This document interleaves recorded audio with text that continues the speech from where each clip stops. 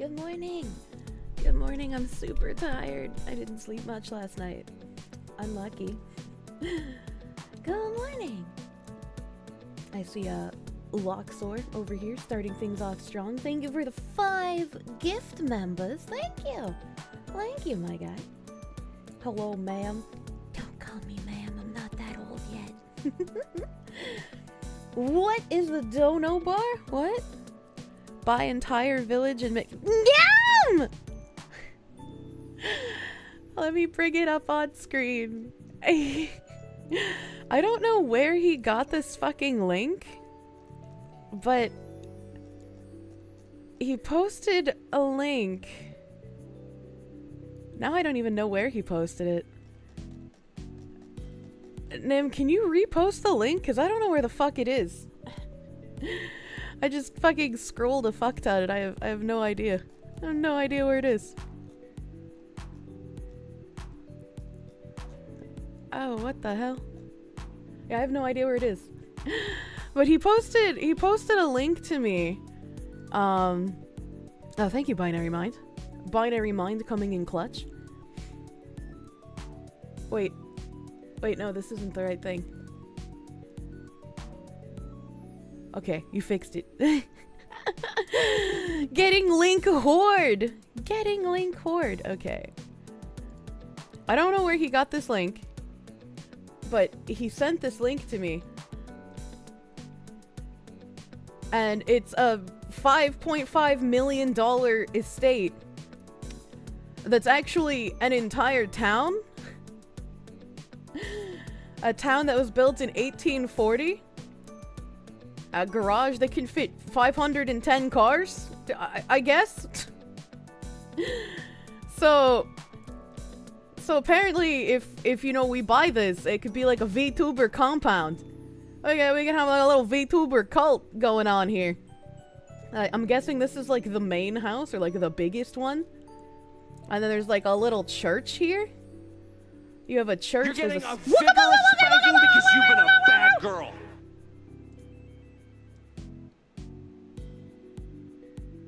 So my PC volume was at max.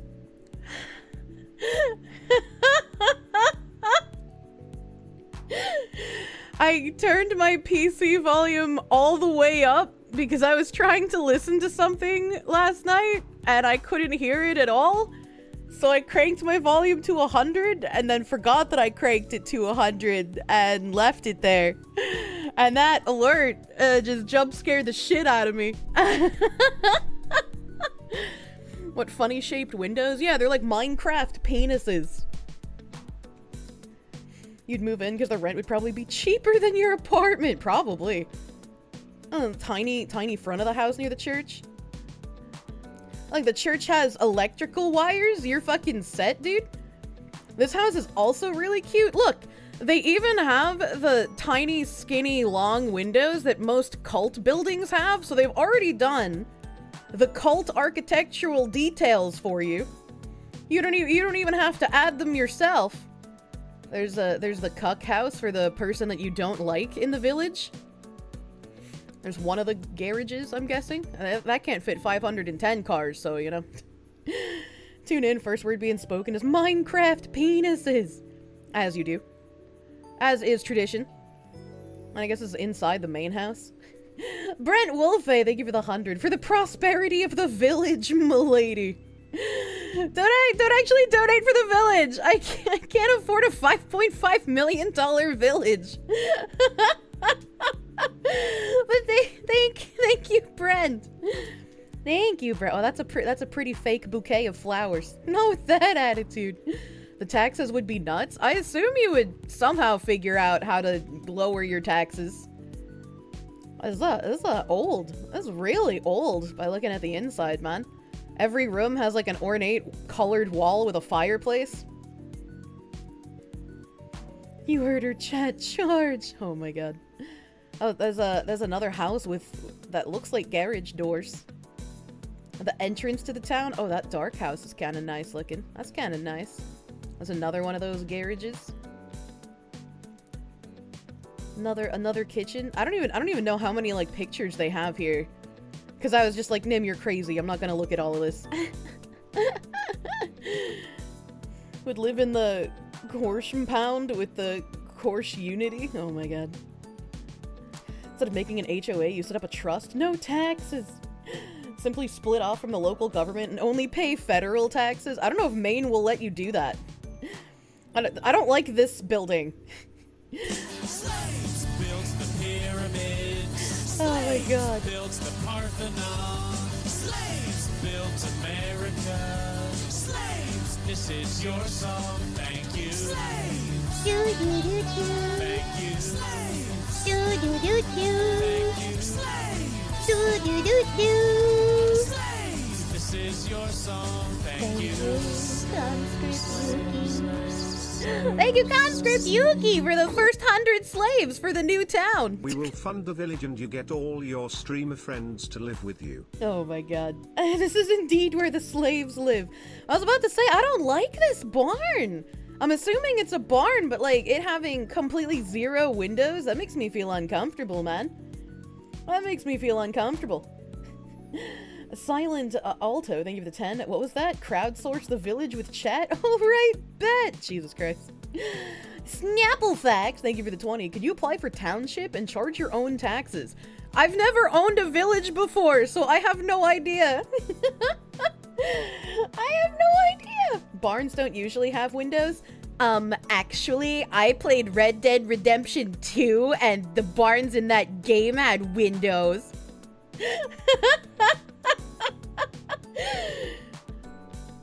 Oh, which one is the orgy house? Every cult has to have one. I don't know, man. And Kirsche, the world changes between 2 streams. Syria falls. Joe Biden goes full John McCain. Oh, dude, I have an article for Syria because, like, what the fuck happened? What the fuck happened? Oh, this is like a big area. A little dark house, big. There's like a little dog house there. A little outhouse over here. It's all nicely lawn cared. That's kind of nuts. Who's lawn mowing all of this? Who's mowing all this lawn? Can we all just squat here and take over? I don't know what Maine's squatters' laws are like. I assume they're not very friendly to the squatters like some of the other states like New York. You've never seen a better case for robot mowers. Oh, true. It's a lot of flat land. Cack McCackerson, thank you for that 5, dude. It's 21 buildings on 42 acres. Well, if there's 42 acres, that means there's room for even more buildings. We have the Lebensraum for expansion. Oh, I like this little cabin. Like a little witch Thanks cabin. for the Foxu village. Hope you are getting better. Love from France. France! I hope you guys fix your country. I didn't get much sleep last night. I think I might have overdone it yesterday because I streamed kind of late. Awesome night. Thank you for the 25, my dude. Thank you. Thank you. All that lawn just might need a second Monster Ultra Zero. What the heck? I kind of like this giant window on this house. Kind of like that giant window. I want to know why the whole town is for sale. Who was living here? Who was living in this town, and why is the whole place for sale? Oh, this looks like a room that you walk into when you go to one of those, like, reenactment villages. And well, it doesn't really have period-accurate furniture in it. But the room itself looks like it would be in one of those reenactment villages.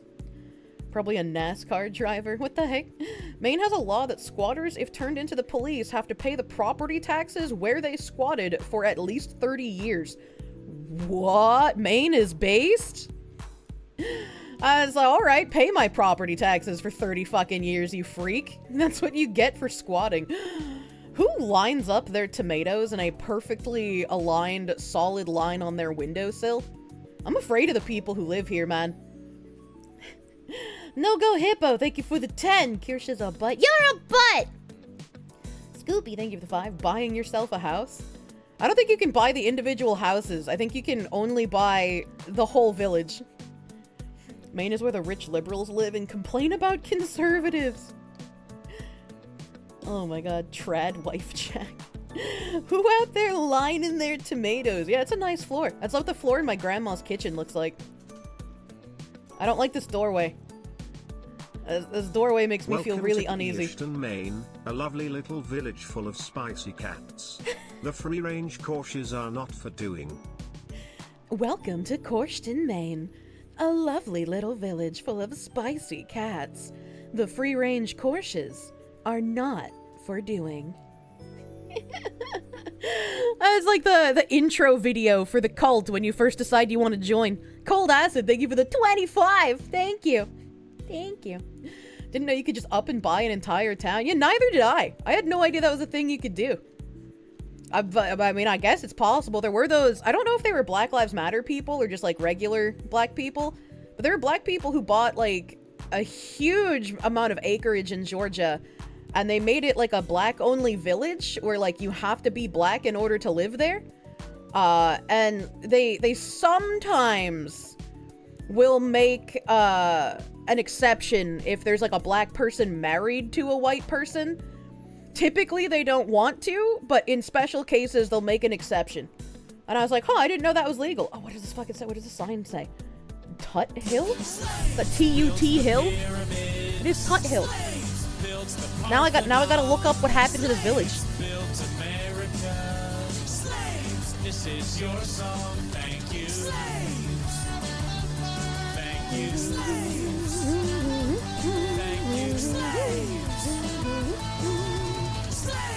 This is your song, thank you.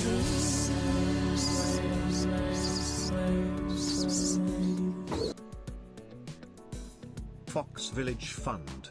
Or date night money for when Kirsche finds a himbo to drain. Enjoy the slaves, succubus Kirsche. What the fuck? What the fuck? Spider God, thank you for the $100 doodles. If I had like a handful of VTuber friends who were interested in a compound, this is something I would bring up to them. I don't think we could afford this though. The children are so happy to celebrate slaves. Children know what's up. They love slaves and they yearn for the mines.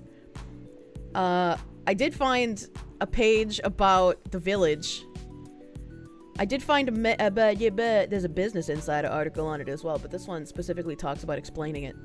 There's like a little video too. Let's watch the video. Cars, coins. Fuck you. and Give me Kentucky fuck. collected homes. Okay.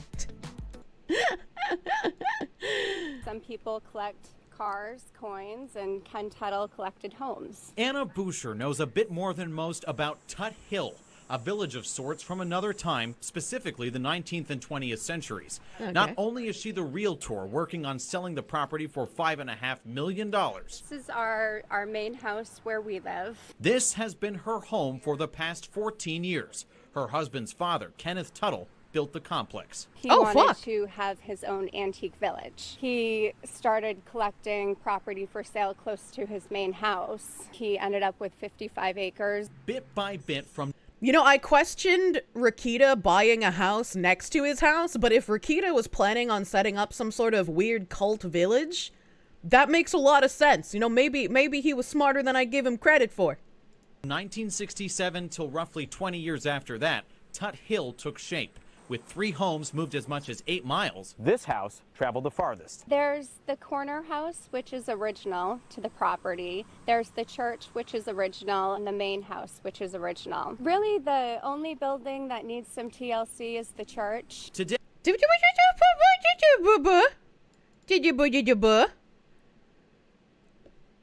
I don't like... I don't like how you basically get like a weird, creepy human figure jump scare in this fucking window, man. Church. Today, Tut They Hill look kinda has like 25 birds, but the way that they were structures aligned, total, it's 8 creepy. people renting on the property, a whole bunch of vintage cars, no ghosts, I asked. No, I really don't think there I is just don't any believe you. hauntings here. We're just using this for storage right now, car parts. The reason Anna and her husband are selling now, they're ready for one single new house. To focus on our family and have a bit of a simpler life. Not to mention, The main real estate market in the past 2 years has really skyrocketed. If there's a chance shit. of somebody purchasing this property, now's the time to. Oh, the market has skyrocketed the past few years. It's really hard for buyers to break in, so that means now's the time. to sell the village. Well, the prices are extraordinarily high and hard to afford. You fucking piece of shit. Market it. There's a chance Tut Hill turns into a corporate retreat, an events venue, or stays as is. Anna says interested people are calling. We keep on getting asked the If she sells this to like a company for a corporate retreat, I will solemnly believe that she is an evil human being. question, will you subdivide? It took so many years and it was such a labor of love for his dad that we have no intention of piecemealing the property off. The next owner could, in theory, split it up, but Anna hopes the village stays whole, since for her, that's a big part of Tut Hill's charm. The best thing about this property is the history behind it. The worst thing about the property is people thinking it's public property and just coming on. That gets a little... Well, to be fair, you don't even need to own your own entire town for people to do that. There's been other people in the news where, like, I remember a few years ago, there's this one lady who was just like, yeah, I have this really nice walkway on the side of my house that goes to, like, this little wooded area with a clearing, and people just keep coming and having picnics there. And I'm just like, hey, this is private property. Well, they just don't listen. Red square hate. Oh, it's a yellow square right now. It's a yellow square. Now it's back to green. Yellow square twickery. We're so back. I guess there's no plumbing. It's all empty set buildings. No, these people have been living there, so it's like an actual place. In Pittston, Maine, I'm Dustin Lukowski. Thanks, Dustin Wukowski. That's pretty cool. And there's like a little aerial view here. A little nice aerial view. Huh. That's really cute. What is this? College for sale. 155-acre college. No, we're not talking about signing up for freshman year. We're actually talking about buying a school. Green Mountain College in Vermont is on the bidding block, and we found the listing on Maltz Auctions. Building. Bidding starts at $3 million. You get 654 beds, a library, and a gym, and some of the other things that are pretty standard for a college. Oh, that was a short video. That was a really short video. I don't even think that needed to be a video. Your college is for sale in Nashua? Oh my god. Why are they selling so many colleges? Jackson is... Oh, that was interesting to note. I got some more info about that crazy village. Oh, that's pretty neat. But like the guy that built the whole village, his son and his wife still live there. But now his wife is like, I'm a real estate agent. We're gonna sell my husband's father's passion of love in the entire town. I wonder how the husband feels about that. Future VTuber Academy. Nice fixer-upper for a cult compound. Yeah, just buy a cult compound. It's an easy $5.5 million. You don't have $5.5 million? Is that what you're telling me? Let's see. What do I have here? We have a couple of updates on news stories we've been following recently. I tweeted this last night when I saw the tweet. But jacket Monopoly money found in backpack believed to belong to the suspect in the murder of CEO. Can I just say, it's incredibly funny that he planted evidence for police to find, and it still took them 3 fucking days to find it. Literally specifically planted evidence in order to make fun of the police, and it took 3 days. Don't worry, it's a cult, they pay for themselves. Come up with the logistics of the cult and go to the bank with your business plan. Jesus. He's trolling. He might not be a professional assassin, but I feel like he might know a little bit about what he's doing. A jacket and Monopoly money found in a backpack. Background music. Believed to belong to the suspect in the shooting death of the United Healthcare chief Brian Thompson, is now being analyzed at a lab in Queens. The backpack was found Friday near the bandstand in Central Park. Eyewitness News has learned that the Tommy Hilfiger coat seen in some surveillance videos was inside. Late Saturday night, police released new images of the suspect. I'm a little confused how they got these images. I guess, like, cab drivers have a camera on their dash, but it looks on the inside. Also, I've never seen a taxi cab that has like fucking police bullet glass window in it. This looks weird as fuck. Every single, like, taxi or Uber or whatever I've been in has just been a normal fucking car. What is New York? That's New York City for safety? Yeah, that's crazy to me. How fucked up is New York City that cab drivers need to have bulletproof glass installed, man? It's very common in NYC. That's insane.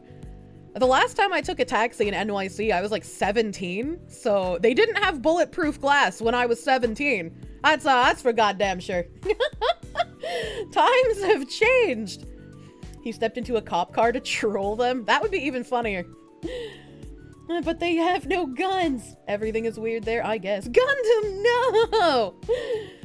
Has he made a video recently? Has anyone seen him? When taxi drivers get carjacked from people in the back enough? Yeah, I mean, I guess that's fair. In New York City? Yeah, I guess. He gave away all the Monopoly money, but maybe he still has the get out of jail free. I hope he keeps dropping, like, fucking weird ass clues. I hope he's planted some, like, weird shit around New York. The NYPD also searched the pond near Bethesda Fountain in Central Park for possible evidence tied to the shooting death.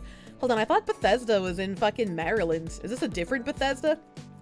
The investigation into the search for the masked gunman who stalked and killed the head of United Healthcare entered its 4th day on Saturday after a trove of new developments. Police have not yet recovered the gun used in the shooting, nor have they named the suspect. The NYPD says that they believe the suspect shooter has left the city. After biking out of Central Park, the man believed to be the shooter went on foot at Columbus Avenue and West 86th Street, hailed a taxi, which took him north to the George Washington Bridge bus station, a Port Authority-operated bus terminal at 178th Street. He never exited the facility, and he is believed to have taken a bus out of New York City. As a result, the FBI is now joining the manhunt for the shooter, according to law enforcement sources. Investigators are trying to track down the suspect around the country and have followed leads in multiple states. Todd Howard said the new DLC would blow us away! Jesus Christ. This is Bethesda of Starfield fame. If he gets to day 5, he legally gets away with it all. I don't think that's how that works. But I am interested. He had the weird words on the bullet casing. We now have the backpack full of Monopoly money. What is the next clue gonna be? Is he gonna have like a stationary chess game that he set up in a park, but it's gonna have like non-chess pieces on it? Gonna have like Monopoly board pieces or some shit? He's going to admit that he's a time traveler. God, I fucking hope so. Methinks the statute of limitations is a bit longer than 5 days. Yeah, true. Fondue, they give the vibe. Why are the police trying so hard to catch this guy? DA is just gonna let him go. Because he killed someone who was worth a lot of money, so they have to spend more time and resources looking for him than just a literal who, you know? Sorry, pieces on the seat he used on the bus. Chess pieces on one side, checkers on the other. Look, we don't want to emulate Dr. Disrespect here, alright? This guy's a professional meme lord. You're gonna have people die when they are killed. Truly. He sews the get out of jail free card into an embroidery on a bus stop. I want to know what else this guy's gonna do. His apology letter will just be pieces from the board game. Sorry. This was a targeted killing, so they definitely won't let it go. That too. It was targeted as well, so it's not like it was a random RNG thing. Tradition of sacrificing the ultra wealthy is something you can get behind. I don't know, because like, what if you suddenly become the ultra wealthy? Right? Not even because you come into a lot of money, but because all of the wealthy people ahead of you have already been killed, which makes you the de facto new ultra wealthy. Next clue will be a vial of HRT. Surprise! We've been misgendering them all along. What if he actually starts taking HRT in order to alter his appearance over time so that they literally can't find him? Like, they said they had a little bit of DNA evidence, so, like, we'll see what turns up, but, like, maybe it's not even his, right? Who knows? The FBI New York is assisting NYPD News in seeking the public's assistance in identifying the unknown suspect responsible for the shooting death of 50-year-old male victim in Midtown Manhattan. That's weird you don't mention who the victim is. Unknown suspect, more to investigation. Canvassing Central Park with drones and officers on Friday afternoon, police recovered what is suspected to be the backpack carried by the suspected shooter. That's a lot of suspected doing a lot of lifting here. The suspect is seen carrying the bag prior to the shooting, but does not appear to have it in the video of him on a bike 15 minutes after the shooting. As of Saturday morning, the bag was moved to an NYPD forensics lab for swabbing and testing. The suspected killer of CEO Brian Thompson entered New York City by bus November 24th. We know his origination story because we read that already. Crime Stoppers Bureau's fielded hundreds of tips flooding in from around the region and the country. Unconfirmed reports of sightings on Friday have sent law enforcement responding in cities like Atlanta and states like Texas. On Thursday, an Amtrak train was stopped in Connecticut, and an LIRR train was stopped by the MTA police. The LIRR is the Long Island Railroad. It's what gets you from New York City to the Long Island. I remember that because as a teenager, I could not find the LIRR. And so I was asking New York citizens in the subway, hey, where can I find the LIRR? And the New York citizens' responses were, what is that? And I was like, what the fuck, you live here? So I had to find a police officer who eventually took me to a map somewhere on a wall. And he was like, I'm not really sure where it is either.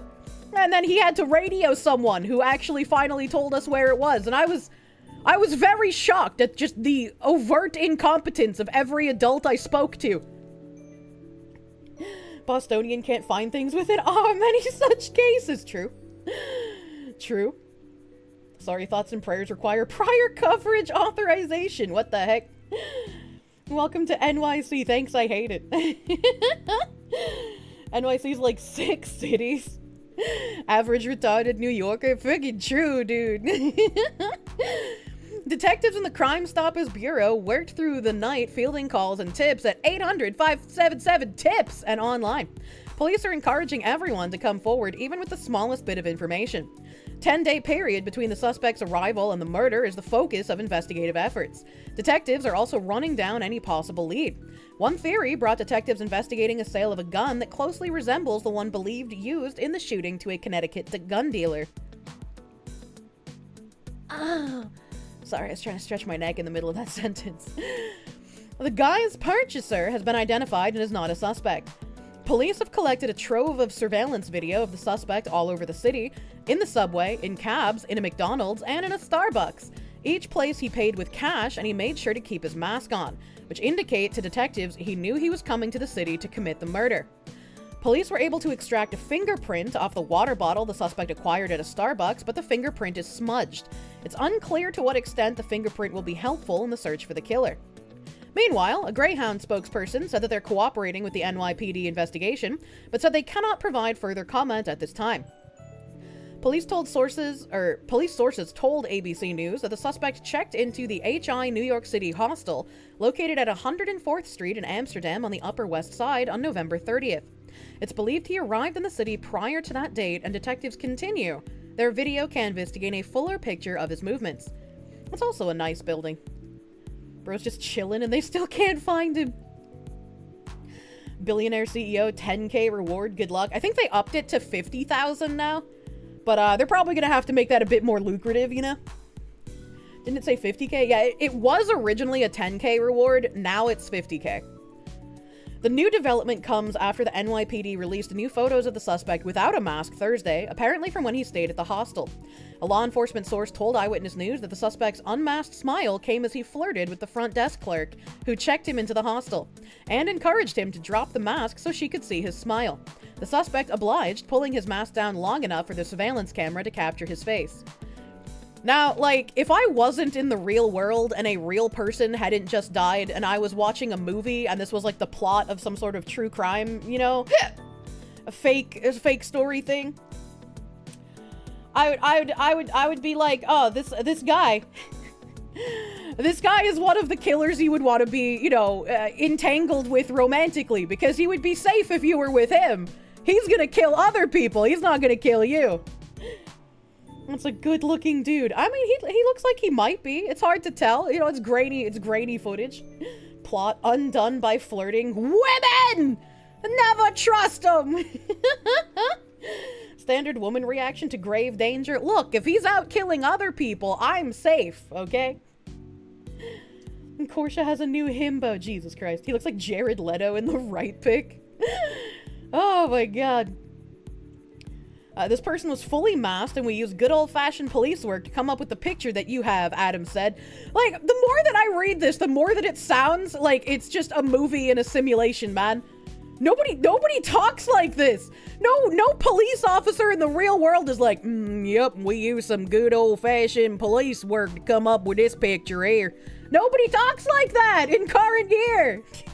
I wonder if he's trying to go to Canada or Mexico now. I don't know, man.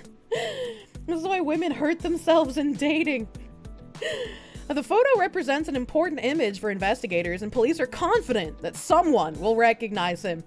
Okay, but what if he was like a shut-in and all he did was play League of Legends every day in order to hone his rage?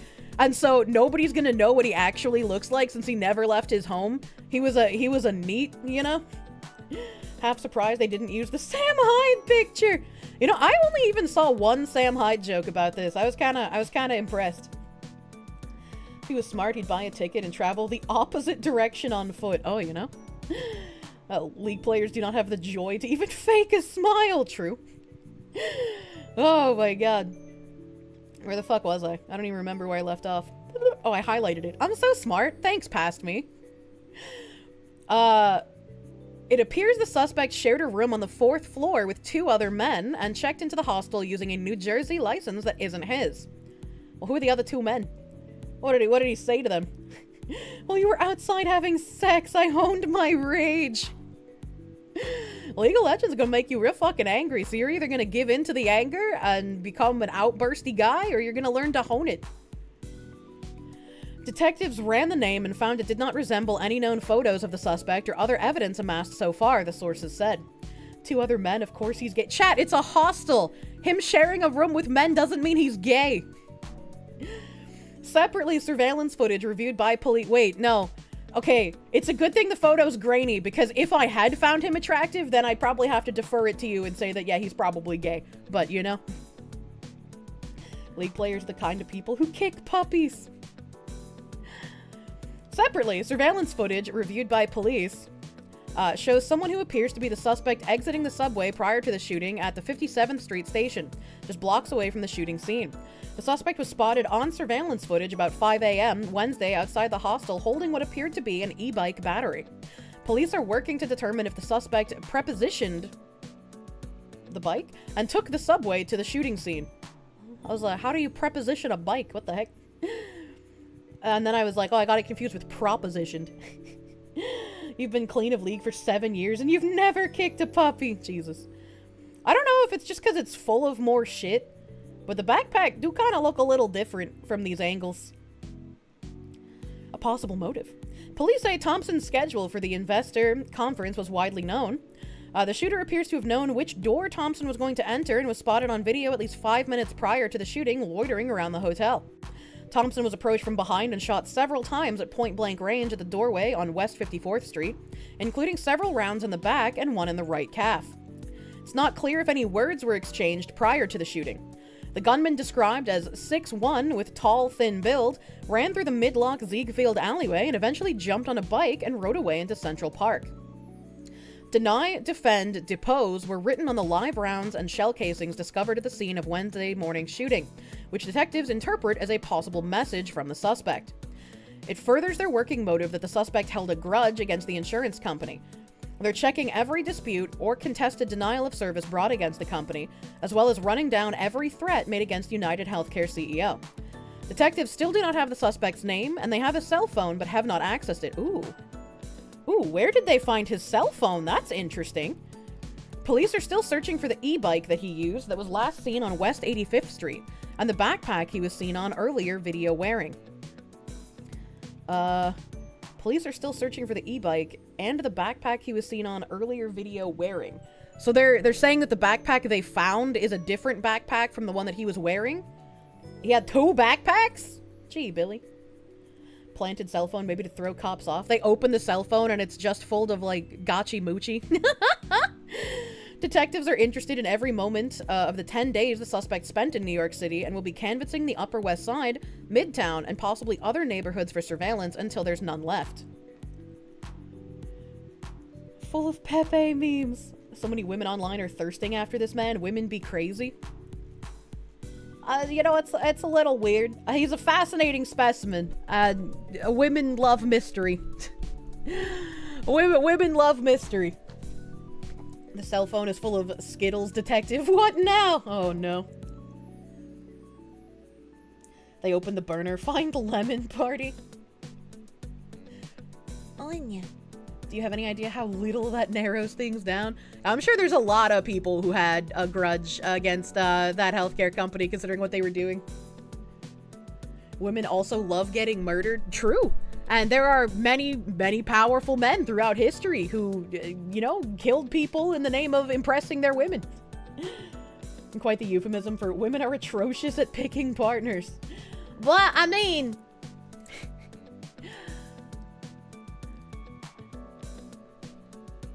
Women love getting murdered, man. Dahmer was pretty cute when he didn't have the stash. What the heck? Bella Cracks, thank you for the 5. Be honest, are modern doctors really all that different from primitive shamans? Both either tell you to wait till it gets better or give you drugs? Probably not so much anymore, unfortunately. They're part of the I fucking love science instead of the I want to help heal people. They open the phone and it's just traps and big-dicked Fuda. How long until this turns into a Harley Quinn romance novel? That's what I'm wondering, man. That's what I'm wondering. Priest class. Look, a woman gets engaged to a guy who decides to take over a country for her, and she's smart, but you know, she goes with a mastermind killer, and suddenly she's an idiot. Would you be willing to give a guy a chance if your dad vetted him first? I mean, yeah, but my dad's not gonna give an okay to a killer, man. Okay, Helen of Troy. Hey. The Grateful Gamer, thank you for the 5. Jimmy Dorshow said the 2 bullet casings said delay and denied. This was revenge for insurance, denial of a loved one, or several loved ones. I don't think delay was one of the words, actually. I don't think delay was one of the words. Where was it? Where was it? It was like somewhere down here. Deny, defend, depose. So, my throat. The deny, help. The deny definitely could be in reference to some sort of healthcare thing, but I'm not sure what the defend would be. Maybe like, you have denied claims. I am the one defending the people who cannot defend themselves. Depose of the wealthy elites who feel like they can play God with other people's lives. Maybe something like that. It's healthcare agencies who defend their denial of a prior authorization claim. I mean, maybe. Deny, defend, depose is the name of a book. Yeah, it's the name of a book about the healthcare tactic things about denying service. Remember when you go to school for entrepreneurship, they say to throw your humanity away? So, I mean, was it really murder? What the fuck? Give us the manifesto. Yeah, if he has a manifesto, I would love to read that. I would love to see what's going on in this weird man's head. Oh, I already closed my browser. What the heck? I don't remember doing that. I don't remember doing that. Speaking of unidentified men, we had another update on the Kobayashi case. Mystery man who spent 9 hours with photographer. She's a photographer now, chat. This has not been mentioned before. She was never spoken about as a photographer. It was never said that she had camera equipment with her. I don't know why they're calling her a photographer all of a sudden. This is brand fucking new. Mystery man who spent 9 hours with photographer Hannah Kobayashi before she vanished recalls encounter. An ear to listen. The plot thickens. The thick plottins. The mystery man who spent 9 hours with photographer Hannah Kobayashi before she vanished told investigators that she was a free spirit, but otherwise seemed completely normal, according to a report. The day before she walked into Mexico, Kobayashi and the man bumped into each other outside of LAX and walked through downtown LA together, talking and smiling until they made their way to Union Station, where they fell asleep together. All right, now I'm not a crazy person. I'm not a crazy person, but I feel like if you are in downtown LA and you go to a bus station, you don't fall asleep in the public bus station. You're not like behind security at the airport, man. You're in a public open bus station. Can we get a TLDR on the Kobayashi case? You've missed some streams, apparently. I think it's like the third time I brought it up. TLDR. Hawaiian woman buys plane tickets with her boyfriend. At some point, breaks up with her boyfriend. Both of them still get on the flight months later from Hawaii to LAX. But they don't sit next to each other, they don't talk to each other, etc., etc. Ex-boyfriend gets on the connecting flight from LAX to New York City, where Kobayashi was supposed to go meet her aunt. Kobayashi never got on that flight and was seen in multiple other places a couple of days after she missed her flight. Her father flies from Hawaii to LAX to assist in the search for finding his daughter. Another article claimed that other family members also flew, but the majority of the original articles coming out only said the father flew to LAX. So I have no idea if other family members were actually there, and if they were, who they are. Several days after the father had been assisting in the search for his missing daughter, he was found dead near a parking garage, and the cause of death they listed as multiple blunt force trauma. So the police are saying they speculate that he jumped off of the parking garage and killed himself. The nonprofit organization that is searching for Kobayashi confirms that it's a suicide. The family says it was a suicide. Don't speculate. We don't want speculation. We don't want conspiracy theories. It was a suicide. Just let us grieve.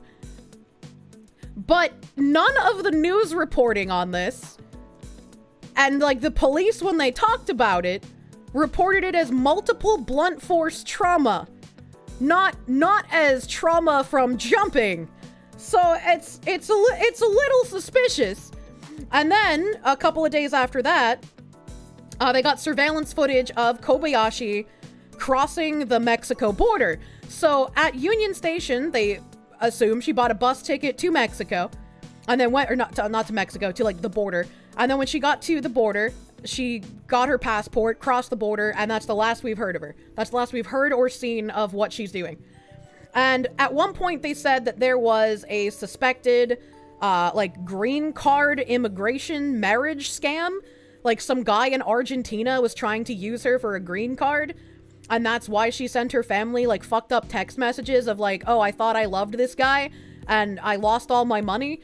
But the timeline doesn't match up with when her and her boyfriend broke up, because when her and her boyfriend broke up, she already would have been dating this other Argentinian guy, so she would have been cheating on her boyfriend. Is that why they broke up? Why hasn't the boyfriend said anything? I'm like very confused. Where does the dragon in the maid outfit fit in all of this? So back to our current update. When he woke up in the morning, the 30-year-old photographer was gone. Why? They never called her a photographer in any of these other articles. Why are they calling her a photographer now? The man was one of the first people who authorities tracked down after she was reported missing, after police saw the pair on security cameras. Why aren't they releasing his identity? Why aren't they saying who he is? For a while, he was the last person to have seen her when we didn't know where she was. Lieutenant Doug Oldfield of the Los Angeles Police Department's Missing Persons Unit told People magazine. So we did have to spend a few days on this to ensure that nothing bad happened, he says. After analyzing hours of footage, police determined that he was not a threat. He was often smiling, and Kobayashi had an opportunity to cry out for help as they walked past LAPD officers. Investigators have spoken twice with the man, who said they first met him around 9 p.m. Who said they first met, meaning him and Kobayashi, around 9 p.m. local time on November 11th. Right? Investigators have spoken twice with the man who said they first met around 9 p.m. local time on November 11th, as she was leaving the airport. Okay. For some reason, the grammar in that was like fucking my brain up, dude. She was looking for directions to get to the train station, he told police.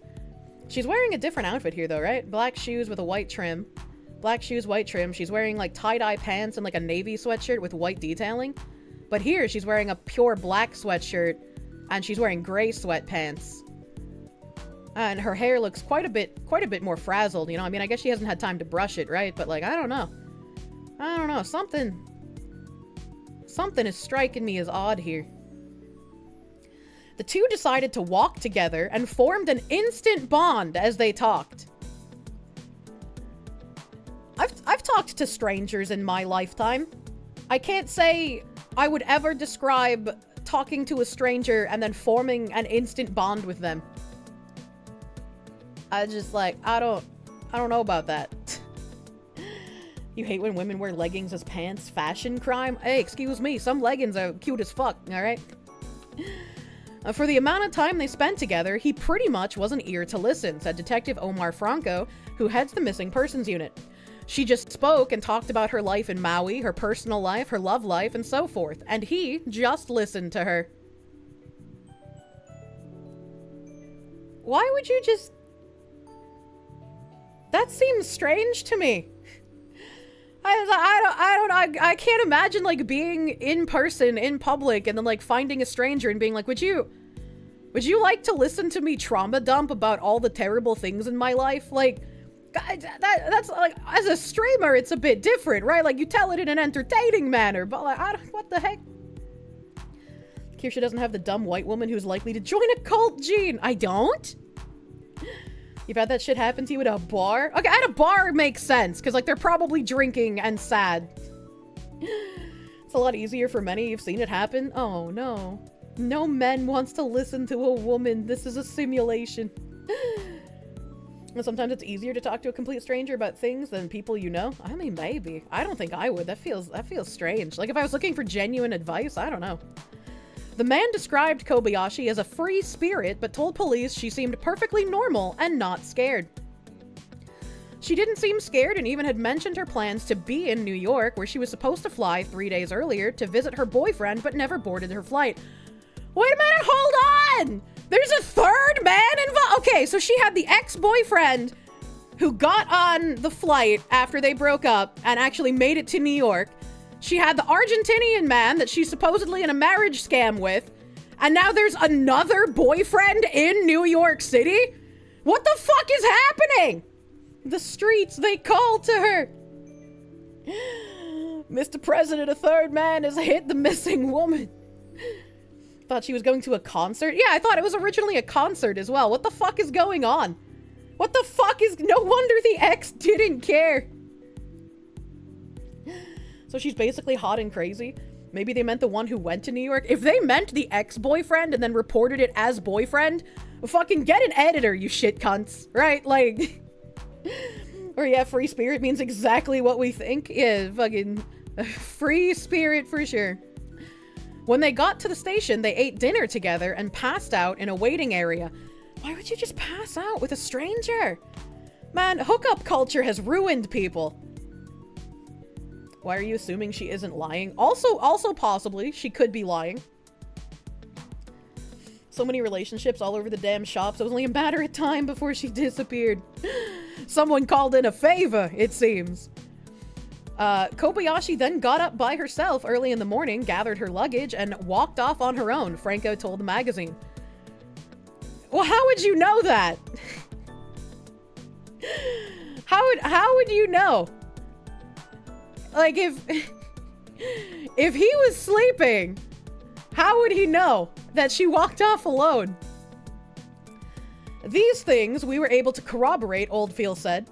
She purchased a bus ticket around 6:10 a.m. on November 12th. 4 hours later, she was at the border and walked into Tijuana around noon. Her phone was left at LAX for reasons still unknown. Yeah, that is weird.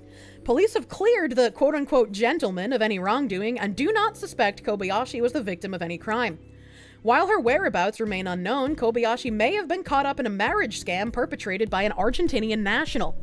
The photographer is believed to have landed at LAX with her alleged new husband, Alan Kakase, and his girlfriend, Mariana, according to Los Angeles Magazine. Photographer's believed to have landed at LAX with her alleged new husband? And his girlfriend? She was a cock? She was a cock? What is happening? So she got on the plane. Her ex-boyfriend was on the plane. Her new husband was on the plane. Her husband also had a girlfriend. Is the husband the Argentinian, or is this a different guy? I can't keep track of all the men in this fucking article. A woman taking liberal literally. Yeah, well, free spirit is fucking right.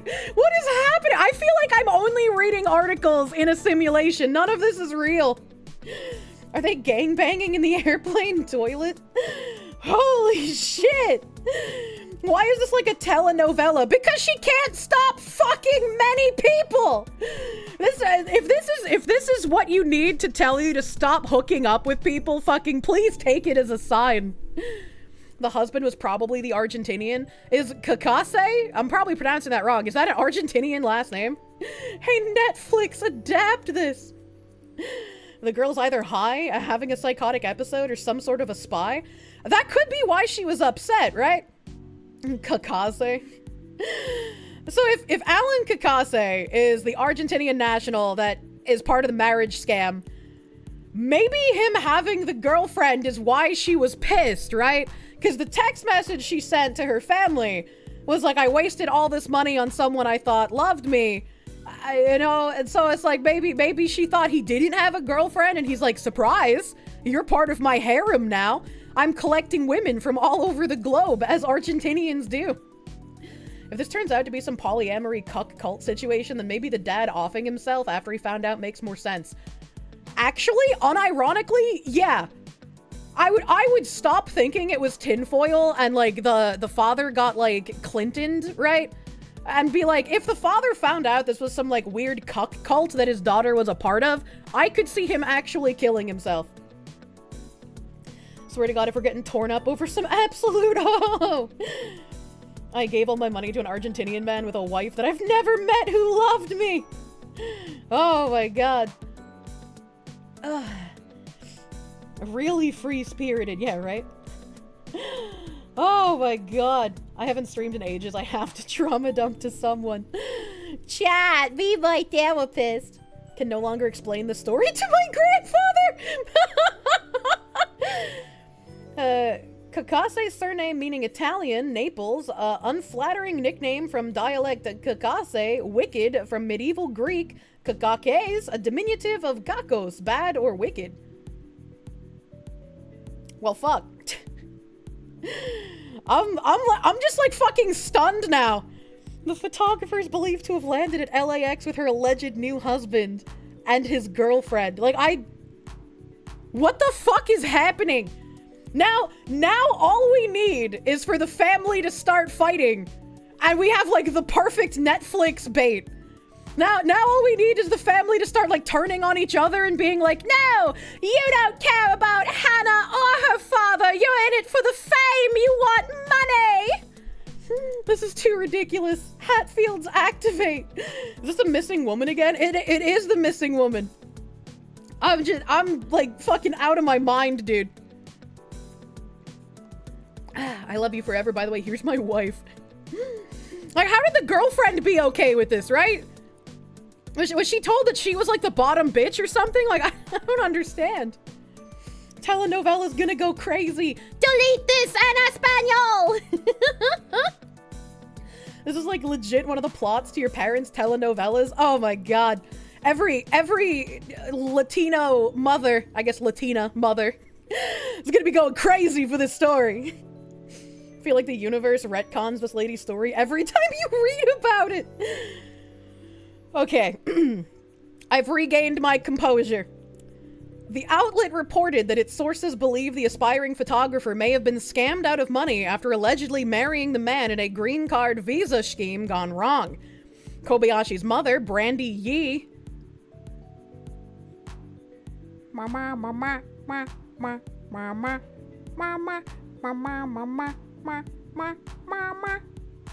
Yee,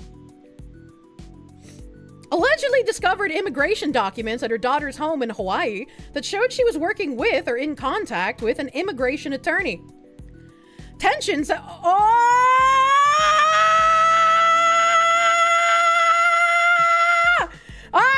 hate. What the fuck?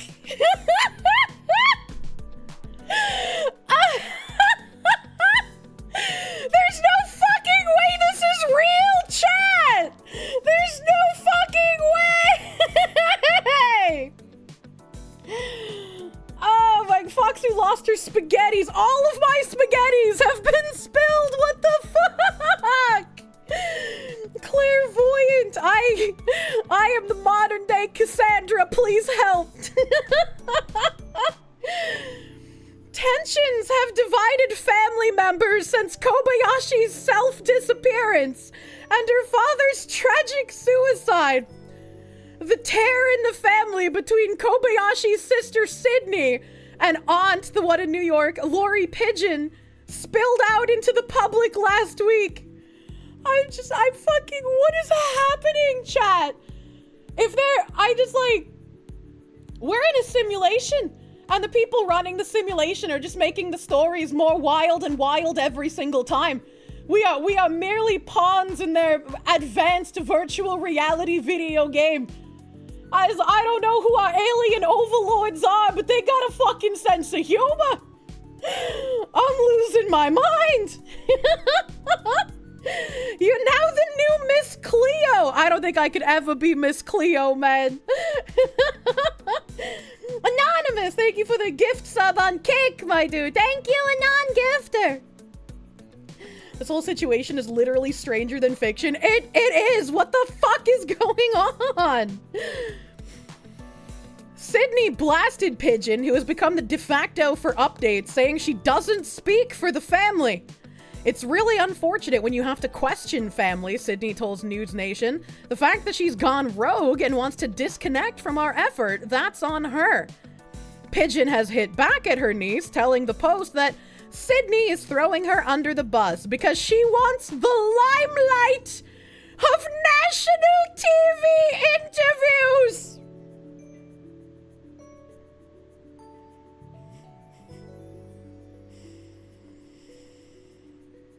I don't like being able to predict reality anymore, chat. I don't like this. I want a better superpower. Kirsche, give me the lotto numbers. Every time you look away, God takes his pen and goes, no, wait, I can do better writing this out, I swear. Oh, God. I'm fucking crying, dude. I can't see my eyes. Make America grip again. Whew. So this girl breaks up with her boyfriend because she finds an Argentinian man. Months later, she rationalizes flying to LA by still going with her ex-boyfriend as a cover-up. She lands in LAX and discovers she's been had, so either she decides to join the harem or she walks into the sunset. I don't fucking know, man. And the flight with the ex isn't a cover-up. Like, they planned on going to New York together for a concert, but then they broke up, and they still took the flight together because the tickets were non-refundable. But the boyfriend, or the ex-boyfriend, I'm sorry, the ex-boyfriend made it to New York while Hannah did not. In our neck of the woods, you're not crazy is rarely good news. You just got back. Did a new person die? A new person has not died. Also, her father got murdered by LAPD. I still believe her father didn't kill himself, but if there really is some sort of like strange Argentinian cuck cult involved in this, if that is real, then yeah, maybe the dad did off himself. Is it really a missing persons case if we know that she willingly just went to Mexico? Oh my God. You still don't see why the father would suicide over— You don't see why the father would suicide over his daughter both being a whore and a cuck? Strange Argentinian cuck cult. Sentences I never thought I would say. Next, we find out that they broke up because the sister was cheating with the ex-boyfriend. Dude, I want to know why they broke up now. I need more information. I'm invested in this telenovela fake news story. They want to be the face. They want to be the whole thing. It's really sad, Pigeon said. And as a reminder, in a previous article, Pigeon she's the aunt, and she's the one who said that the family doesn't want speculation over what happened with the father, that it was definitely a suicide and they need to let the family grieve. So she was the one just being like, no speculation, please, suicide, leave us alone. You're supposed to make a horcrux, not a whorecuck. Oh my God. You think you get your people why these people watch the show now? So is her full name Pigeon Yi? No, Yi is the mother, Yi is the last name of Kobayashi's mother, Pigeon is the last name of Kobayashi's aunt, and Sydney is the first name of Kobayashi's sister. Does that make sense? Have I broken it down for you? In conclusion, she belongs to the streets. Maybe she realized that, and that's why she went to Mexico. Pigeon was the aunt that lived in New York. What is her background? That's a good question. The rift follows the death of Kobayashi's father, who police said jumped off a parking garage at LA International Airport after arriving in the city to help look for his daughter.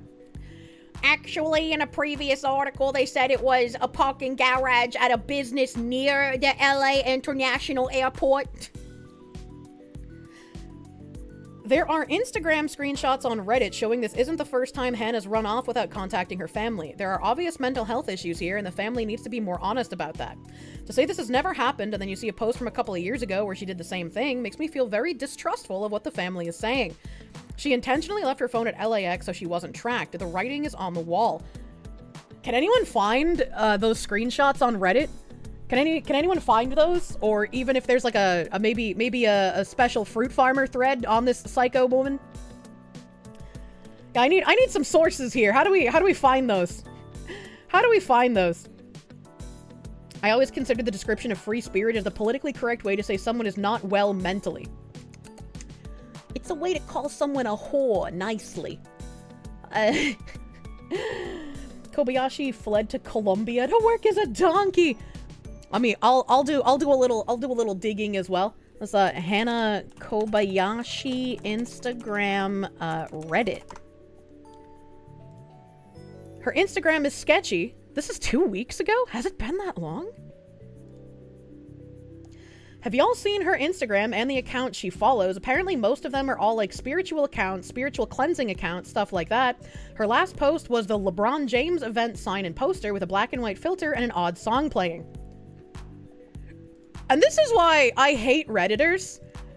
Why would you fucking post this and then not post any screenshots of the Instagram account? This is why Redditors should be lined up against the wall and shot. Why would you do this, you fuckwit? Oh no, it's a fucking cult. Don't know her Instagram. Where's the Venmo pay info shit at? One of her friends posted several TikToks regarding her missing, and details has since deleted them all. When questioned, she said she had some details wrong, so deleted the videos and hasn't replaced with any sort of plea for help. Where are the TikTok videos? Who archived this shit? Where are the archivers? Why is Reddit so fucking useless? I'm like, anytime internet autists on like 4chan or Kiwi Farms actually do something, Reddit always wants to take fucking credit for it. Jesus Christ. Sounds kind of like a free use dumpster more and more. I was like, everyone's talking about the Instagram, but no one's posting anything about it. Clan, thank you for the 20 DKK. But how does this affect the trout population? What the fuck? Okay. Okay. This is weird. Old Instagram posts from Hannah. Sorry, this post was deleted by the person who originally posted it. And it's also by a deleted account. And the top comment is deleted. And the second comment is deleted. Are people just on here to rip apart people who are already down? This is sick. Wow, art school grad? What the fuck? Are we shitting on her art now? The girl who's missing and her dad just died. We're coming to Reddit to call her a fake artist? How do you know she had way too much time on her hands? If I were to take 10 days to explore another country, would you make the same assessment? What the fuck are they talking about? Exactly, but let's pretend like she doesn't, and it's so weird this is happening. It doesn't mean she doesn't deserve to be looked for, but pretending like this chick is normal is brain explosion? Why is this all deleted? Camera artist, what the fuck? Was she an artist? Was she a photographer? What the fuck is this woman? They keep changing the narrative! You know who else was a shitty artist? Hitler. This woman is literally Hitler, confirmed. Let's see.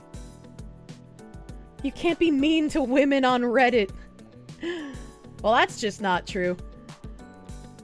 Let's see here. None of these Reddit threads. I went through Hannah's Instagram. Okay, this is 3 days ago. Another person who hasn't posted any fucking sources!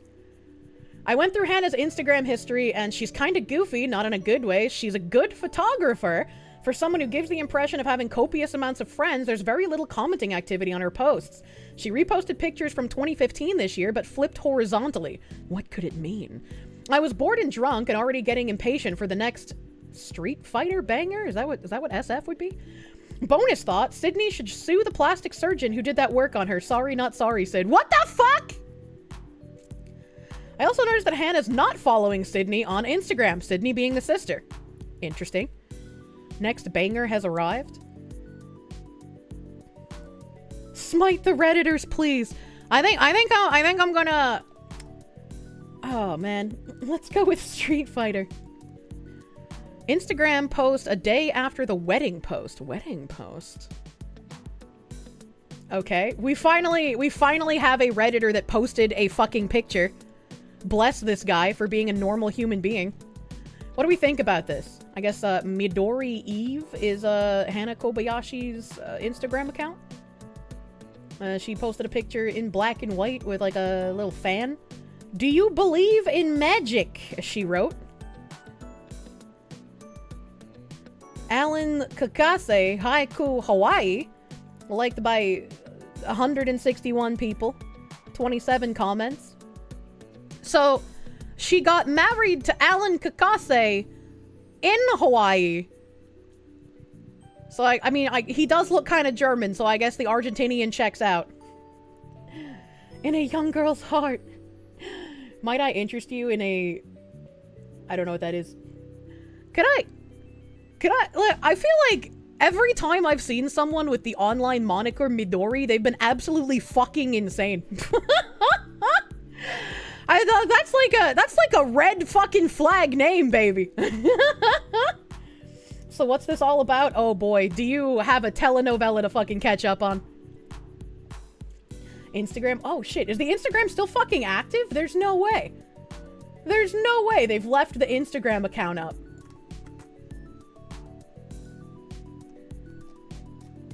This has happened more than once. You're looking at it? What the fuck? My Hero Academia fans in shambles. I can't open any of these posts because I don't have an Instagram account. So I get cucked from making them bigger. So if you get like screenshots, or if you can like post the images that have like text on them, that'd be fucking sweet ass. Why did she take a picture of some lay with... Oh, it's Pele. Okay, I was like, it says P. I don't understand. It says Pele, the fire volcano goddess. Instagram's still up. You looked at it a minute ago? What the hell? Looking up at the trees. We got in the forest. She's kissing a woman. Show more posts.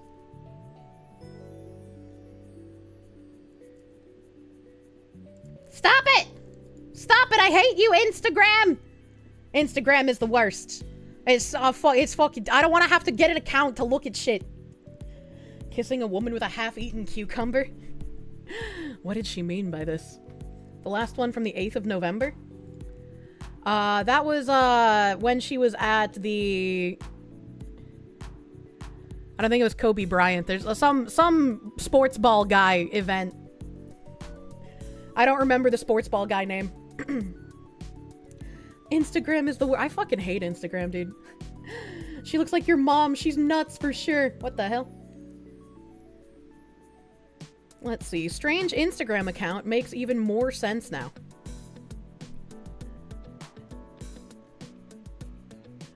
What?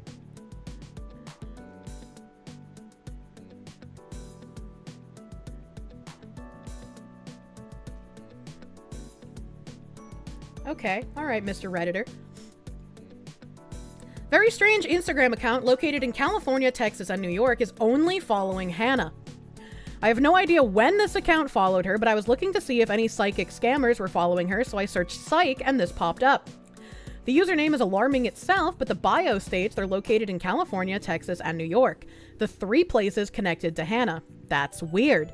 I don't know what Hannah's connection... Oh, I guess Texas is where she crossed the border, right? Into Tijuana. Not saying this account did something to harm Hannah. It could also totally be a troll if they followed her just after she started going missing. It's just weird, though. Why are they only following her? They joined June 2024, and it even says their location, including California and New York, a big part of her timeline. Another account that joined October is Hannah's House 333. She follows, and the account follows her too.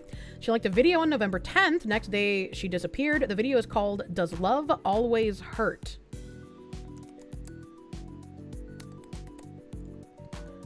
This image is not a psychopathic hitman. Mexico, US, California, Texas, and New York. And it's got a picture of a watch and a $10 million USD reward poster. And they are following Hannah Kobayashi. Date joined June 2024. They never gave us a date for when her and her ex-boyfriend broke up, a date when they bought the tickets for the airplane, and the date when she met the Argentinian man. So I think having all of those dates probably would be able to throw this off, potentially. And then this guy made an update post. Strange Instagram account makes even more sense now that we know Hannah's in Mexico. Not sure if anyone remembers when I came across an Instagram account linked to Hannah. See post here. That's the one I just read. But now it's even weirder that we know she's in Mexico. The account is associated with California, Texas, New York, and Mexico. They have since unfollowed Hannah. They previously only followed Hannah and also removed their only follower. Still, it's weird, especially because we couldn't make a connection to Mexico when we first found the account, but now we know she's there. Is this the cartel member that's stalking Kirsche? I have a cartel member stalking me? A story can't handle El Mencho. I just wanna see if they posted any other... Google's timeline, here we go. Progress and growth, new beginning, number 1, 2, 3. What the fuck? What the fuck is this nonsense? Reddit, why are you so mentally ill? I can't even get off of this image anymore. What the fuck? What the fuck? Get me out of here. El Chapo is after the Fox woman. Because Reddit, your head is starting to hurt. I'm gonna see if there's a thread on this woman in the farmer's paradise, as it were.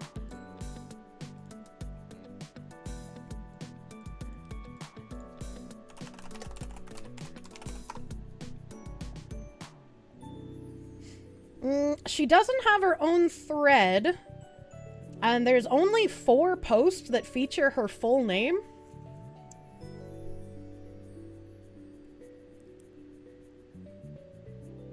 Huh, so I guess nobody here is trying to look into what's going on either, which is just really weird.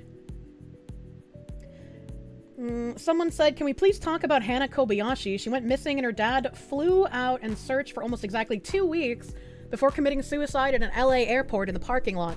She's still missing and new info is slowly seeping into the news cycle. We're not even sure yet if she's dead. And the dad gives up and literally kills himself after 2 weeks. That really tickles my fuckery radar. Well, the thing that's weirder, right, is not that he killed himself after 2 weeks. It's that he flew to LA to help the search, and it was only like days after he went to LA that he supposedly killed himself. And then somebody else said, Reddit tards are increasingly coming to the conclusion that she was a naive girl who was big into new age neo-hippie type shit like tarot card readings and fell into the wrong hands while wandering around LA. And then someone, this is all on November 29th, so this is super outdated. Yeah, they're talking about like the article that was posted when the father first turned up as a multiple blunt force trauma. On this guy, do I have any slurs on screen right now? I do not. I don't know slurs. So there's this guy. I call bullshit, no way, what did he do? Run full speed headfirst into a pillar in the LAX parking garage. This is what I said as well. If he actually jumped and killed himself, they would not have listed it as multiple blunt force traumatic injuries. This is what, like, I keep going back to, man. This is a very weird thing to report. Ain't no way.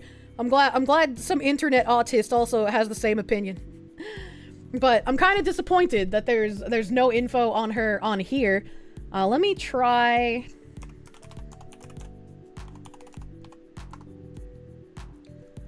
Let's see if there's anything on Poll. Poll has become pretty fucking useless for any current events, but... Yeah, I can't find anything with her last name. Nothing for Hannah. Nothing for... Oh no, Missing. Missing has 2 matches. But I don't see any highlights.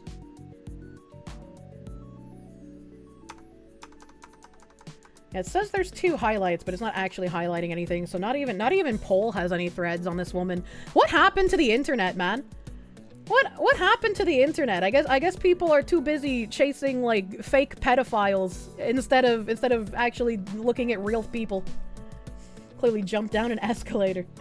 But Kirsche, we already established we're living in a simulation. Maybe he get multiple things on the way down like a cartoon. How is there not a Kobayashi general? That's what I'm saying. I haven't used Poll as like a source of information in a long time because it you know got worse and worse, but fuck, man. Monkey99, thank you for the 2-month resub. Thank you. Where was the dad found again? Inside a car in the airport? No. He was found at a parking garage, so we don't even know if it's like inside or outside the parking garage. And it's reported that his death was multiple blunt force trauma, and police are saying that they believe that he jumped from the parking garage to kill himself. Poll would just blame Jewish people. I mean, probably. That or just start posting about how white women are literally built for BBC. Let's be real here. Just in case they didn't name it anything that I can look for, I'm like scrolling really quickly. There's a lot of threads on the fucking healthcare guy shooter. A lot of threads on that.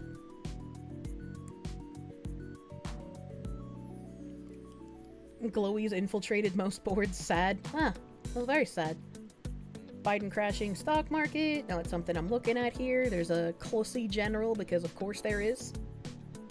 Of course there is. A lot of stuff on Syria. Oh, there's a strawberry Pepe. I want to save that. Hold on. I like strawberries. That's cute. That's a cute save image as. Look at the strawberry frog. It's so cute. Hannah is now Kobayashi drug lord maid. Did I buy more cursed energy? I haven't made an order yet. I need to when I get off stream today. Yesterday I streamed late, so I just got in bed and called my dad, basically. Kirsche sharing neo-Nazi memes. Hey, that frog's not a neo-Nazi. He's cute, and he's a friend. Yeah, there's literally nothing here. How is there literally nothing on both the farms and Poll about this fucking weird-ass telenovela woman? I'm like actually upset about this. I'm actually upset. You've never heard of Polls, but I make it sound cringe as fuck. You know. You're getting a vigorous spanking because right? you've been a bad girl. I'm not a pancake. White people happy. You think the ADL lists Pepe as a hate symbol? Yeah, because the ADL is retarded. Maybe Poll and the farms won't touch this trash? Oh, you think it's trash? You think it's trash that like everyone involved keeps changing their stories? That a father is dead under mysterious circumstances while his daughter's missing, and the events about his suicide don't make any fucking sense? You think, this is exactly what internet autists would want to figure out. What do you mean? To them, it's the trash. I saw Didn't they list milk and exercise as racist white supremacy? They did. They did. No, this is sus and interesting. Yeah, exactly. This is like exactly what internet autists want, man. Money.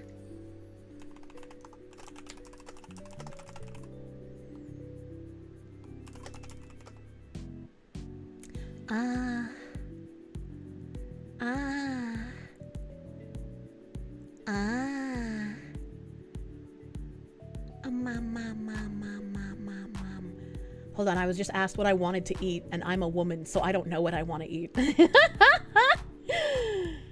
Do I have Democrat urges? Biden to pardon Trump on the docket? Kinda neat? I don't. You want chimkin?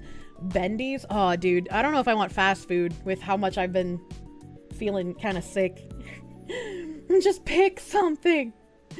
It is what internet autists want to know. Source, I'm an internet autist. I am heavily invested in this Kobayashi saga. He just realizes the first alien abduction in the 21st century. Look, just because she fled to Mexico doesn't mean it was an alien abduction. Chicago-style deep dish pizza? We don't have one of those around here anymore. Just text back food. Ah, no. I have 45 minutes to figure out what I want, and I'm probably gonna take a good chunk of that. Chicken palm? Not an alien abduction, but an illegal alien abduction. Wouldn't it be an abducted alien at that point? Oh.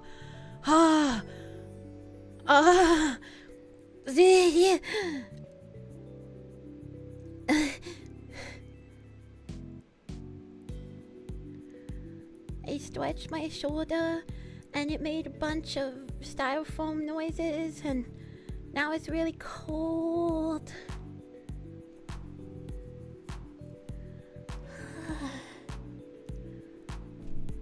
Oh, fuck.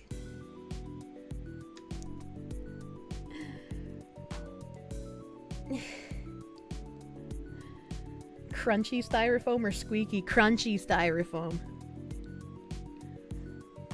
Kirsche does a dum-dum. What do you mean?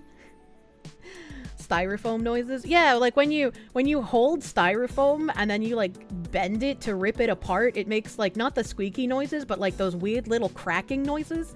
And sometimes my neck and shoulder does that. Like even before I had the nerve issue, sometimes it would do that. Those are the tendons sliding on your shoulder blade. Thanks, I hate it. How about Chinese food? Oh.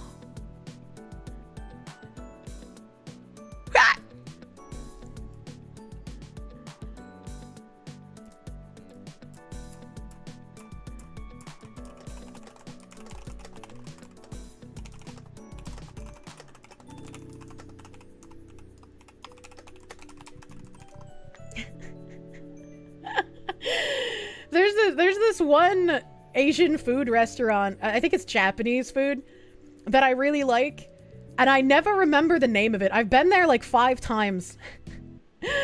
But my retarded ass can't remember the name of it.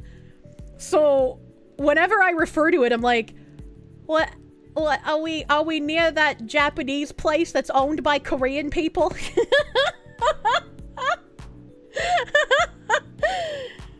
What do you call it internally? The Japanese place owned by Korean people? I have a little wedge block in my purse from like a year ago, the first time I went, because the nice Korean mom lady who works there, she gave me a little chopstick trainer because I'm also retarded and can't use chopsticks. So I've kept the little tiny like plastic block to put on my chopsticks ever since the first time I went there. She's so sweet. She's so sweet. Based. Yeah, she's very nice. Japanese place owned by Koreans serving Americanized Chinese food. No, it's not Americanized and it's not Chinese food. It's Japanese food. You're such a goober. Dude, my brain don't work. My brain don't work at all. Korean-owned Japanese joint. Lots of moon runes in that menu. Oh, there are. I'm like, oh, she's such a cute little retard. Yeah, I'm sure I look adorable as I'm struggling to use my chopsticks. Whenever I hold chopsticks out of like pure desire to not be retarded, I try to use them naturally first, and then eventually just give up and put the little chopstick trainer on them. Swear you've seen suicide by multiple blunt force trauma before? Something about different parts of the body damaged by the same thing? The ground? Typically, they say that synergism? They jumped though. Some of the painkillers you are currently immune to might work if taken together, right? Life tip: acetaminophen plus ibuprofen or aspirin plus any caffeine coffee works best. I feel like it's a bad idea to start like making cocktails of acetaminophen, ibuprofen, aspirin, and caffeine. Like, maybe that would work on like some, I don't know, like beefed up, rugged Marine man, but I feel like if I took that, I'd probably just have a heart attack and die, right? Like, I feel like that's bad advice, actually. You probably shouldn't mix painkillers together and then eat it. But Promethean Bye, thank you for the $25. Your friend taught you how to use chopsticks after a hard workout going to a noodle soup place. I still can't pick up rice very well with my chopsticks, even with chopstick trainer. It's like, rice is like the hardest thing to pick up. So I kind of like, I get a couple of rice and then I stick it to my chimkin, and then I get a couple more rice and I stick it to the chimkin, and I do that until the chimkin looks like a sushi, right? It's got like all the rice like perfectly patted on top of it, and then I can pick up the chimkin and eat it like a chimkin sushi. Oh, he's not near that place. Unlucky. Okay. Okay. You scoop the rice while tilting the rice bowl. Oh, I wasn't tilting the bowl. That might have been my problem. Spoons are a wonderful invention. I like spork. Chopsticks are not meant for non-sticky long rice. Oh, it was sticky rice. It was the sticky white rice. That's why I was able to stick it to the chicken. Oh my god. Acetaminophen is safe to take with ibuprofen or aspirin, not both together. Maybe. JP usually grabs the plate with the rice. That's probably why I was fucking it up. When you actually have tofu the way Asians intended with meat, it's actually really good. I've never been a fan of tofu. Not a tofu lady. Chimkin now with real chimp. She loves sporks. You know she's special. They're so cute. They're weird. Fox uses a spork and a bib. No, I don't have a bib. I have nature's bib. The booba. And just eat like Goku. Now with Pipki. What is that? It's a Chinese place now. What is happening? You know how they tilt the bowl towards themselves in anime when they're wolfing down food? There may be a reason that's a stereotype. Oh, yeah. That is a good point. Shoveling rice into your mouth is how you and your dad do it. Drives your mom crazy. I'm one of those people that, like, I like the mouthfeel of food. So, when I eat stuff, I like to have different satisfying textures. So, like, eating the rice by itself would be okay, and eating the chimkin by itself would be okay. But if you have some of the rice and some of the chimkin together in your mouth, oh, it's such a better experience. And there's some foods that you just don't want to have together, right? Like, there's some things that are just not good mouthfeel. Like maple syrup and eggs. That shit's nasty. That feels horrid. Warning chat, food autism opinion incoming. Nice and smooshy. Yeah, yeah. Got a coworker would eat only one food at a time. Fries before burger. Syrup and eggs are good. Ugh, it tastes good, but I can't stand the texture. The texture that the eggs take on when they have syrup on them is just... I hate it. Excuse me, why would you eat those together? It's just like, I also don't like chicken and waffles. I think chicken and waffles together do not feel good in your mouth. That's you. You tend to eat everything one type of thing at a time. It very much depends on what I'm eating, how I'll eat it. Boing Toki, thank you for the 13-month member, my dude. Thank you, thank you, thank you. NP153 Garlic, thank you for the 10. It's okay that you can't use chopsticks. You're a Bostonoid. Just ridicule the very concept of chopsticks in a Boston accent, that everyone else is wrong for using them. Magic. It's true. It's true. What kind of candy ass uses fucking sticks to eat their food? What are you, a caveman? You haven't invented the spoon and the fork yet? You living in like 200 BC? What are you fucking doing, you candy ass? Have I seen Chicken City? Like Tim Pool's compound? To be honest, you want to try those 8-minute eggs you cook? It shouldn't take you 8 minutes to cook an egg. What are you doing? Spider God, thank you for the 2-month resub on Kick. Thank you. Not gonna lie, you unironically prefer chopsticks to forks for most things? What the fuck? You know it does have good mouthfeel? No, I don't believe they do. Microwave scrambled eggs. What the fuck is wrong with you? That's why I never eat eggs at like hotel continental breakfasts. Because from having worked at a hotel and from having friends who also worked at hotels, the eggs are never made fresh at any of these places. The eggs are always like shipped, like dehydrated, and then they rehydrate and cook the eggs, and then they put them out. And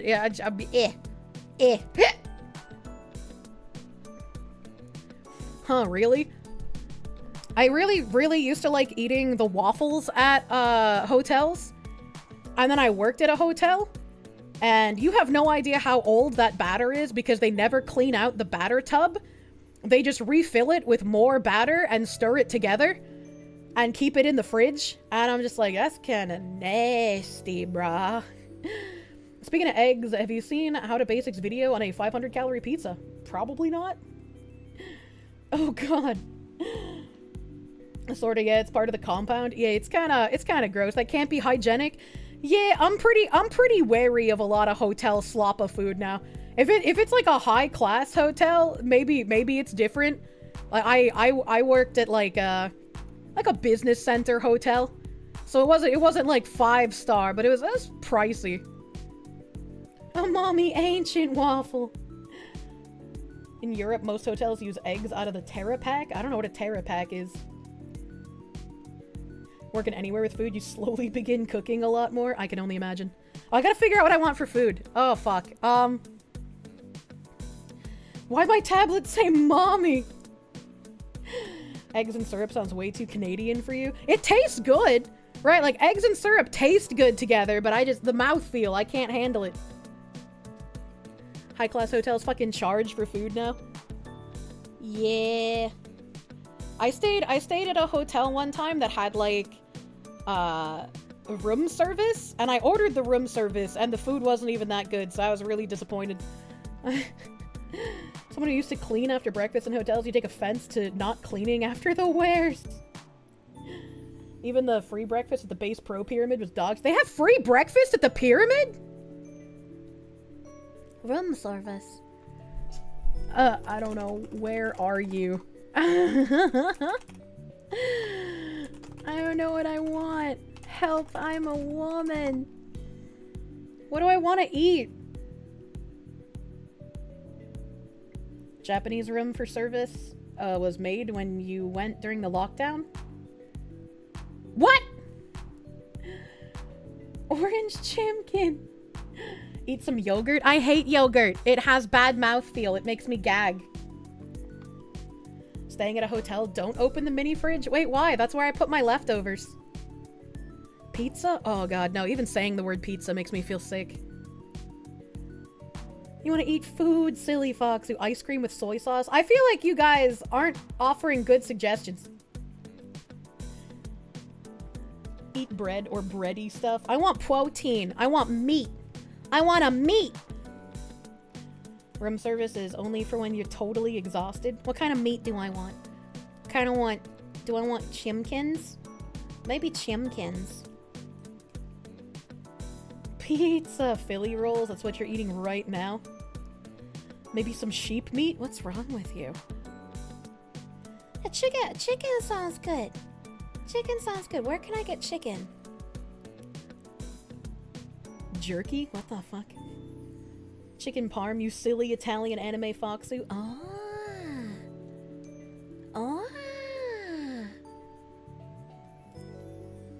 Placenta jerky. Emperor Creatine, thank you 5. You're starting to think my food autism comes from looking at it and thinking, what did my mother do to this? And if you can't figure it out, you don't eat. I mean, I don't think I think that consciously, at least. It's why I do panic about like going to restaurants. It's like if something, you know, if something's taking too long, or like if we haven't been served, or like if I have to ask for a refill, I'm always terrified that like the server might think I'm rude, and then my food will get like rubbed up against some guy's sweaty balls in the kitchen. Chicken shawarma? I don't think we have shawarma where I live. You'll fight people over chicken Alfredo. Even children may die. I can't say I've ever had, like, good chicken Alfredo at a restaurant. Cheesecake Factory has this weird chicken parm, but, like, it's like a weird chicken parm, where, like, the chicken parm is big, and then it's got the marinara sauce and cheese on it, and then they put Alfredo pasta on top of that. So you get, like, the marinara and the Alfredo dancing together in harmony in your mouth, and oh my god, it's so good. The ball rubbing adds zest. Okay, alright. Not even from Olive Garden. Dude, Olive Garden's food is disgusting. Their Alfredo is horrendous. Their lasagna is disgusting. I don't know what they do with their sauces, but it's gross. One of your favorite meals to cook is Ritz chicken. It's a beginner dish. I don't know what that is. You decided that Popeyes has the best fries? I've never eaten at a Popeyes. Get some chimkin nuggies. I don't want to eat the pink slime. Yeah. I'm waiting to be told the location. Popeyes is dangerous for your health. Why? I know the jingle because I've seen commercials. Oh god. Oh god, my tummy. You'll slurp the pink slime. You love dino nuggies. There's a Brazilian place that used to go to that had a fried ball with cheese and chicken in it. What the heck?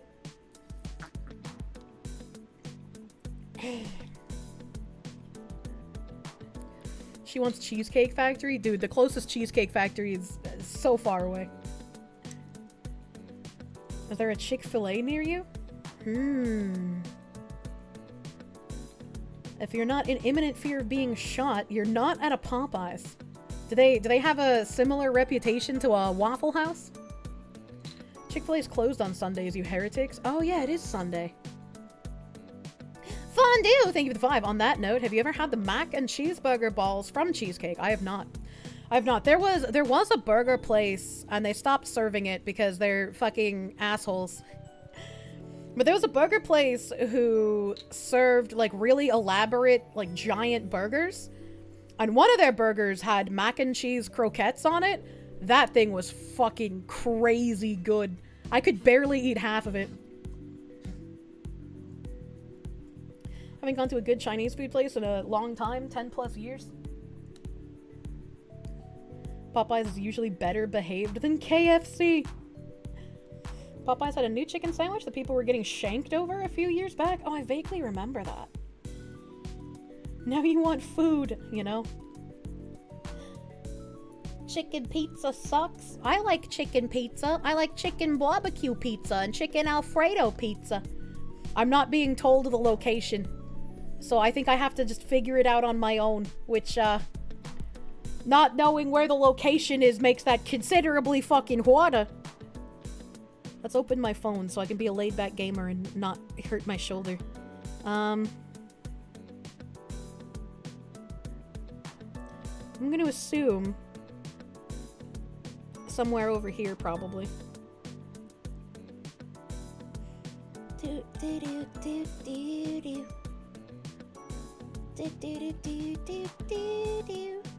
Do I want like a ooh? Ooh. Ooh. I think I know what I want. I think I know what I want.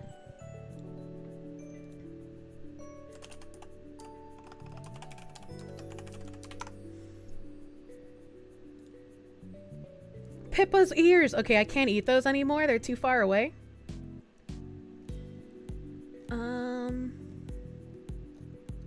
Where is it?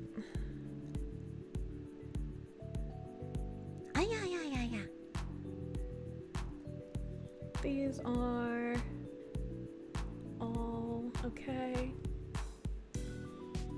Okay, alright, perfect. And then here, I wonder if I can put in an order online.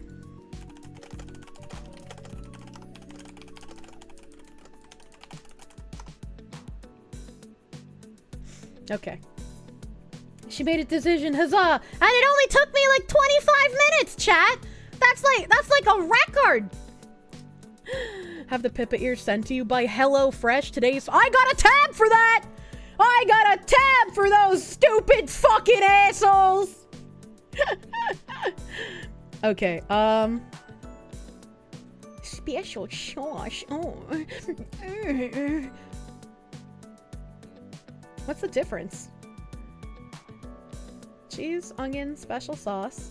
Cheese, onion, mushroom, sweet pepper, banana pepper. Oh, okay. That one has like giga pepper. I don't want giga pepper. Okay, so we're gonna get the non-super. The non-super, we're gonna get that. And we're gonna not add on anything because we don't want to add anything on. We're gonna do no onion, no mushroom. This shouldn't have peppers, but I'm gonna check it all off anyway. She's doing it. Ah, yeah. Add-ons, I don't want add-ons. We're gonna just go bloop, bloop, bloop, bloop, bloop, bloop, bloop. Say no special sauce again. I like the special sauce. It tastes good. Get all the chompettes. Oh god, I would eat the fuck out of the chompettes, man. I would eat the fuck out of the chompettes. And we want... I guess I'll just pick that because I'm not going to use it anyways. For some reason, this place has like homemade ranch dressing, but it tastes like shit. Like, you know, sometimes you go to a restaurant and they have like good restaurant house-made ranch dressing. This place has that, but instead of good, it's shit. It's actually just garbage. Add on lemon pepper sprinkles. Do I want lemon pepper sprinkles on my chimkin? Take notes, chat. This will probably be the only time we get to see how we feed the fox. How do you fuck up ranch? Lemon pepper good? Yeah, but I'm putting honey barbecue on my chicken. So do I want to put lemon pepper sprinkles on the honey barbecue chimkin? Ranch is hard to get right unless you take your time. Never been a fan of ranch personally. Also, maybe don't eat the chompettes. I don't know. I don't think anything bad would happen if I ate them. Note this date. The woman knew what she wanted. Is it fried chicken? Yeah. You know, yeah. Barbecue! Lemon pepper is great. Lemon pepper is great, but you know, probably no lemon pepper sprinkles on the chimkin because it's got the barbecue on it. All right, we're gonna check the fuck out. We're gonna check the fuck out. Wait, do they have?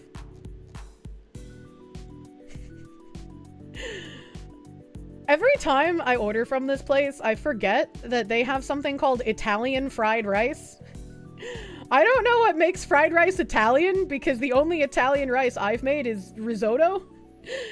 So like every time I see it, I'm like, I'm curious to try it because how the fuck is it Italian fried rice? And then I just forget that it exists until I scroll past it. You're telling me an Italian fried this rice? I just don't believe you.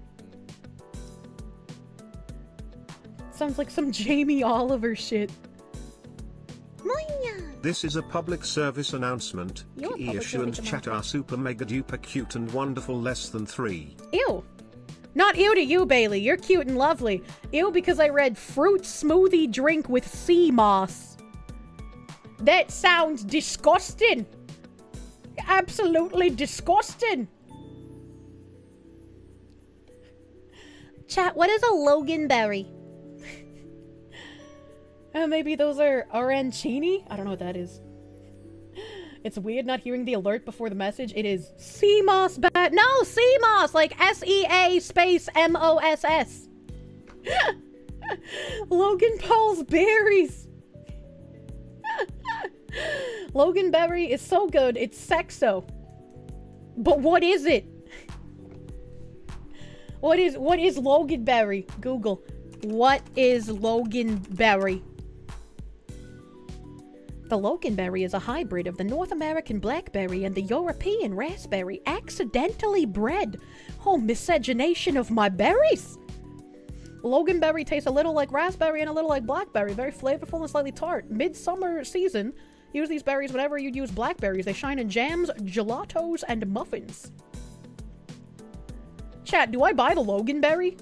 It's like $25, but... Sorry, Blackberry, I fell into you! Wow, who'd expect it to taste like that? Look up, Bowie. Not for $25. Well, it's a 12-pack of, I'm guessing, Loganberry soda. Aunt Rosie's Loganberry, the 1212 fridge caddy. Well, that's just false advertising. It's not 1212, it's just 12. Why would you make it seem like it's 24 by saying 1212? Aunt Rosie's Loganberry.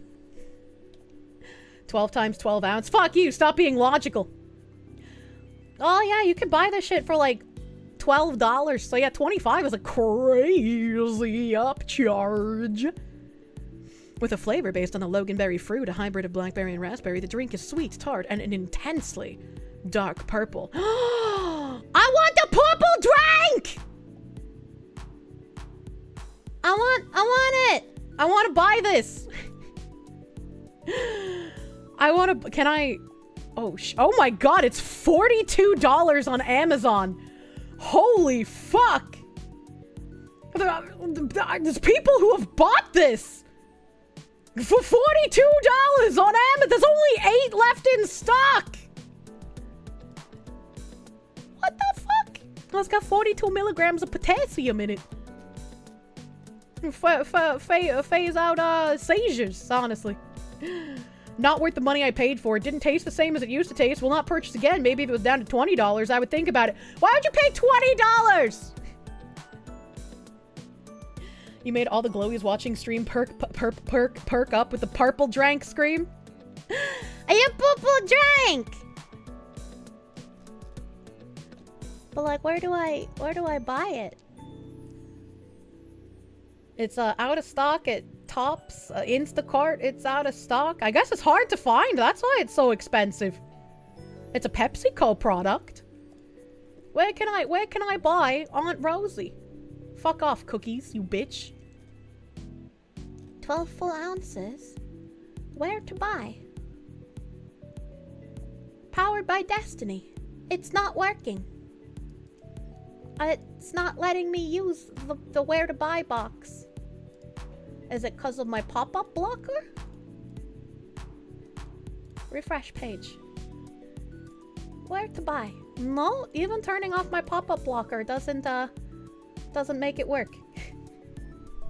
What the fuck? Chat, I will never have. Get he Loganberry Ms. Foxu. You deserve it. It's $25, you crazy lad. I was hoping that there would be somewhere else to get it, but like... What if I go to the shopping tab? Just do it? I mean, you guys gave me the 25. Let me see here. At Neil! Thank you for the $30 doodles. I'll get the overpriced Loganberry. What if I hate it? What if I take a drink and I just fucking hate it? That'd be tragic. Oh my god, adding that fucking Loganberry to my order made the price so fucking high. Oh my god. Blame chat. Oh my god. Oh, they're supposed to have a bunch of cake slices, but all of it's sold out. Sea moss is a super good and has a ton essential vitamins. Or don't silly fox. Either way, take my mons. Winky! Tinky Winky! Thank you for the 25! I'm not gonna buy the sea moss smoothie. That sounds absolutely fucking disgusting. I don't care if sea moss is good for you. It belongs on your body, wrapped around your skin, and not inside your mouth. Well, thank you for the mons. The mons pubis. How do I check out on this website? I haven't ordered from here in a long time. Pick up ASAP. 45 minutes. Everything takes so long nowadays! CMOS, the battery is dead. Not CMOS battery! CMOS, like, in the ocean! Continue.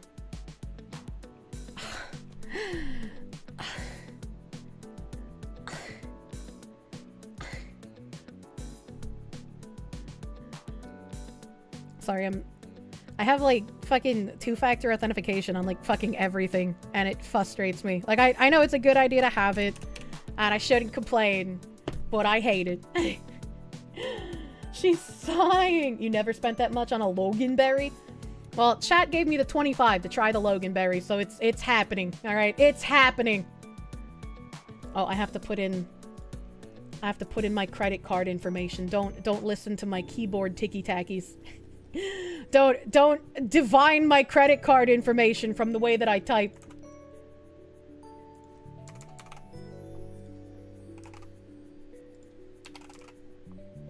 Do not remember my card. I'm very paranoid. I never leave my card information on anything. No, I'm not gonna tip you if the food's getting picked up, you fucking weirdo. You fucking weirdo! Credit card surcharge. If you use a credit card, this establishment will charge an additional 3% to help offset processing costs? Bro! Bro! It's like a $60 order. The Loganberry, it's $25. No tip for Tampy. What kind of call me bullshit is this? Yeah, it's fucking weird, man. You think you heard a 420 for the funny numbers on the back? No. The sea moss barely tastes like anything you wouldn't even know is in the smoothie unless they told you. I would know. I would know. I'm placing the order. I'm placing the order. Hey, yo, what the fuck? A guy named Logan better come serve it for that price? Isn't Logan the guy I said to call me? As I'm pretty sure Logan was the hand guy that I was like, you should hit me up, man. Now I'm eating his berries! You've eaten all the tiramisu. It was good. How did you eat so much of it? I have placed order. Alright, okay.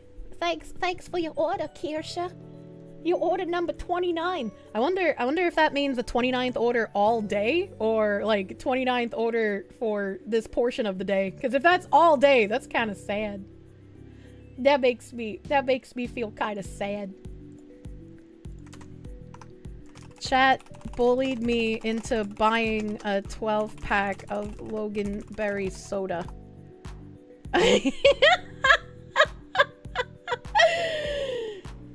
Logan, you better run!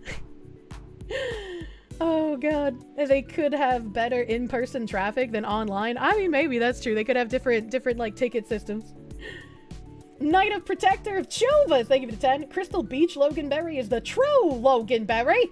All others are heresy. I've never even heard of Crystal Beach. This is my first time hearing of Loganberry anything. I didn't even know what a Loganberry was. Do the berries have metal claws and call everyone bub? What the heck? 12-pack of Brondo. It's got what foxes need! Jedi Dusk, thank you for the 2-month sub. Thank you. Thank you, my guy. She hates us. What do you mean? You were the bad kid, all the girls liked you, and you would do anything you could to make them hate you? What's wrong with you? It has electrolyte. Kenny! Kenny! Kenny! Oh, he's so fucking deaf now. He's Kenny! There we go. There we go.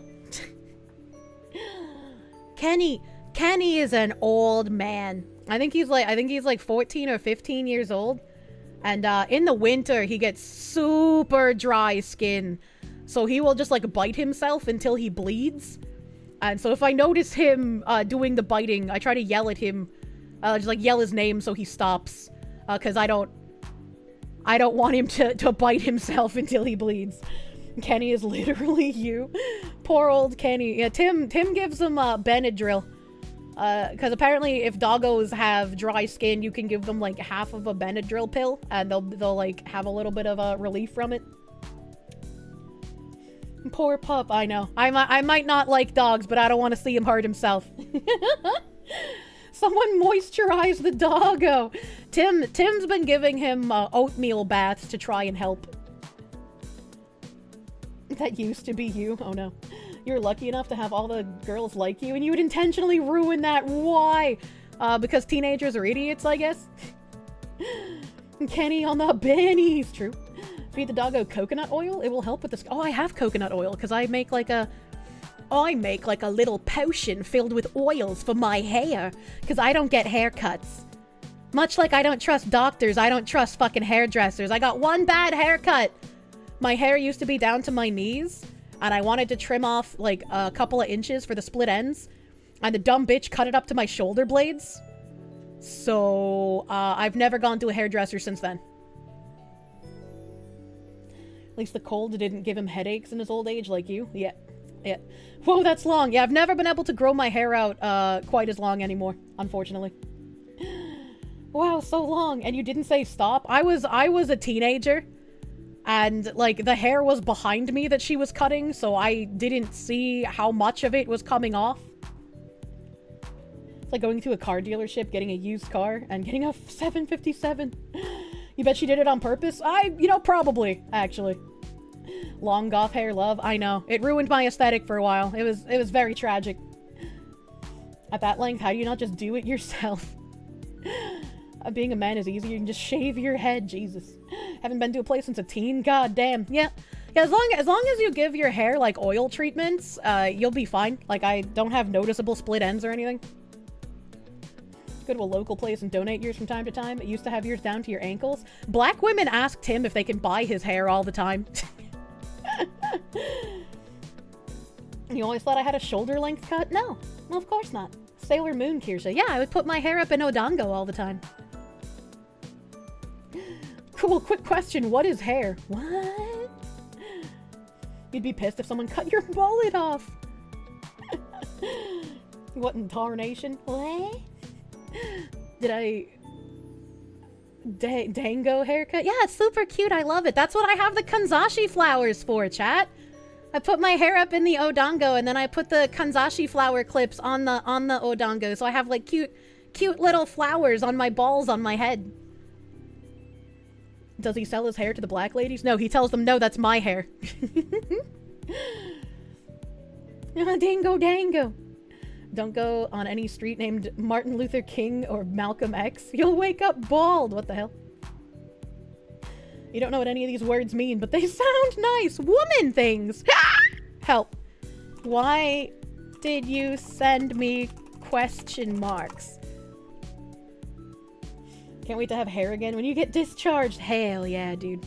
All right, let me get rid of this page and this page and this page and Hannah's page. All right, we've gone down the Hannah Kobayashi update rabbit hole for today. I don't think anything else has come out about this this woman. So let's talk about retards for a second.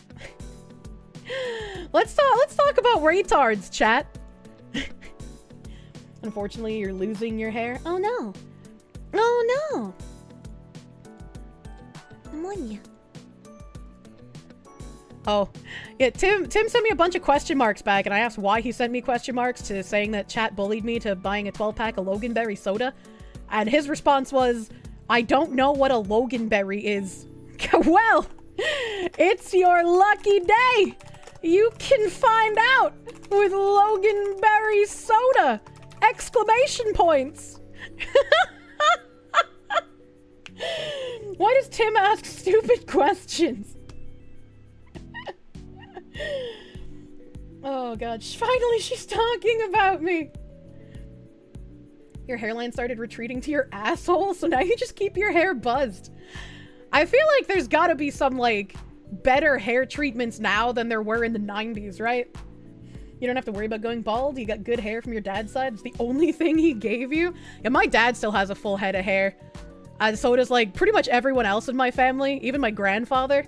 My grandma's hair started thinning really badly. So, like, I don't know if my hair is going to thin really badly. So I eat like biotin gummies, and hopefully that helps my hair. He's not going out and finding wild berries. He doesn't need to know what they are, just how to read the label. They still use minoxidil or whatever. Almost 2025, no cure for baldness. Tragic. Got good hair from your dad's side. Unfortunately, his side also gave you polycystic kidney disease. What the fuck? Unfucking lucky, dude. So, I saw this article and I thought it would be really funny. I thought it would be really funny. Because, you guys convinced me to put a Le Creuset dish on my throne sometime. I can't remember if it was earlier this year or last year. But that was my first piece of Le Creuset, and I bought a couple of pieces myself on sale. There's a color that they have that I really fucking like. I can't remember it off the top of my head, but if I saw it, I would know it. It's like this really cool, not quite duochrome blue, but it's like a blue that kind of is shifty. It looks really nice. Is that Jim Carrey? I don't fucking know.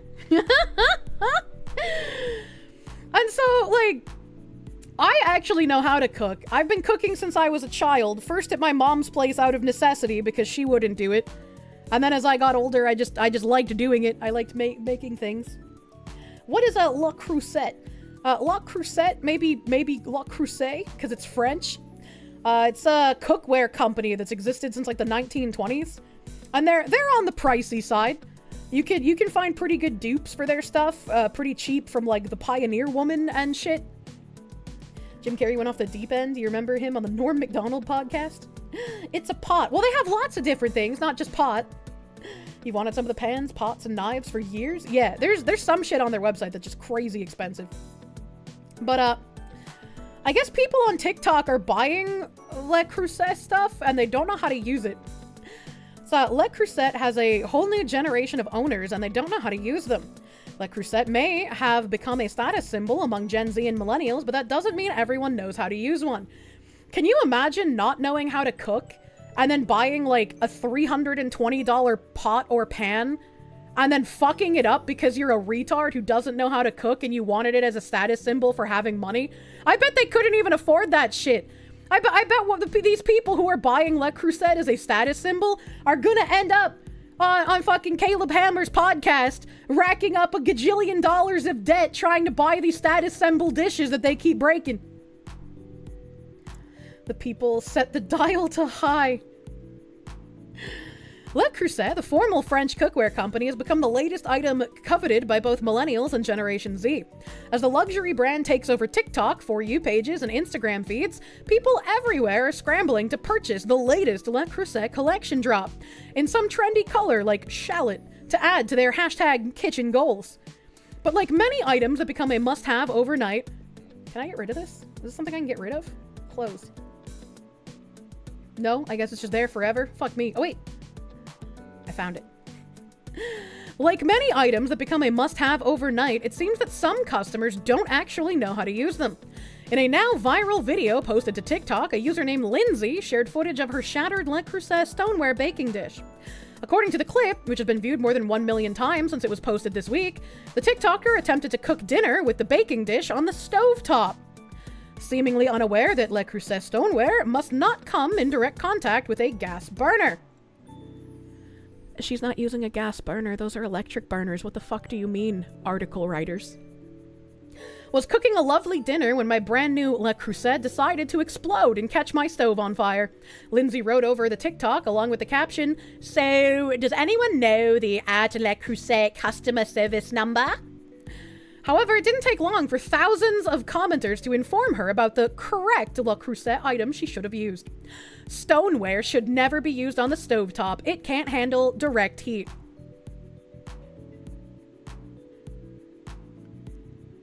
Chat.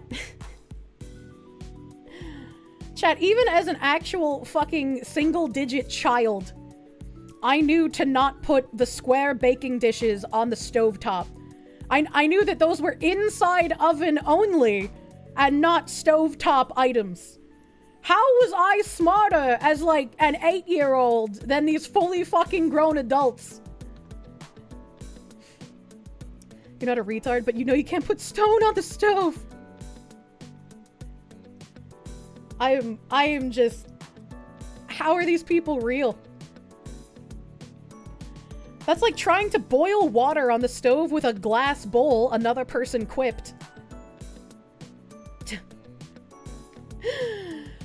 For those who are unaware, Le Creuset stoneware, such as a casserole dish, a pie dish, or a lasagna dish, are only intended for cooking or baking in an oven, broiler, or microwave. Meanwhile, the cookware company's line of expensive enameled cast iron, like Dutch ovens, skillets, or saucepans, are compatible with all cooktops and ovens safe up to 500 degrees Fahrenheit. The difference between Le Creuset's line of offerings may come as no surprise to seasoned professionals, but for amateur home chefs who are testing out their first ever Le Creuset purchase, these kitchen mistakes may happen. Lindsay clarified in the comment section that her brand new Le Creuset stoneware didn't come inside a box with directions. But that didn't stop people from furthering the debate on Twitter about Le Creuset's purely aesthetic popularity. Hot take. You shouldn't need directions for a baking dish. I just... We're officially at the point in Le Creuset oversaturation where people are trying to use stoneware baking dishes on their stoves, said one user on the platform along with a reposted clip of Lindsay's TikTok video. I don't think these are informed consumers. When I think of like informed consumer, I think of like, oh, I'm not going to buy this product because I've heard it explodes. Right? Not, I don't know how to use a baking dish. How is this person real? Hot take, if it's going to explode in the normal way people use cooking equipment, it should fucking tell me. Sir, using a baking dish on your stovetop is not the normal way people use cooking equipment. Why is the pricing on these things $150 to $800? They're really expensive. They're really expensive. It's silly to you how these people are considered influencers. How the hell are you qualified to be an influencer in the cooking space if you don't know basic shit about cooking? Oh my god, that reminds me of this like one guy who eventually brought his like girlfriend or wife, whatever the fuck she is, into his content. He would like try things, like he would see like viral TikTok like food hacks and then he would try them. He was a white guy. It's not the black guy that does it. And he eventually brought like his girlfriend or wife in to do the stuff with him. And then she started doing like just recipe cooking things. And she would do that influencer voice. She would do that influencer voice. And I was like, I fucking hate you so much. Like, when I say influencer voice, I mean, well, we're going to take the pan and then we're going to put the macaroni in the pan. Oh my god, look at that macaroni. It's just, oh, it's so good. Look at it. It's like tiny little elbows and oh, it's so nice. Let me get that cheese in there and oh, we're gonna mix up all that cheese. Look at it. And it just makes you want to fucking kill yourself. That's just Valley Girl? No, it's worse than Valley Girl. Okay, we get it. It's the for the content voice. Oh my god. The Valley Girl voice is like, it's so annoying. Maybe to you, but I think Valley Girl's like so fetch. Is it the guy who rhymes his words? I don't remember anything about him except that he's like a white dude with brown hair, I think. Fetch is not a thing. Stop trying to make fetch happen. It was a thing. Always ending sentences with a questioning upswing. Dude, Tim mentioned that the other day. There was like some chick on college radio like narrating stuff on the way back from one of my appointments. And he was like, I'm so glad you don't do that. And I was like, I don't do what? Because I was looking at my phone, so I wasn't paying attention to the radio. And he's like, there's so many women who talk with like an upward inflection at the end of their sentences. And I'm glad that you don't fucking do that. And I was like, why would I do that? And he's like, I don't know, but I wouldn't be able to stand being around you if you did.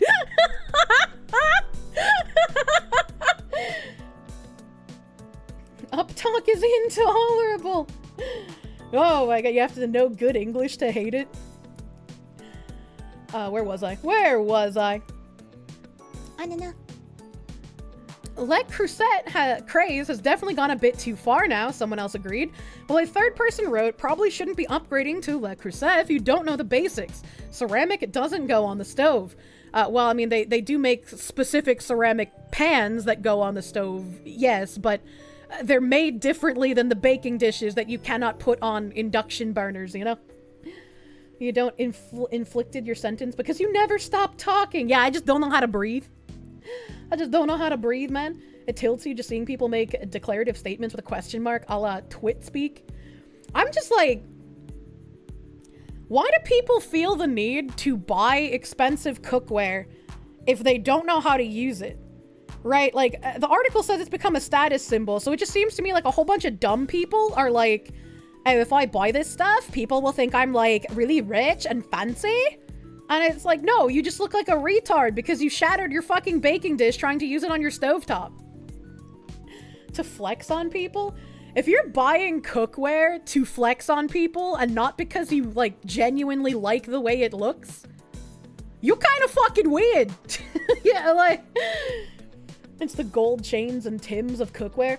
I bought, like, Hello Kitty and Cinema Roll measuring cups off of AliExpress because I thought they were cute.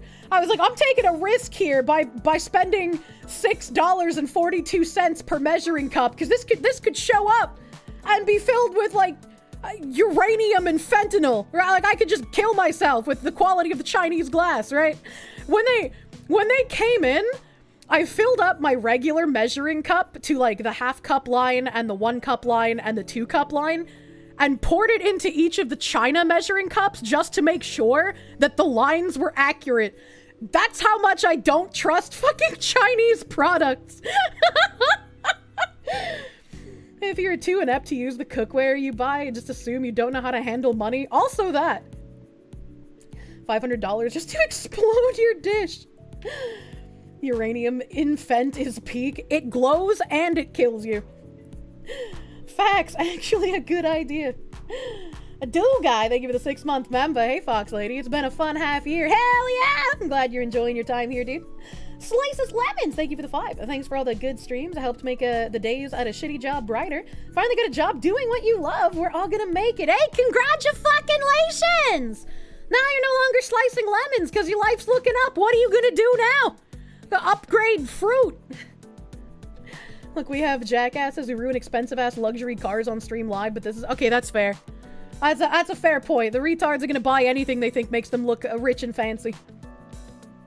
The cheap stuff works for you when you cook. Yeah, I have plenty of fucking cheap cookware, dude. I think like the frying pan I use every day was like fucking $12 at Walmart. Don't trust China. China is asshole. What the fuck? Is she the kind of person who would die from a peanut allergy because the bag of peanuts didn't have a warning that it contains peanuts? Probably, dude. Fucking probably. Never forget the kid who got beat up for having a bootleg Stanley... What? Chat, I don't own a single Stanley Cup. I don't feel the need to buy a Stanley Cup. You know what I feel the need to buy? Gamer Subs cups. I want my cups to come with big booba anime women. And you can too, using code Kirsche for 10% off your Gamer Subs order. I'm getting pretty good at that, aren't I? I'm like a master of segues now.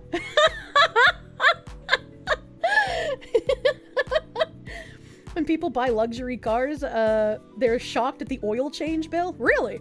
I never thought about how much an oil change costs. I just figured it was the same for every car. Like you said last night, money talks, wealth whispers. Yeah, exactly. Exactly. The Independent's Helen Kofi argues that Le Creuset has become a status symbol as the ultimate aspirational bit of homeware for Gen Z and millennials.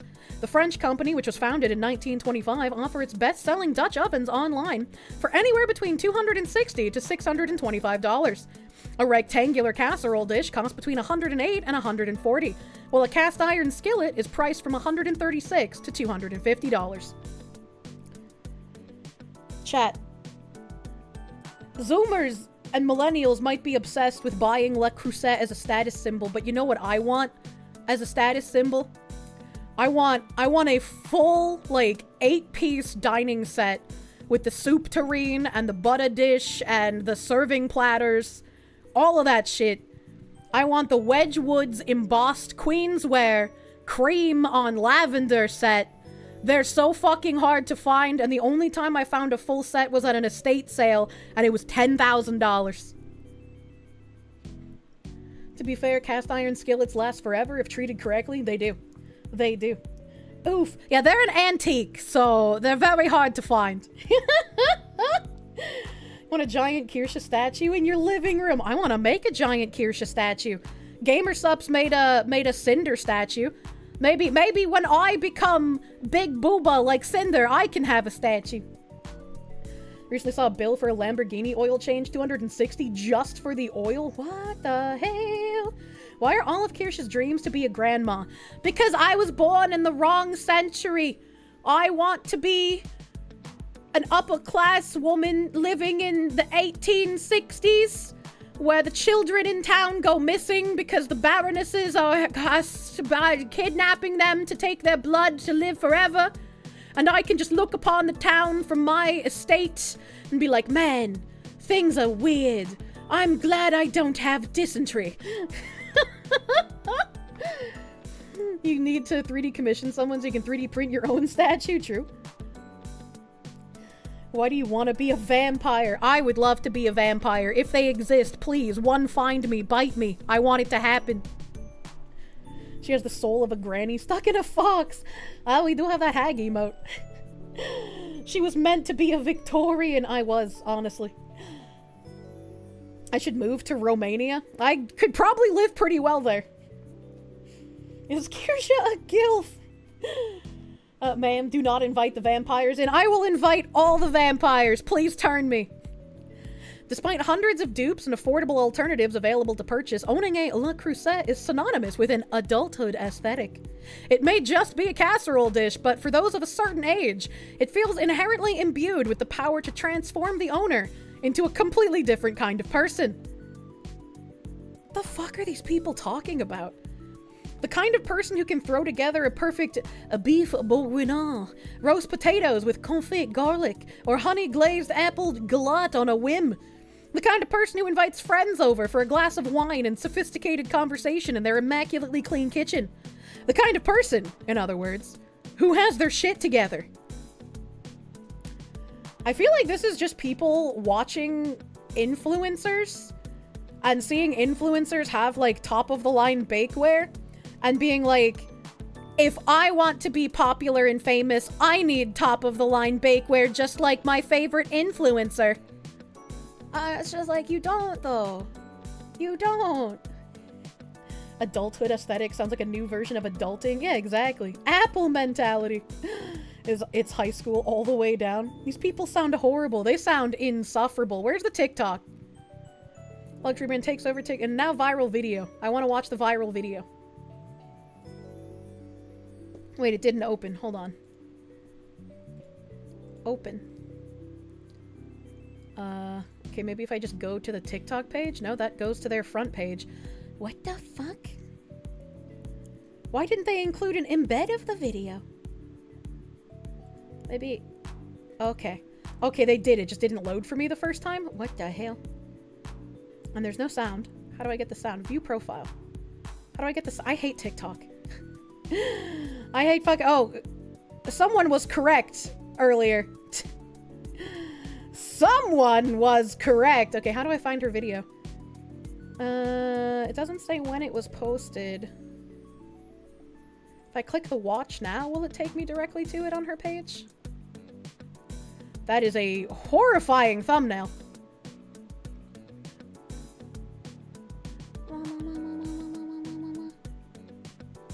No, that's Kesha. What the fuck? This just took me to the TikTok homepage. Why are you like this? Why don't you just open the video for me, you dumb whore? God damn, she's got 2,000 followers. She's a silly girl in San Diego. Okay, I found it. I found it.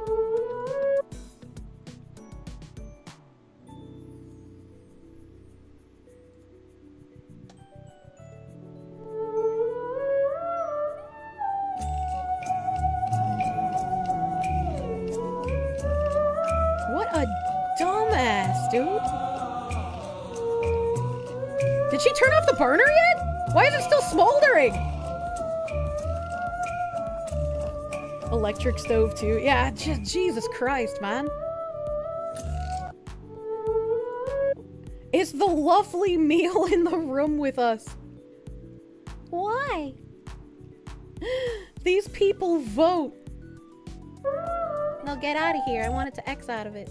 No, I don't want to log into TikTok, you fucking weirdo. Get out. Get out. Get out. Okay. Let's see here. Let's see, what's something else? What's something else that we can look at from this person? I got a Christmas video.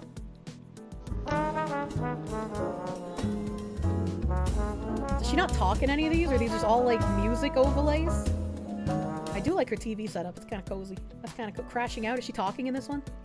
What the hell is up with the people who work at Chipotle?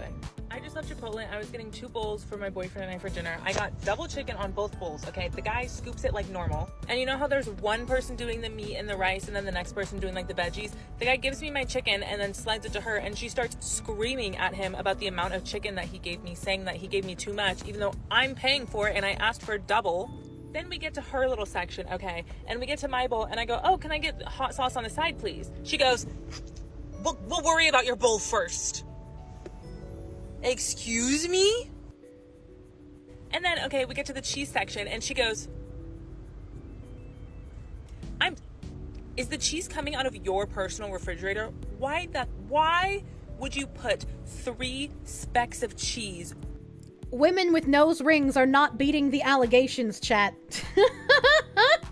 They're not beating the allegations. Peace, love, and swag. Can we please start saying swag again? Like, can we please discuss the 888 tattoo on this woman's chest? I was in middle school during the era of the sideways cap and the I Heart Boobies t-shirt, and everybody and their mother was saying swag. I don't know where it went. I don't know why we stopped. I don't know why it has been deemed as cringe now. But I want to say swag again. Like, why do people look at me sideways when I say swag? Can we please start... How about you just do stuff because you like doing it? It doesn't need to be a trend. People don't need to care about it. I don't know, man. Silent review of Ulta's season. Is there gonna be music on this? No, it's unironically just fucking silent. What the hell?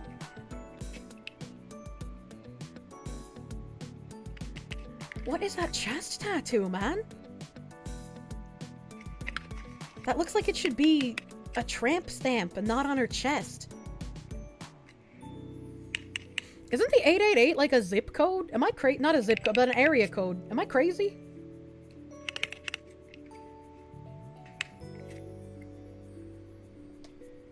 I just want to pause this, and I want to say, as somebody who worked at a fragrance counter at a Macy's, you can't smell all of these in quick succession. And in between smelling perfumes or colognes, you have to sort of like reset your snifferer, which is why every fragrance counter has like, you know when you go to a pizza place and they have those like shakers filled with red pepper flakes and Parmesan cheese? Fragrance counters have those, but they're filled with coffee beans. So in between smelling perfumes and colognes, you sniff the coffee beans because it resets your snifferer so that you can smell the perfume or cologne next as it's actually meant to be smelled and not interrupted by the previous perfume or cologne. Here, I think we found your auntie. What do you mean? In numerology, the number 888 is considered a positive and powerful sequence that represents abundance, prosperity, and financial success. It can also be a sign that you're on the right path or being guided by angels. Some say that seeing 888 is a sign that your hard work and manifestation efforts are about to pay off. I mean, I guess that's true of the men that have sex with her, right? Because they'll see the 888. They're getting lucky.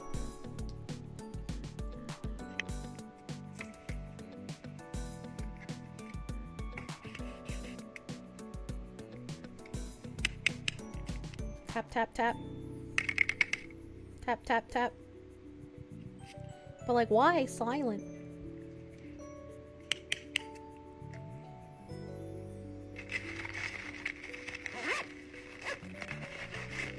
The color of that bag makes me think of the cult people in Dude, Where's My Car? ASMR, a bad name. It's classy by not. I think it's a TikTok trend to like, because I've seen other silent review things, so it's probably a TikTok trend to just tap things and not talk for some reason. Yeah, Zoltan. I was hoping one of these videos inside her house would be interesting. You meal prep rice and beef. I meal prep cocktails. We're not the same. Well, yeah. Meal prepping a cocktail is about the only thing you can be trusted to do, as you destroyed a multiple $100 baking dish on your fucking stovetop. What do you mean? Of course we're not the same. I have functioning brain cells. NPC trend still a thing? Yeah. Yeah, kinda. Yeah, kinda. Meal? Yeah, it's a girl failure meal. Girl failure derogatory, not girl failure fun. Room temperature, IQ, behavior. Not supposed to let cocktails sit, the aromas go away. Also true. Starting to lose brain cells from you showing us TikToks. I know. I wanted to see if I could catch a ceiling bird in the wild, chat. I was curious. You've met many girl failures worth more. Oh my god. You'd feel anything but lucky. Oh no. Room temp is too good. She's fridge. My fridge is cold as fuck, baby. Catch a what? Don't worry about it. So I have another article here. I have another article about a little bit of retardation. Gen Z describes social media habit older people will never understand. I hate this man's hair. It's like he was trying to emulate Grease, but failed miserably. There are many things about Gen Z that leave others perplexed, namely how they wear their socks. Did Gen Z wear their socks weird, chat? Is that some... I've never heard about... Hold on. I feel like that should be a link so we can see what they're talking about. Gen Z sock wearing. Gen Z versus millennials, who will win the great sock debate? A sock war is afoot between Gen Z and millennials. Is there? Is there really? Oh, fuck. New York Times, why do you want me to sign in, you dumb whore? Archive. I spelled it wrong. Wait, no, this is... I'm retarded, please hold. I lost brain cells looking at TikTok. We're caring about socks. Why are you asking us, Kirsche? Your chat is old. Well, I mean, some of you grandpas in hospice probably have, like, grandkids that visit you occasionally. Sock war is afoot. Social media is awash in another intergenerational fashion debate. Ankle socks or crew socks? Is this a debate? I feel like as a millennial, we wore both of them. Like many members of Gen Z, Kalissa Persad, what kind of a name is that? Is not about to be spotted in a pair of too short socks? I've gotten so used to not seeing my ankles that it would be really jarring if I did. What? Knight Norona, 18, who lives in San Diego, recently threw away all of his who is a man named Knight Norona? What the fuck kind of name is that? I guess it's more like Noronya, because it's the N squiggle, but still. This is how we know we have no real problems. Threw away all of his socks that hit below the ankle. He said he knew hardly anyone who wore them except for his father. I'm like, you've got to get some longer socks on you, he said. Gen Z has already taken on shibulas? What is this Jewish word? I don't know what does this mean? Jews in my chat.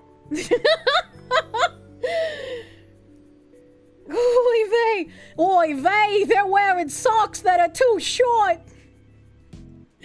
You're Jewish? You have no idea. Sorry. Fuck! Even the Jews don't know! Jews, please respond! A secret word used to tell in-group from out-group. What the fuck? Shibboleth is a word used to indicate group membership more than actual meaning. Oh, okay. That reminds me of when I play Cook Serve Delicious and I say, tell me because there's like a weird dish called tabbouleh. And it's made out of cold ingredients, but I can't pronounce it, so I'm just like... Can't wear socks that go up all that far because the muscles in your calves are too big and they don't fit. Hot take, if I'm wearing, like, skater shoes, like my Vans, I'm gonna wear, like, the low ankle socks, right? That show my ankle. If I'm gonna wear, like, booties, or I'm gonna wear boots that go up to my ankle, I'm gonna wear ankle socks. Hot take. Millennial fashion like skinny jeans and side parts. Now some young people are declaring a preference for crew socks, which generally rise up to midway up the shin, and thumbing their noses at the ankle and no-show varieties that are staples of the previous generation's sock drawers. So, like, there are some types of women's flat shoes that, like, I don't know how to explain it, but the opening for where your foot goes is very, very low and very, very wide. And I've never worn shoes like that, but I've had, like, pairs of socks that are meant to go in shoes like that, because when I wear things like fishnets, I don't want the fishnets digging into my feet when I walk. So I'll put on these, like, specialty socks that only cover, like, the tips of your toes, and then they go around the back of your foot, and they have, like, a little rubber thingy that is on the back of your ankle to keep it in place. Or not the back of your ankle, sorry, the back of your heel to keep it in place, since it is so fucking low. And so I'll put on those socks, and then I'll put the fishnets on over them to have, like, a little bit of cushioning on my foot. But I bought some Pokemon socks in the beginning of this year, and they looked like the regular low ankle socks that I can wear with, like, skater shoes. And I put the Eevee socks on, and they were the same as, like, the weird only cover the tips of your toes and the back of your heel socks. And I was like, what? But why?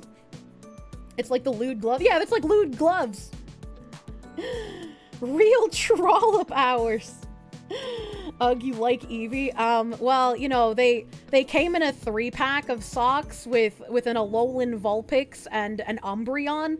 And I like Alolan Vulpix and Umbreon, and Eevee's pretty cute, so I was gonna buy it regardless, you know? You still skate? I haven't bladed in years. I would like to try again, but I don't know if my back can handle it. You'd say that, but you're biased. You would like it to be true that your kids aren't as dull as the majority. Where do programming socks fit into all of this? Well, I'm not a man, so... I feel like this is really... Can we watch this? What is this about? No, I can't replay it. Fuck, I hate TikTok. I don't know why this is a war. What the fuck am I looking at? Michael Tran / Agents France Press? Well, this doesn't look like a Michael Tran. I don't know what this looks like. Like a side character in a Scott Pilgrim film? Like, what is this? Stop sitting in a kitchen chair at the computer. What do you mean? I don't think we need to read more about the socks. I think we're good on the sock. We can go back to the original article. That was fucking weird. Where did I leave off?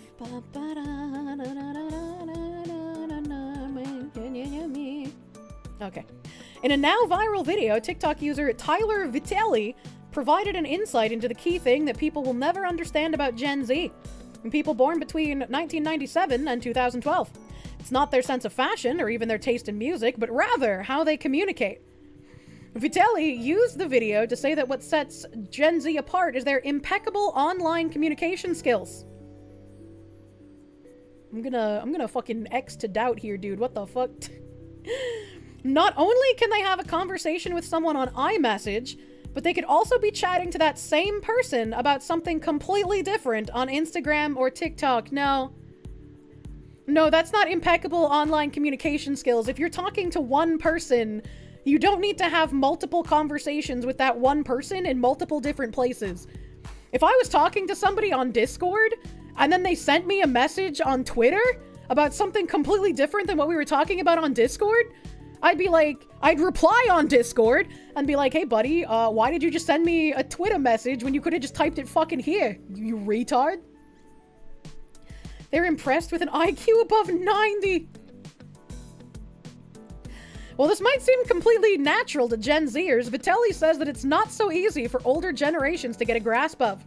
This concept has amazed internet users as the video already generated more than 4.5 million views and over 545,000 likes on TikTok since it was shared on TikTok on November 24th. Jesus Christ. We are so fucked. Newsweek has contacted Vitelli via Instagram for comment. In the video, Vitaly says he was having a difficult conversation with his mom on one application, but when he sent her a completely unrelated message on a different social media app, she couldn't understand what he was doing. I would be so fucking pissed. I would ream him the fuck out. If we were having like an important, serious conversation, and then I received a message from him on another app of something like completely unrelated, I'd be like, what the fuck are you doing? We're talking about important shit here. Pay the fuck attention, you retard. You know, the TikTok ban sounds really good now. Does he think it's a different NPC AI program? I don't fucking know, man. If I'm in the middle of a serious conversation and I think of something I need to tell the person I'm talking to, I understand that we should finish having the serious conversation, and then I should be like, oh, hey, I had this other thing I wanted to mention to you, completely unrelated. You could do the opposite, holding one conversation across different accounts. Oh, how quirky. Oh, so quirky. I can be annoying. Indeed, his mom continued the iMessage conversation on another app, and Vitaly couldn't believe that she broke the fourth wall. That is just how Gen Z does things, after all. She's not breaking the fourth wall by continuing the conversation in the app you were actively messaging in. What the fuck is this actual brain damage that I'm reading? What the fuck? What fourth wall? He's talking to a real person. Disrespectfully. You have brain damage. Please get tested. It is no secret that Gen Z spends a lot of their time online. Data from the Pew Research Center in 2022 revealed that 54% of teens would find it hard to give up social media. Indeed, the share of teens who report that they're online almost constantly has risen from 24% in 2014 to 46% in 2022. You know, if I wasn't against Real ID for hating the government reasons, I would be completely for banning all of these retards from everywhere online. Breaking the fourth wall, actual Marvel movie brain rot slop. With that, the social media landscape itself has shifted too. Apps that were widely popular in 2014, including Facebook and Snapchat, have seen major declines in users. In 2022, the most popular sites among teens were YouTube, TikTok, and Instagram. After sharing the debacle on social media, the post went viral and has amassed more than 2,350 comments at the time of writing. Plenty of fellow Gen Zers agreed that this is a completely normal habit for them, while some millennials also said they do this frequently. One comment reads, "I'm Gen Z, and you are alone on this one."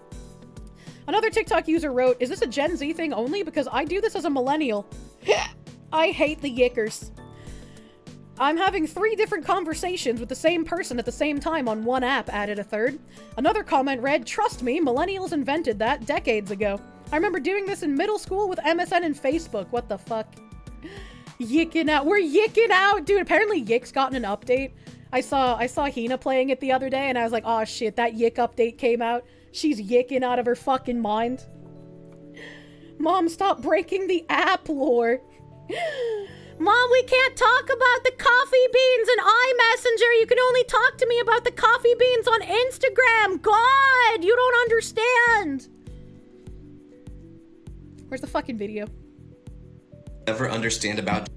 One thing older people will never understand. This is like the least sexy apple breaking I've ever seen. I was like, it was probably just freshly cut. This guy's trying to be a sexy apple breaker, and he can't do it. One thing older people will never understand about Gen Z is how we can have 2 completely different conversations with each other at the same time on different apps. Because I was texting my mom on iMessage about how I just failed my math test, and she was like, "Tyler, I'm so disappointed in you." But then on another app, I saw a funny video of a cat biting their owner's leg, so I sent it to my mom, and I said, "This is totally something our cat would do, ha ha ha." But after I sent that, she responded by saying, "Are you sending me this video like you didn't just text me saying you're failing math?" Like what parents the mom is correct. What does he mean? Don't understand is that when you're having 2 different conversations on different apps, they're not supposed to mix. Like, I'm a completely different person texting on one app than I am on another. So he's just schizophrenic? Like, not really schizophrenic, but like social media brain rot schizophrenic. My mom brought our iMessage conversation into the DMs. It was like she broke the 4th wall. I didn't even know you could do that. I hate him. I hate him. You ask him why he's eating apples like a child? Fuck you, apple slices are peak! You want to punch him, take his phone, send his ass to work at McDonald's. You want to break his face? Oh my god. Thraza, thank you for the 2 Canadians. Multi-core chatting! It's the future. You never break the 4th wall. You only talk about specific things on specific apps. What the fuck is going on? This man is an NPC treating every other convo like an NPC dialogue tree. I only treat people in real life like NPCs. If I'm having conversations with you online, I treat you like a human being. Bite the apple like a real man, Kirsche. But I like my slices! They're cute and nice! Alex Blackfoot, thank you for 5. Dude learned what compartmentalization is and is applying it wrong. Guy's gonna be 1 finger short of a full hand soon, the way he's handling that knife. True and real. Real question, why was he cutting apples like he doesn't know how to handle that knife? Chat, we just saw a woman who didn't know how to use a baking dish. Are you really surprised that another person around the same age doesn't know how to use a knife? Come on now. Red or green apples? Red for eating, green for baking, obviously. He sucks at apple cutting technique. The primal bite off an apple is supreme. Holy shit, she thinks we're real. I mean, of course, fellow human. Oh my god. Okay, what else do I have here? Oh, I don't have time for like a huge fucking bridge breakdown, but there was a neato bridge thing that I can quickly go over here before we go see Bad Children. Was he using a rounded tip knife like a 4-year-old? No. I think it was this. Yeah. I don't think... Okay, that bottom part is not something I need to care about. So let me screenshot this. Let me screenshot this so I can pull it up on the screen for you ladies. You don't have to stare at the black abyss as it stares back at you.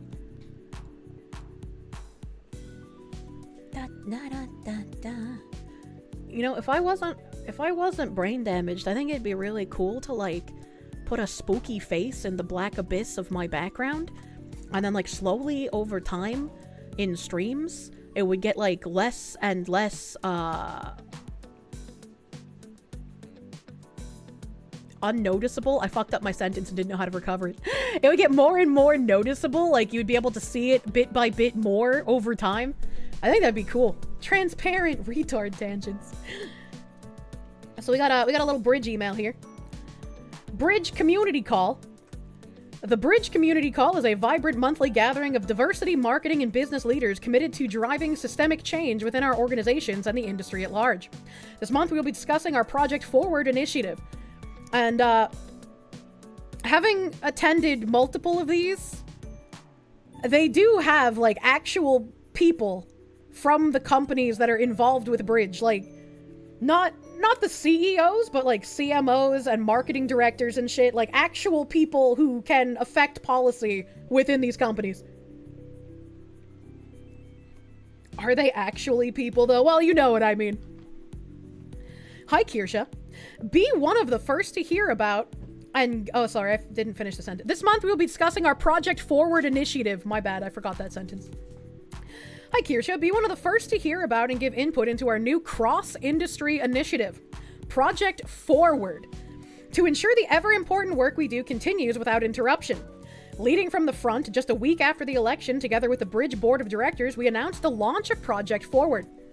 Our goals for this initiative include collectively redefine what the future of our work looks like and build on our pathway of inclusion is good for business. So once again, basically the same exact thing that I've been talking about since January, ever since first reporting on Bridge. They have the IMAX already, so I'm not sure why they're making like a new project initiative name. I don't know why they're making a name Project Forward. I don't think it's necessary since this is more of what they've already been doing, right? They're going to double down forever. And this is important, right? Because again, this is a drive for systemic change in a cross-industry initiative. We've read all of the different companies that are involved directly with Bridge off their website.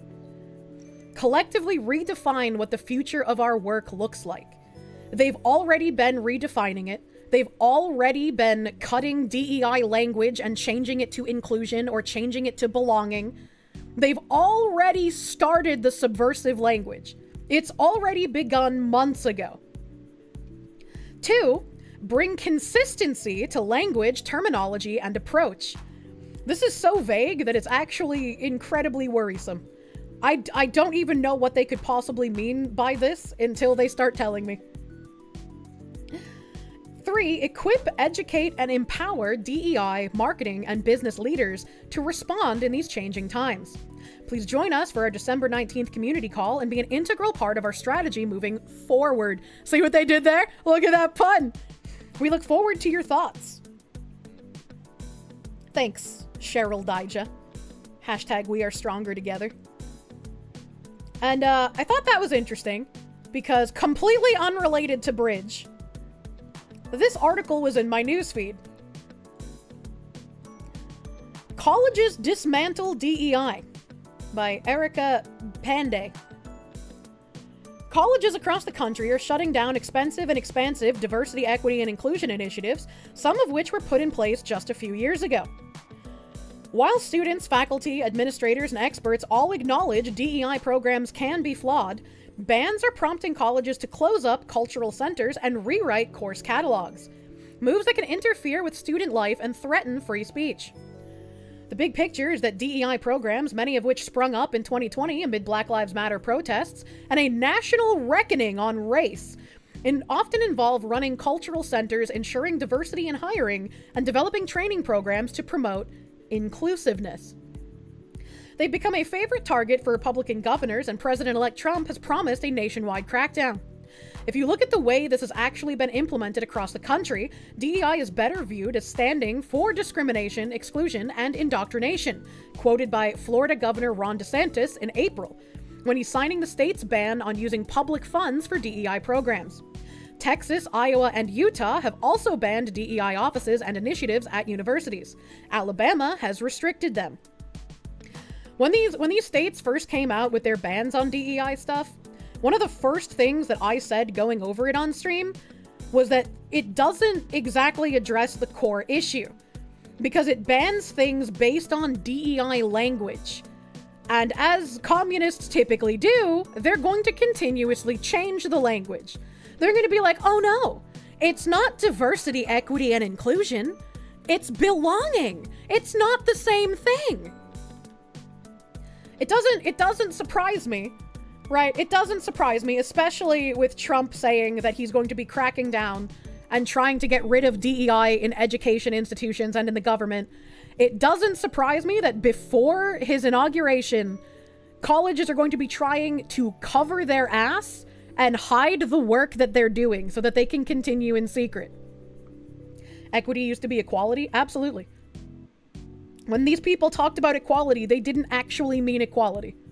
Just like when they talk about diversity, they don't actually mean diversity. Institutions in these states are responding with sweeping changes, many of which are broader than what the laws dictate, says Jeremy Young, the Freedom to Learn program director for Penn America. The University of Utah and Weber State University in Ogden both eliminated all their cultural centers, including resource centers for Black students, LGBTQ students, and women, the Salt Lake Tribune reports. Administrators at the University of North Texas made hundreds of edits to the titles and descriptions of courses to take out references to race and equity, according to the Texas Tribune. See, this one doesn't even say that the University of North Texas actually even did anything. They made edits to the titles and descriptions of courses to take out references to race and equity. This is, again, exactly what Bridge wants people to do, what Sherm was talking about in their coverage. They are changing the language, they're not getting rid of it. They are hiding it. The University of North Florida closed its cultural centers and eliminated its interfaith and intercultural centers, which were open to all students. How open to all students were they actually, though? Right? This is again something that Bridge has talked about, and we read about a Maine university doing the same thing, where they were just like, oh, well, we have these programs specifically for African Americans and LGBTQ, but we've opened them up. If you're not Black and you're not LGBTQ, you can apply now. They're not gonna get accepted though. Like, do they think we're dumb? Do they think we're dumb? What we're watching, universities in state that have not yet implemented DEI bans are also cutting programs. There's an epidemic of pre-compliance and over-compliance, and that's really hurting students, Young says. The University of Missouri got rid of its DEI office to preempt anti-DEI legislation, notes Inside Higher Ed. The University of Missouri getting rid of its DEI office, I doubt it got rid of the people working in that DEI office. And if it got rid of the people working in that DEI office, it's very likely they just shifted the responsibilities of those people onto other people working there. They think we're as dumb as they are. The University of Michigan, which has one of the most ambitious and well-funded DEI programs in the country, is axing diversity statements in faculty hiring and promotion. The New York Times reports. It's axing diversity statements. So it's changing the language, but not necessarily how it behaves. All right, okay. What's important going forward is not to throw the baby out with the bathwater, says Paul Brest, a professor emeritus at Stanford Law School, who recently co-authored a column on the drawbacks of DEI programs. Brest argued that DEI programs at schools like Stanford are too ideological and prioritize discrimination against some groups but not others, such as Jewish students. Despite these qualms, Brest tells Axios initiatives like cultural centers are key in fostering community. The main goal is for students to feel like they really belong on campus.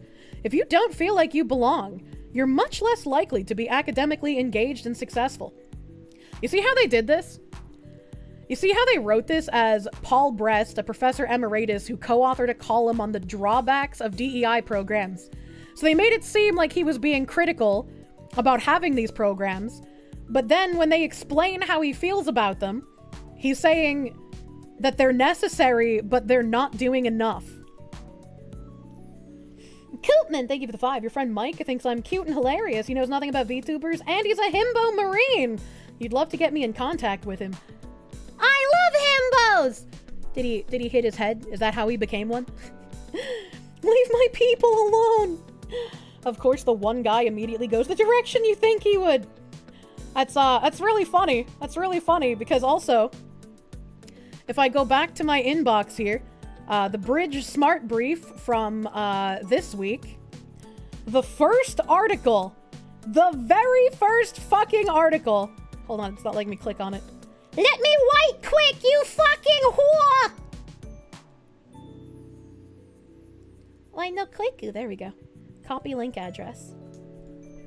Copy link address. The very first fucking article in the Bridge Smart Brief for this week. Bad request, you bitch. Here we go. One membership, limitless possibilities. God, I hate fucking paywalls, dude. Archive.is. Here we go. Oh, this is like the worst archive I've ever seen. Okay, hold on. You get to look at some black bars for a second, chat, while I read what it says in the Smart Brief. So the Smart Brief comes with like a little thingy that you can read a summary of the article before you read the actual article. And so the Bridge summary of this article says, DEI strategies for 2025, managing change and opportunity. Diversity, equity, and inclusion efforts are facing increased scrutiny and legal challenges in light of recent political shifts in the US. And companies such as Walmart are adapting, with Walmart changing DEI to belonging and eliminating the use of Latinx to ensure inclusivity. Doug Melville outlines 5 key strategies for corporate DEI, including empowering chief diversity officers and embracing inclusive leadership with AI. So once again, they're acknowledging that Walmart isn't getting rid of DEI. They are literally just changing the language. Robbie Starbuck, what the fuck are you doing? Change is here. 5 hard truths and a blueprint for your DEI plan in 2025. Recent DEI headlines have come in with fire and fury from USA Today screaming, "The war on woke, America has a new commander-in-chief." To Ad Age touting the end of the chief diversity officer, and Fast Company claiming RIP DEI. While these headlines are a bit heavy-handed, the message they convey has a singular theme. Identity-based DEI will soon face a barrage of upcoming scrutiny, criticism, and legal challenges. Look no further than the world's biggest retailer, Walmart Inc., whose US CEO, John Furner, appeared on CBS this morning to address changes to their DEI policy, which includes elimination of the term Latinx and replacing the acronym DEI with the term belonging. He said, "What we're trying to do is ensure every customer, every associate, feels welcomed here to shop and to feel like they belong." Once again, remember the Sherm guy saying, "For too long, we have ostracized white men specifically. We need to get them on board if we want to have the cultural shift that we're trying to engage." This is, again, subversion. Do not believe what these supposed magicians are doing.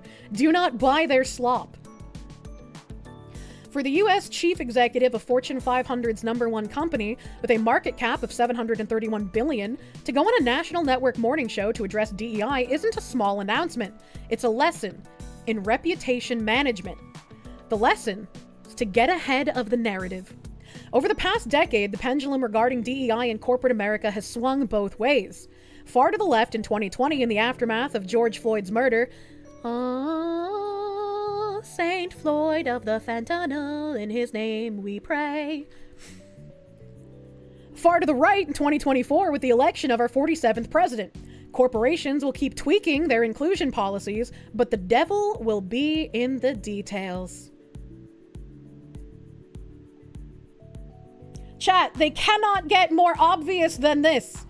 They cannot more blatantly tell you what they're fucking doing than this. Oh my god. Which leads me to identity-based DEI policies and practices around race, gender, and sexual preference, as these criteria are factored into business decisions regarding recruiting, training, and promotion of employees and interns, as well as hiring vendors. That area of DEI, at least in the short term, will become difficult to navigate and barely legal in the eyes of the law, not to mention risky to your corporate reputation. It's crucial to keep in mind that corporations aren't freedom fighters or advocates in a culture war. They're for-profit businesses whose fiduciary duties are to their shareholders.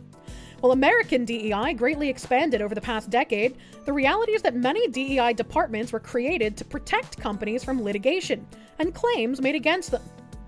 Yeah, I just don't fucking believe you. Not to grow representation. I just don't fucking believe you! How blatantly...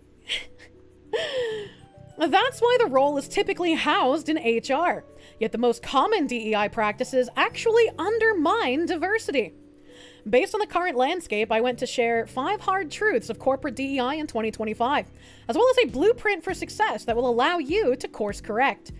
By gaining perspective on and understanding the new normal, both business leaders and DEI practitioners can use this moment as an opportunity to evolve this area of business. For those who get this right, the opportunities are limitless. Truth number 1. Stephen Miller and Robbie Starbuck are on a mission to dismantle DEI, and the American electorate is behind them. From the Dismantle DEI Act of 2024 to Project 2025 and the Supreme Court DEI decision in higher education, President Trump and his allies will target these areas with policy, in practice, and through the press. Stephen Miller will be leading his organization, America First Legal, whose stated goal is to fight back against the radical left. And Robbie Starbuck, an American conservative activist, has committed to campaign against corporate DEI initiatives. I feel like at least the government stuff here with Stephen Miller and Trump is incredibly good. But I hope that these people will notice the commie subversive language and not try to legislate based on what things are called, but rather what quote unquote the work actually is. Right? And I don't even know how you would legislate along those lines. How do you unroot subversive commies, man? New normal, you hate that term? Yeah, right. Stephen Miller will be leading his organization. I read that, sorry. Their success in proving that they can make companies change their tune is merely the beginning of the movement. And they have momentum on their side as the United States electorate voted for this.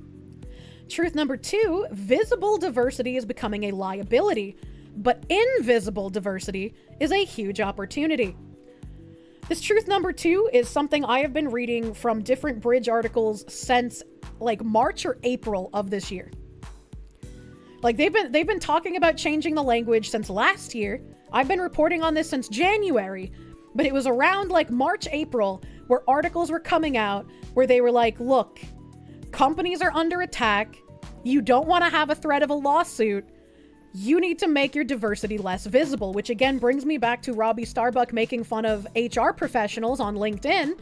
When Sherm said that they were changing the DEI language, they were dropping equity, some of these true believers who were taught to react to stimuli like animals got really mad that the E for equity was being dropped, not understanding that this is a move from visible diversity to invisible diversity while the work is still going on. Yeah, exactly. They're hiding the vegetables. Remember that term.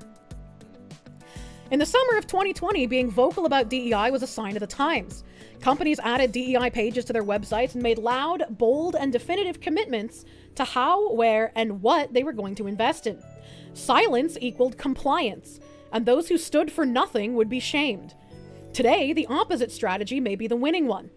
Companies are pulling back because their efforts were perceived as favoritism, while some companies are bucking that trend by successfully growing their DEI teams with fully functional departments, metrics, and annual reports.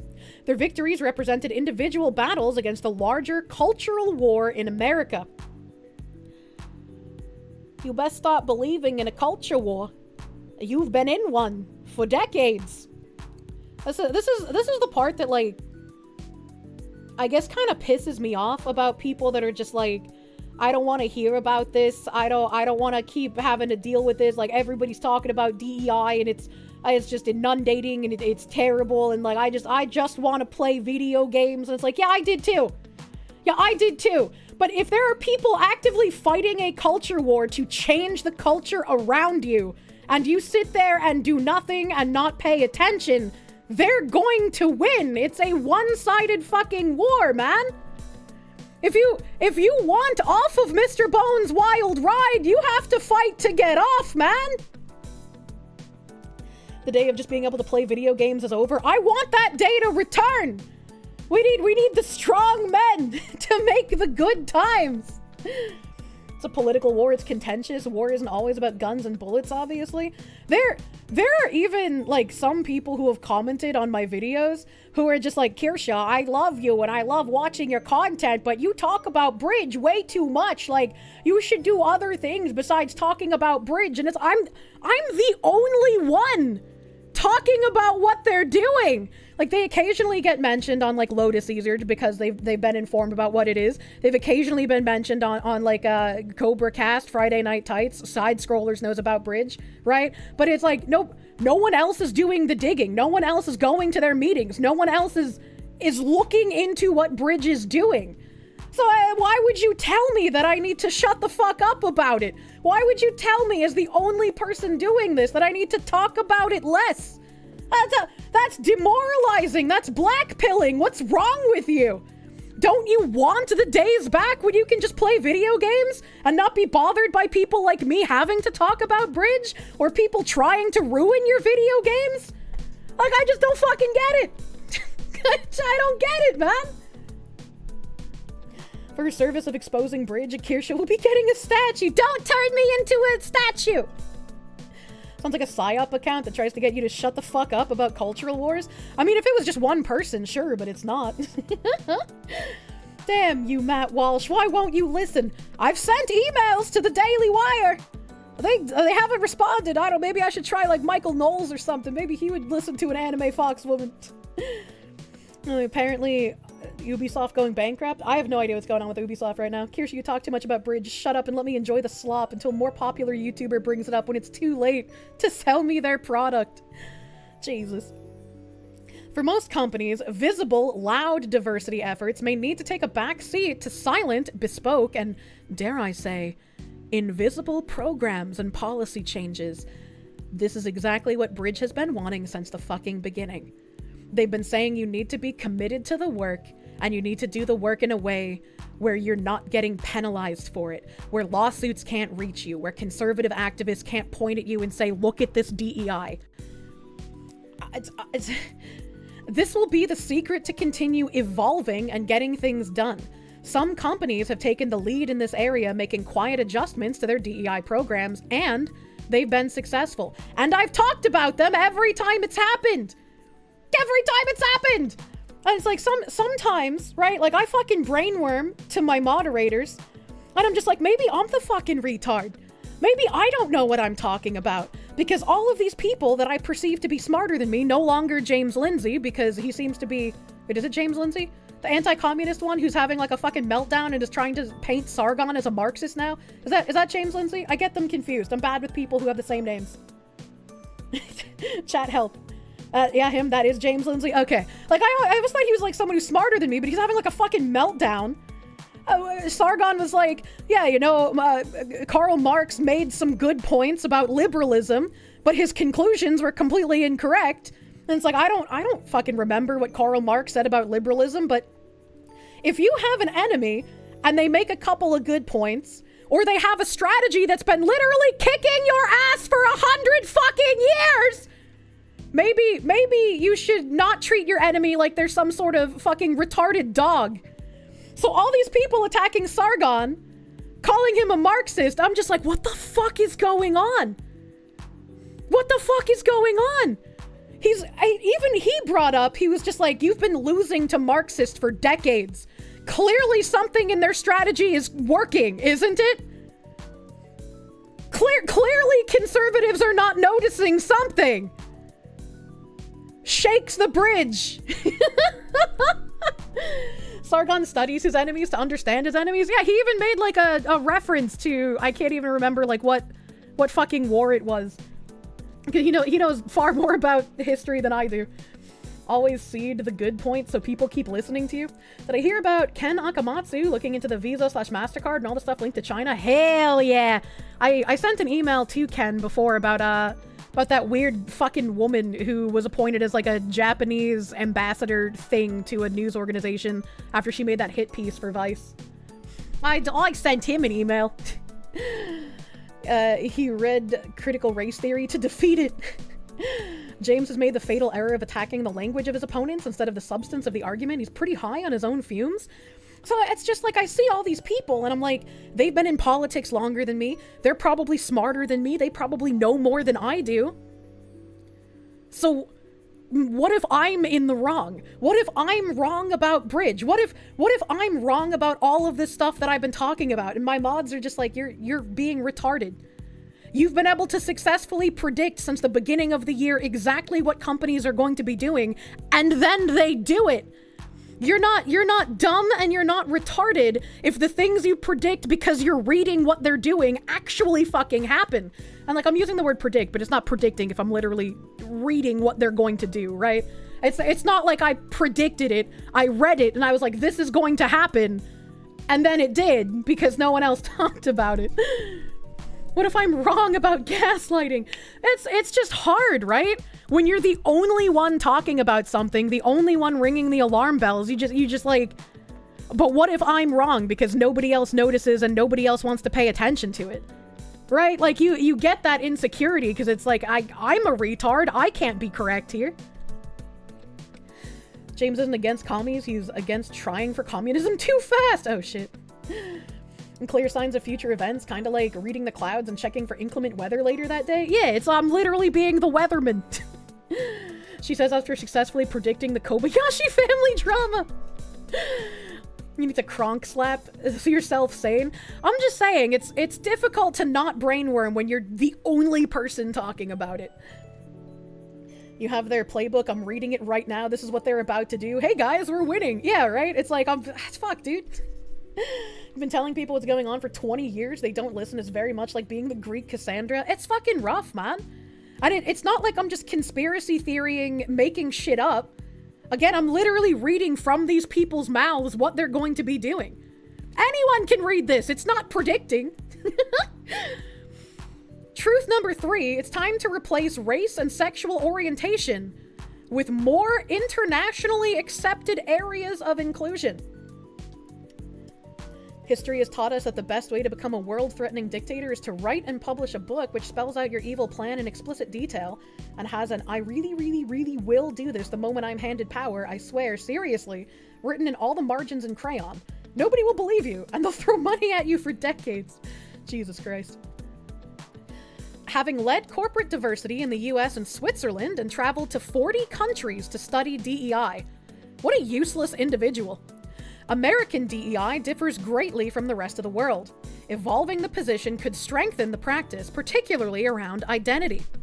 Most countries' mother tongues don't have exact translations for the words diversity or inclusion, so internationally, the practice is usually called ESG. I remember when a lot of people were saying that ESG is turning into diversity, and I remember in my videos and talking about Bridge, I was like, ESG and DEI are quite literally the same thing. It's not really an evolution, they're just changing the language. How will this sell more burgers? In which the S represents social programs or equity practice, ESG is also tied directly into the business through non-financial reporting. Wow, you don't say. With metrics, goals, and targets based on how these efforts can improve business performance. Two metrics are notably missing from most of these strategies: race and sexual orientation. DEI programs outside the US rarely discuss race and sexual orientation in the workplace. I would say it's only a matter of time for sexual orientation, but when you look at other countries, and I know people don't like it when I call the US a melting pot, I have no other fucking way to explain it, but like, you listen to Keir Starmer talking about the experiment of diversity in the UK, that's what the United States was as well. There aren't other countries that were from the beginning made into a multiracial country in the same way that the United States was. So it makes sense that most other countries don't have a racial aspect to their DEI programs because they don't have as many races living all amongst each other like the US does, which makes it harder to use race relations as a way to divide people. Is the US a melting pot of a Le Creuset on a gas stovetop? That's a good analogy. Meow. Yeah, Gravy is wandering around underneath me. I don't know what she wants. I don't know what Gravy wants. She's probably looking for Cheem's ball. Maybe he's hiding. Playing hide and seek. USA didn't start out multiracial, literally stated free white men of good character. I don't know about that. Most people who are pissed at the US being called a melting pot are Euro soy boys who don't like America. There's no other way to really explain it, right? Like, even after like the migrant crisis, most European countries have been homogenous. It was only up until the migrant crisis that they started pumping in so many people from different cultures and different countries. What is the end goal for all of this DEI? What do they get out of this? Things were so much better in the 90s. US was 90% white, 10% black. In the 50s, white ethnicities melted together into racialized white American ethnicity. I mean, yes. Yes. Poland border decision is based. I don't know what Poland did to their border. Hungary's border decision was based. All of a sudden they started having the same problem that the US has had for decades. Wow, imagine that. It's considered in bad taste, and it distracts from focusing on a person's performance, and more importantly, many times it's illegal to collect that data. Internationally, equity revolves around topics such as family status, socioeconomic status, accessibility, and age inclusion.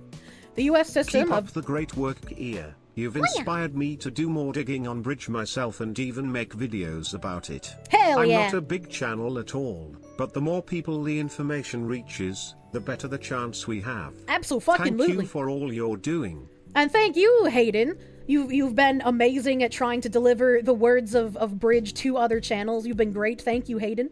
I'm glad you're also trying to look into things. Wonderful. Wonderful. Need more people.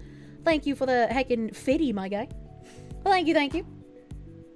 International equity leaders frequently discuss working to implement living wages versus minimum wages, clear paths to international mobility, and pay equity across borders.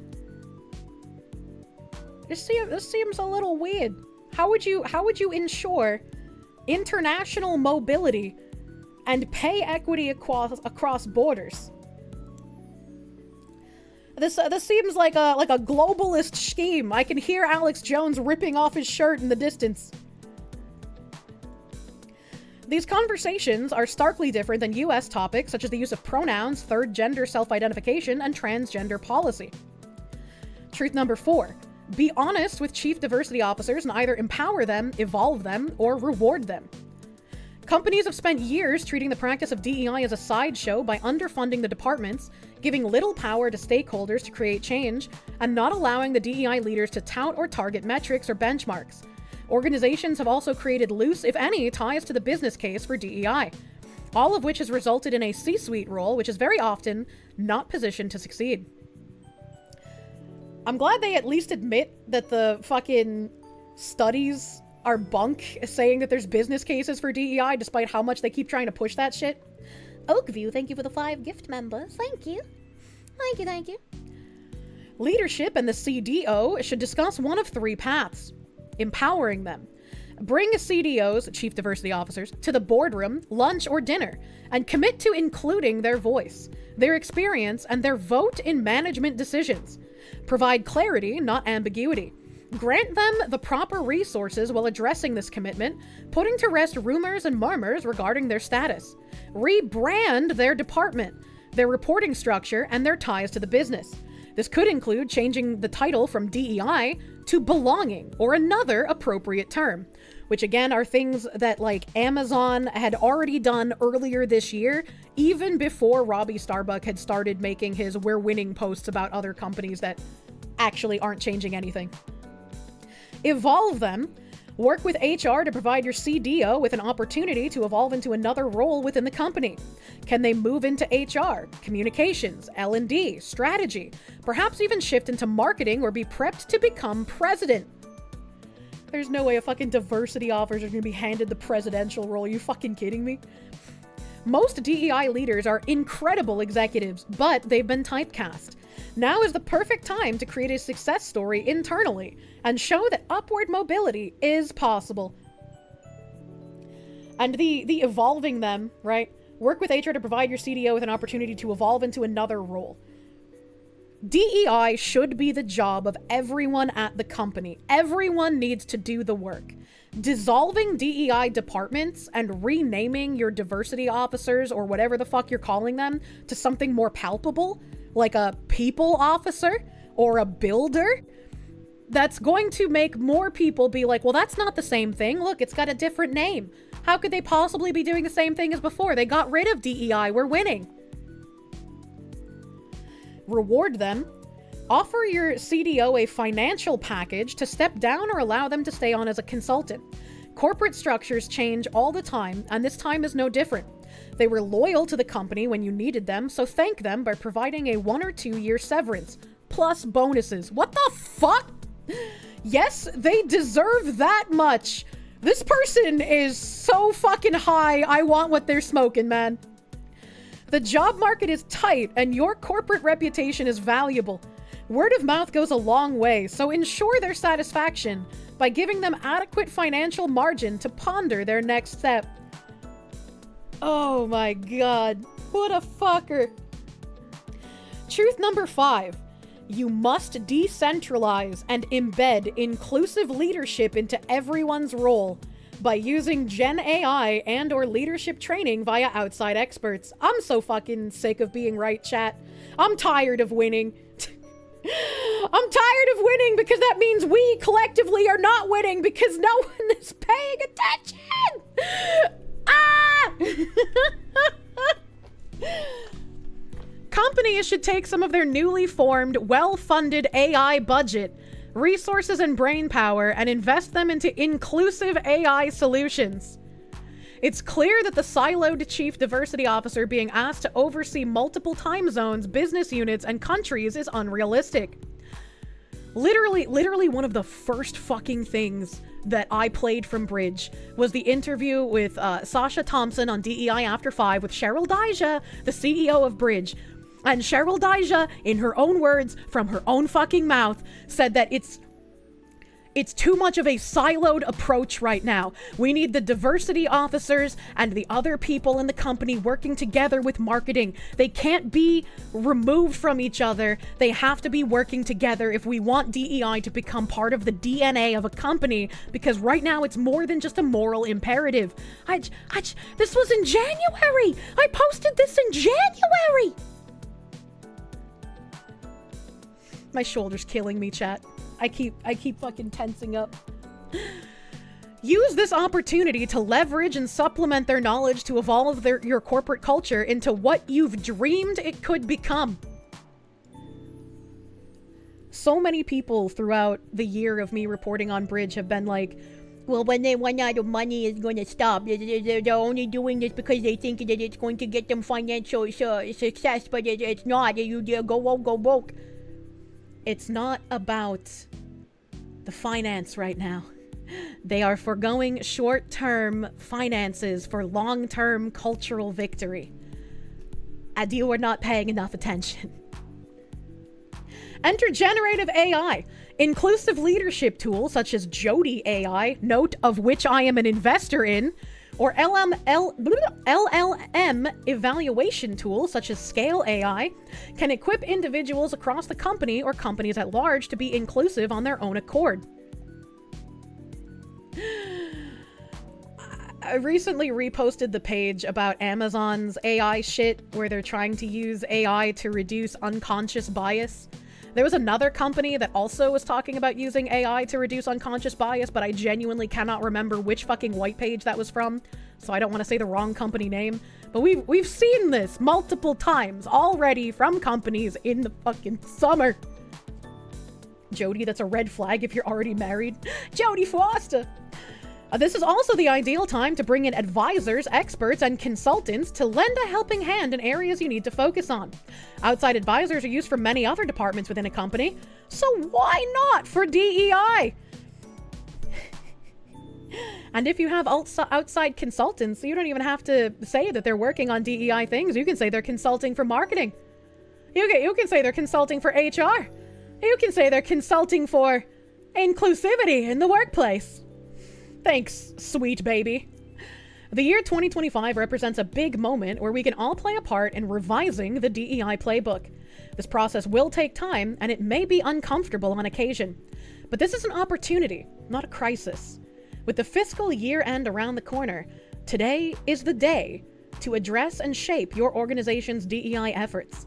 Being stagnant isn't an option, and the future is bright for those who embrace the evolution. Yo, this guy's a fucking priest, man. This guy is a priest of the new age religion. I want to open his LinkedIn and his website and some other work because I'm curious what comes up here. Okay, I can't see the LinkedIn because I can't log in. Oh no. Oh no.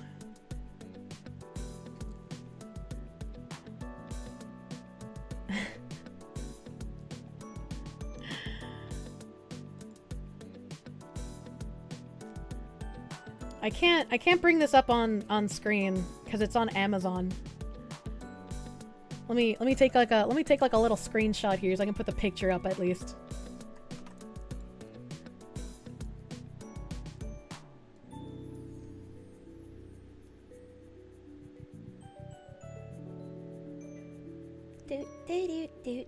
Okay, this should be fine. This should be fine. Cultist heresy. So, it took me to an Amazon link. This is a book he wrote, I guess. Invisible Generals, Rediscovering Family Legacy and a Quest to Honor America's First Black Generals. It's an amazing true story of America's first black generals, Benjamin O. Davis Sr. and Jr., a father and son who helped integrate the American military and created the Tuskegee Airmen, is the book Black America needs in this moment. Red Tails, George Lucas's celebration of America's first black flying squadron, the Tuskegee Airmen, should have been a moment of victory for Doug Melville. He expected to see his great-uncle Benjamin O. Davis Jr., the squadron's commander, immortalized on screen for his selfless contributions to America. But as the film rolled, Doug was shocked when he realized that Ben Jr.'s name had been omitted and replaced by the fictional Colonel A.J. Bullard. And Ben's father, Benjamin O. Davis Sr., America's first black general who helped integrate the military, was left out completely. Why would George Lucas do this? Why? What? Dejected, Doug looked inward and realized that unless he worked to bring their inspirational story to light, it would remain hidden from the world just as it had been concealed from him. In his thoughtful, highly readable blend of family and military history, Melville shares his quest to rediscover his family's story across 5 generations. From post-Civil War America to modern-day Asia and Europe, in life, the Davises were denied the recognition and compensation they'd earned. But through his journey, Melville uncovers something greater. The dedication and self-sacrifice can move proverbial mountains, even in a world determined to make you invisible. The inspirational tale of a political appointee. I feel like I don't know anything about Red Tails. I don't know anything about any of these generals I just read, right? But like, when there's historical movies, typically they use the historical names, don't they? So like, why would the names have been left out, I guess, would be my question. Red Tails sucked? I wouldn't know. I never seen it. I've never seen it. And then his website loads very weirdly. Author for Invisible Generals, contributor at Forbes, preserving legacy with Invisible Generals on The Daily Show. New book takes a look at the first black generals in the U.S. military.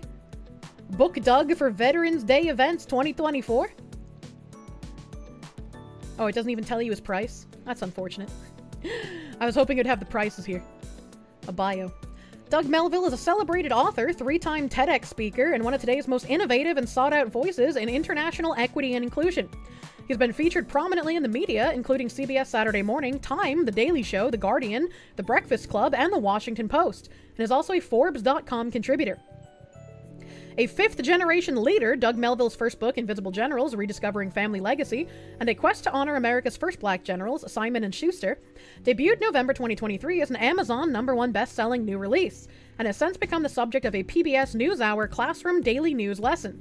Throughout his career, he has served as the global head of equity for Richemont, a luxury holding company in Geneva, Switzerland, and TBWA, a top 10 global ad agency on Madison Avenue in New York. He has traveled to over 40 countries to better understand this topic globally.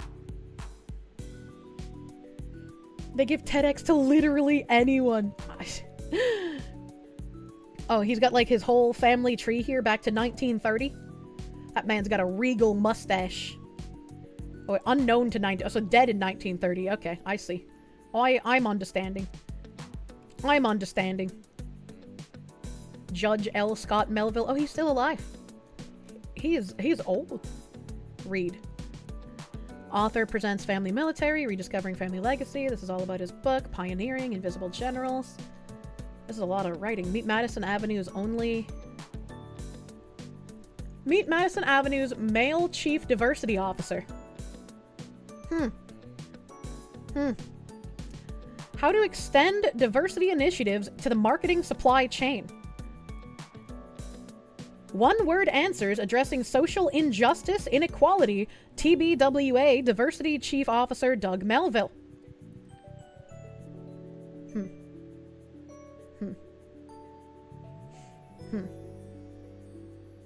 Interesting. Very interesting. Forbes. No, thank you. With DEI having a rough year, this is the one we just read. Dear Dr. Phil, America's biggest DEI program is the Electoral College. It's time DEI aligns with marketing. Just ask Heinz Bath and Body Works. I'm so glad I started buying the fucking farm ketchup from BJ's, dude. Oh my god, he's doing the soy jump. He's doing the soy man jump. I traveled to 40 countries to understand diversity. Here's what I saw.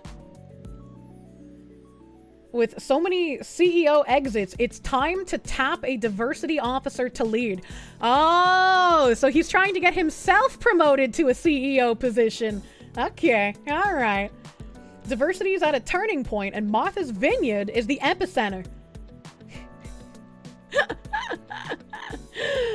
Oh, Martha's Vineyard's gonna go from deep blue to deep red real fucking quick. They were already mad when fucking DeSantis shipped up a whole bunch of illegal immigrants to them.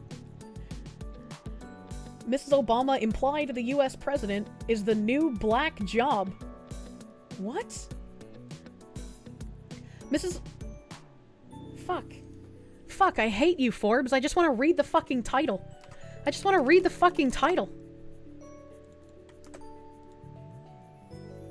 Oh, this one isn't even archived. Okay. Well, I guess we're gonna have to archive that one ourselves. So we can't even read the title right now. You stopped buying Heinz when they sold their Canadian factory. French's picked it up and you've been using their ketchup since? What the heck? I'm not a wobot. Select all squares with motorcycles. I hate CAPTCHA.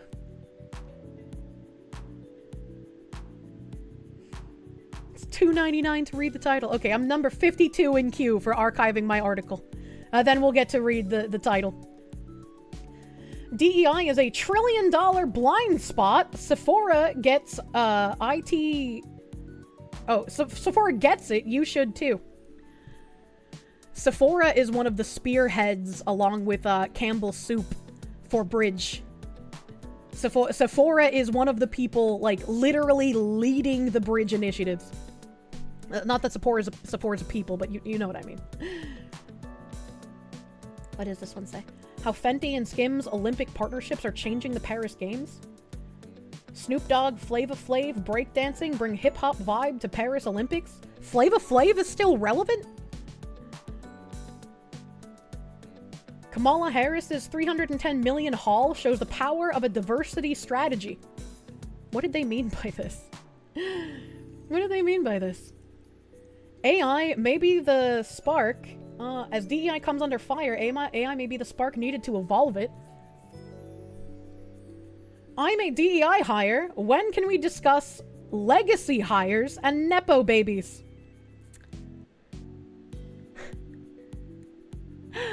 All of them are bad. What do you mean? All of them are bad. 43% of white students at Harvard are legacy athletes or children of donors. Who's being unfairly advantaged here? DEI hires complaining about Nepo babies. I know, that's like the most fucking pot-calling kettle thing I've seen. New book, TED Talks. Nailing your diversity strategy, the untold story of the invisible generals, improving your diversity IQ. Oh boy. Formed in 2015, our mission is to listen and learn from people who are disrupting business, culture, and life. The Disruptor Series. Disruptor Series featuring Snoop Dogg and Ryan Ford? Chat, I don't think we're gonna play the bad kids today. I feel like I've just fallen down a hole, and I am very confused. What the fuck is this? I can't listen to music, it's DMCA. We're almost 10 minutes into this and talking hasn't happened yet.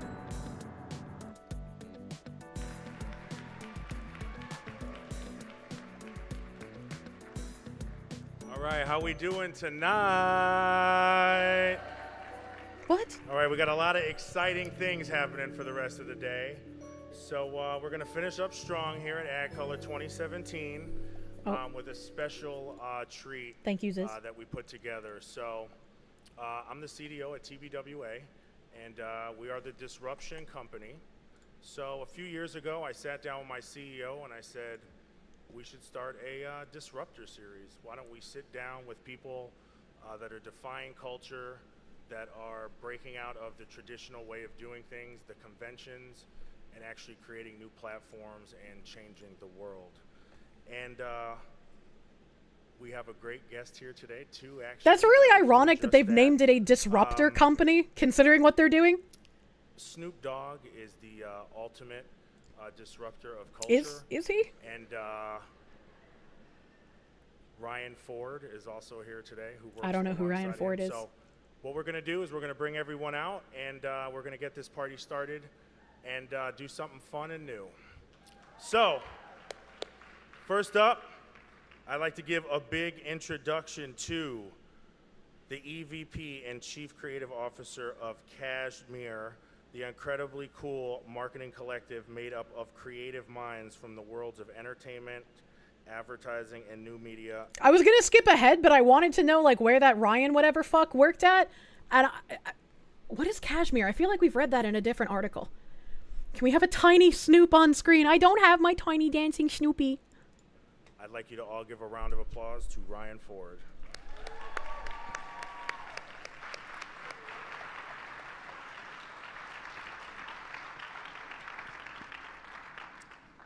Next up, we have a man who needs no introduction. True. And instead of me talking about him, we're going to play a quick video.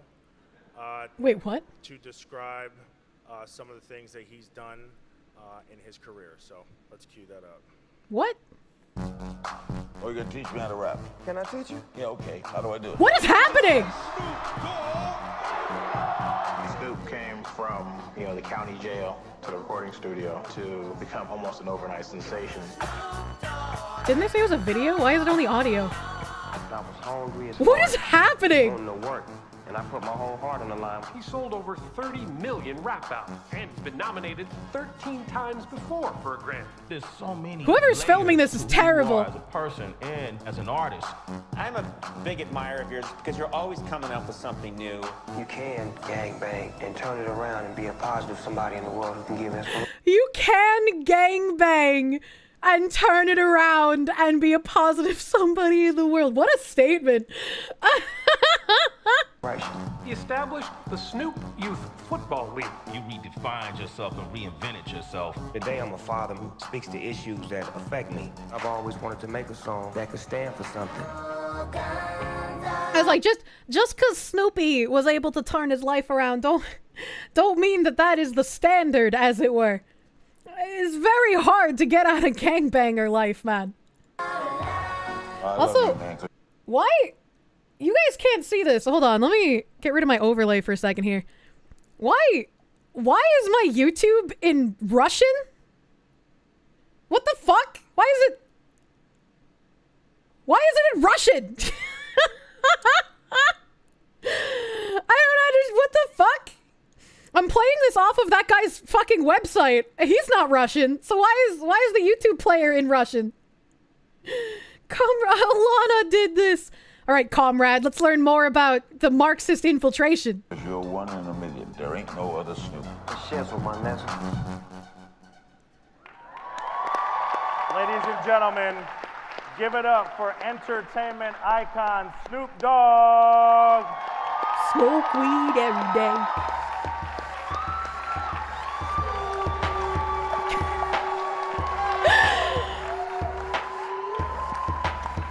I can't imagine playing this at a conference with a whole bunch of fucking business people about to talk about a disruptor company and DEI. Like this, what am I watching?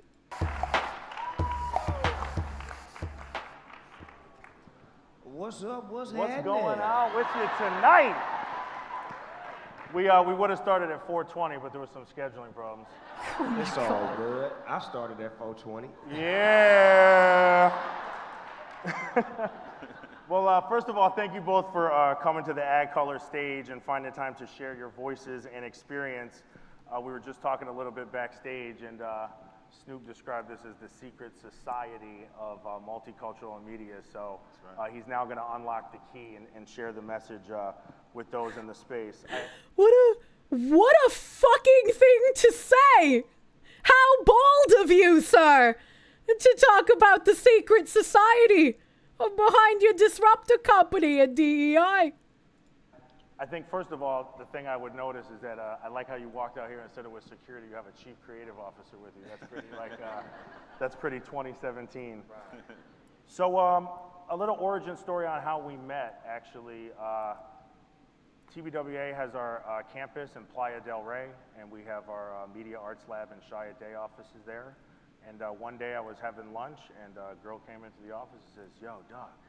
I said, "Yeah, what's going on?" She goes, "There's lowriders and Impalas. And people, there's a block party going on outside." A black party? And I said, "Let me go over there." And I go over there, and it was the Cashmere Agency and the whole team having a party. Right. And I walk in, I meet Ryan, and he explains to me what they do there, and that Snoop is part of the family, and they work together. They can't say that, chat. I know he said block, but he said lowriders and Impalas. That's very obviously a black party as well. That was the joke. Drive the culture and hip hop forward, true disruptors of the space. So Ryan, maybe you could talk a little bit about Cashmere Agency. And I think what you saw is just like a Tuesday at Cashmere, right? Like, you know, with our work with Snoop, with our work with other brands like Adidas or PayPal or McDonald's, we're always trying to be disruptive. That's why we're on the Disrupt disruptor panel. You know what I mean? What? And when we moved over into that area, Playa Vista, they're calling it Silicon Beach now, obviously. But I didn't know where we were moving because it was so off of the beaten path when it came to culture. But we knew OMD was there. We knew Shia Day was there. And we said, okay, we're going to set up shop right here. And we're going to disrupt some shit until someone notices us. Yeah. So it worked. Yeah. I noticed you. I noticed you. So, Snoop, for you, what excites you about the ad business today and creating with Ryan and This the rest is of the Cashmere folks? such a weird thing to be watching. When you think of advertising, maybe let's go down the wormhole of what's going through your mind. Oh man, I remember when ad companies wouldn't touch me. Someone turn on Snoop's mic. Give me the time of day, and I'm still the same person that I was back then that I am today.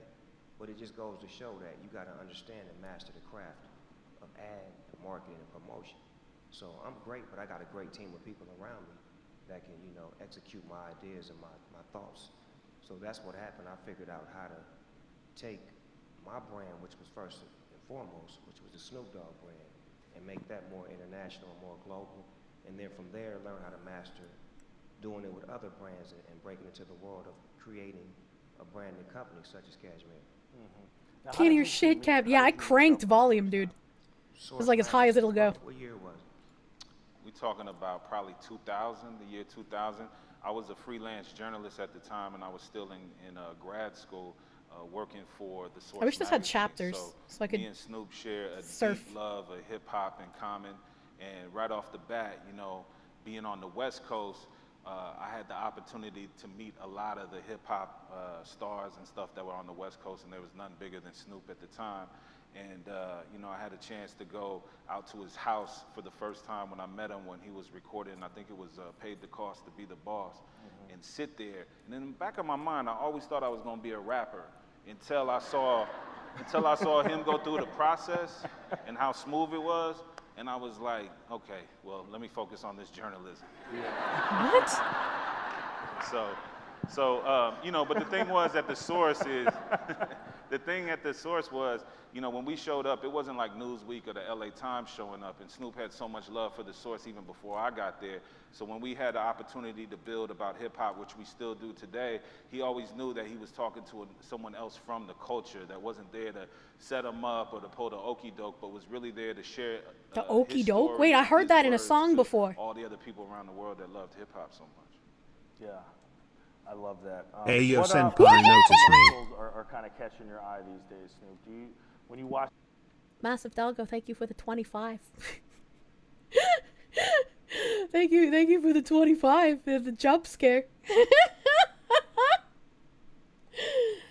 The corpo speak is so thick in this that I'm just like, my eyes are glazing over, chat. The TV.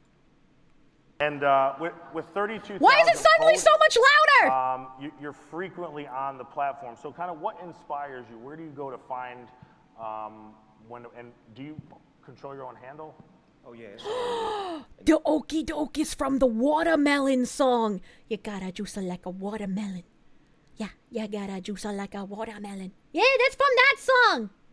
I love that song. And I got a team of people that do like the when you want to pay me to promote for you, you talk to them. But the cool and the funny and the, you know, the real, the seriousness, the family, the sports, the antics, the rants, all that is me. And I've always been up close and personal. That's what I know. Tiffany's job. Everybody that worked for me, I know their job. Not that I can do their job, but I know their job. That's what qualifies me to become a boss, because I understand your job. If you don't show up to work, guess what? The show don't stop, because I am the boss. Hell yeah. He the crime bobs.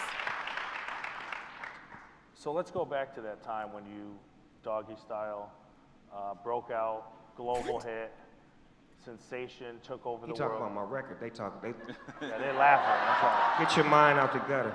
Yeah. That was the What name the of my heck? first record, Doggy Style. Yeah. That's the way you said People it. here born you here. didn't explain it right. Yeah, You yeah, said, let's go into this Doggy Style. And you start moving your shoulders. I'm like, hold on, dog. You got to explain it to him. Tell him what it is. What the fuck is? What am I Yeah, I watching? forget people don't know. Some people here weren't even born then. I'm sorry. So your first record, Doggy Style, solo hit. Love you, Foxu, even though you ignore the YouTube chat. I don't ignore the YouTube chat. I read from it often. What do you mean? Off the chart. And you made your TV debut on SNL, and that was really a defining moment. We got to get gangster rap, the culture, hip hop to the mainstream. I still remember that year I was a junior in high school, and when Snoop was on SNL, we were ready. So we actually pulled back a clip. It's a little blurry because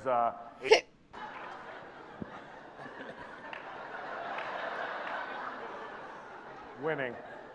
Why? So you were Hold wearing on. What was that uncomfortable silence? What just happened? Mirror, mirror on the wall. Who is the top dog of them all? There was I gotta mute that for a second because I don't want to get copyright claimed. I got one question to ask you. Yeah. Was I higher or lower? Higher or lower? Yeah. Higher. You're correct.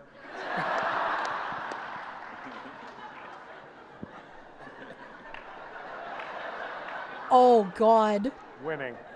Oh God. So you were wearing that Tommy Hilfiger shirt. I'm on physically that show, so cringing. Here you are, gangster rapper SNL, and you're rocking the Tommy Hilfiger rugby shirt. So how did that come to be? Because that was a huge cultural moment for their. Let me take hip hop and incorporate it into the clothing game because it's fashionable and kids will do what they see them doing, and that's what happened. Tommy Hilfiger was a white-based company that became hip-hop based to where it has no color lines now, and that's what it's supposed to be about, no color lines. People are people no matter what color they are.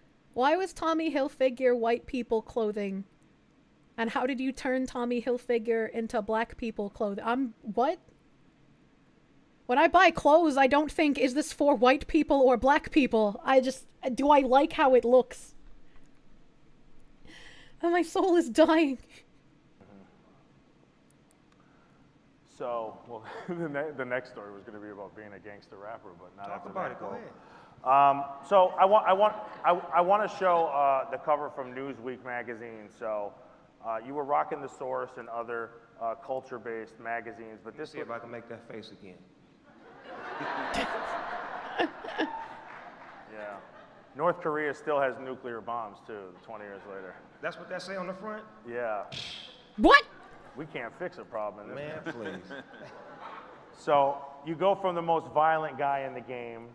You're in gangster rap. It's spreading. East Coast, West Coast rivalry. Wait, they're talking about a video all game? Heating up.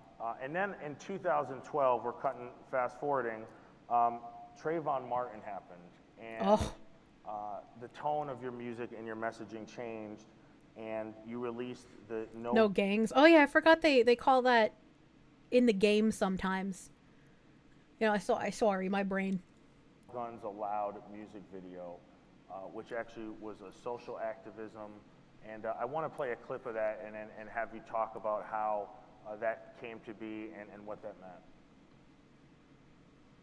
Trayvon Martin, who is that person? He was Together here he was a in memory Skittles and of Arizona iced tea beautiful kind of guy. Going into the cafeteria and you can hear shotguns going off. What the fuck? I was gonna skip ahead, but then that happened. What the fuck?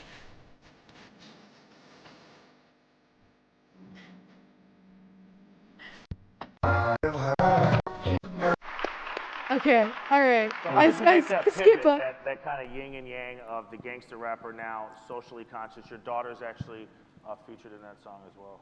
I just got tired of all of the killing, man. Like, there's got to be a certain point in time where it's like somebody got to use their voice to try to make a difference. And for years, I was always the voice of let's go do it. You know, the other side of the voice. So I just wanted to put some peace in the air because I felt like it was too much gun violence. I mean, that's a noble cause, but also, how did Trayvon Martin inspire this?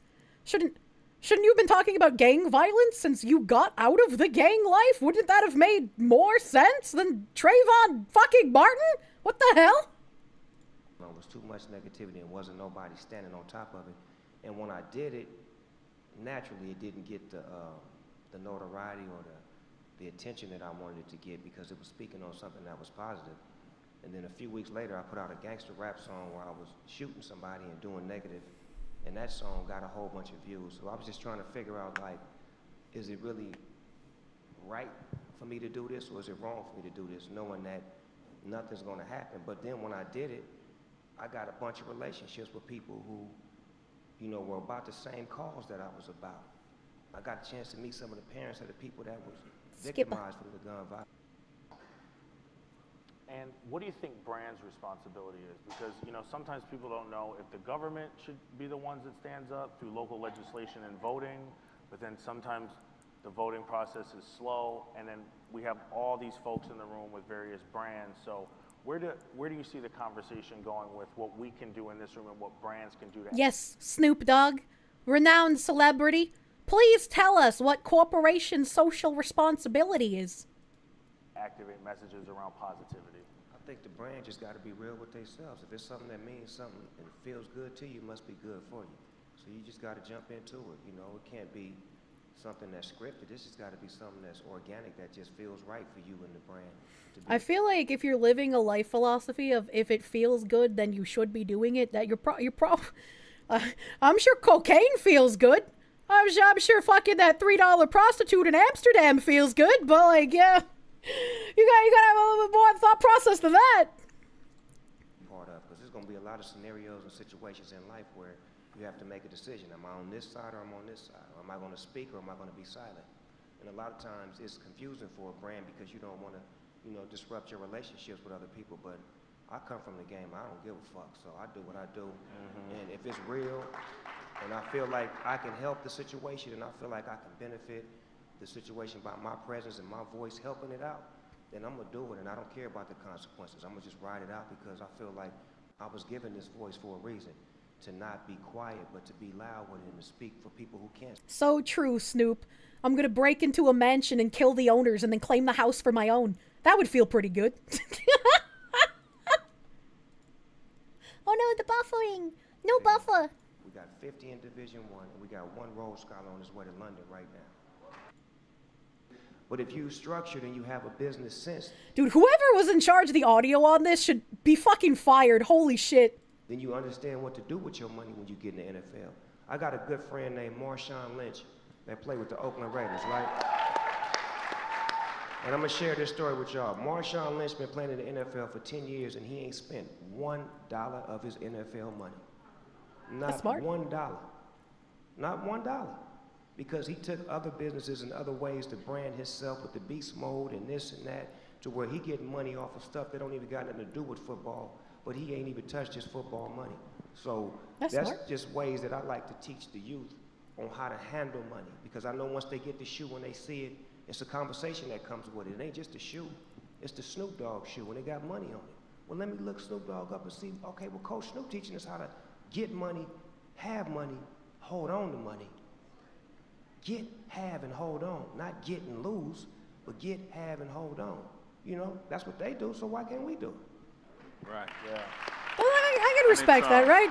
Fucking Zoomers have terrible money management skills. So if he's actually teaching money management, like, good on him. They fucking need that. Beast mode was cringe as hell. I have no idea what that is. It's always better to show it than tell it, because we know... No, buy all the Le Creuset. That's true. Buying the Le Creuset would make me feel good, so I should just do it. And then use it all on my stovetop. Dealing with Snoop, we got a lot of branding deals and tour dates and all this stuff, but when it's football season, all of that takes a second fiddle to him and those kids.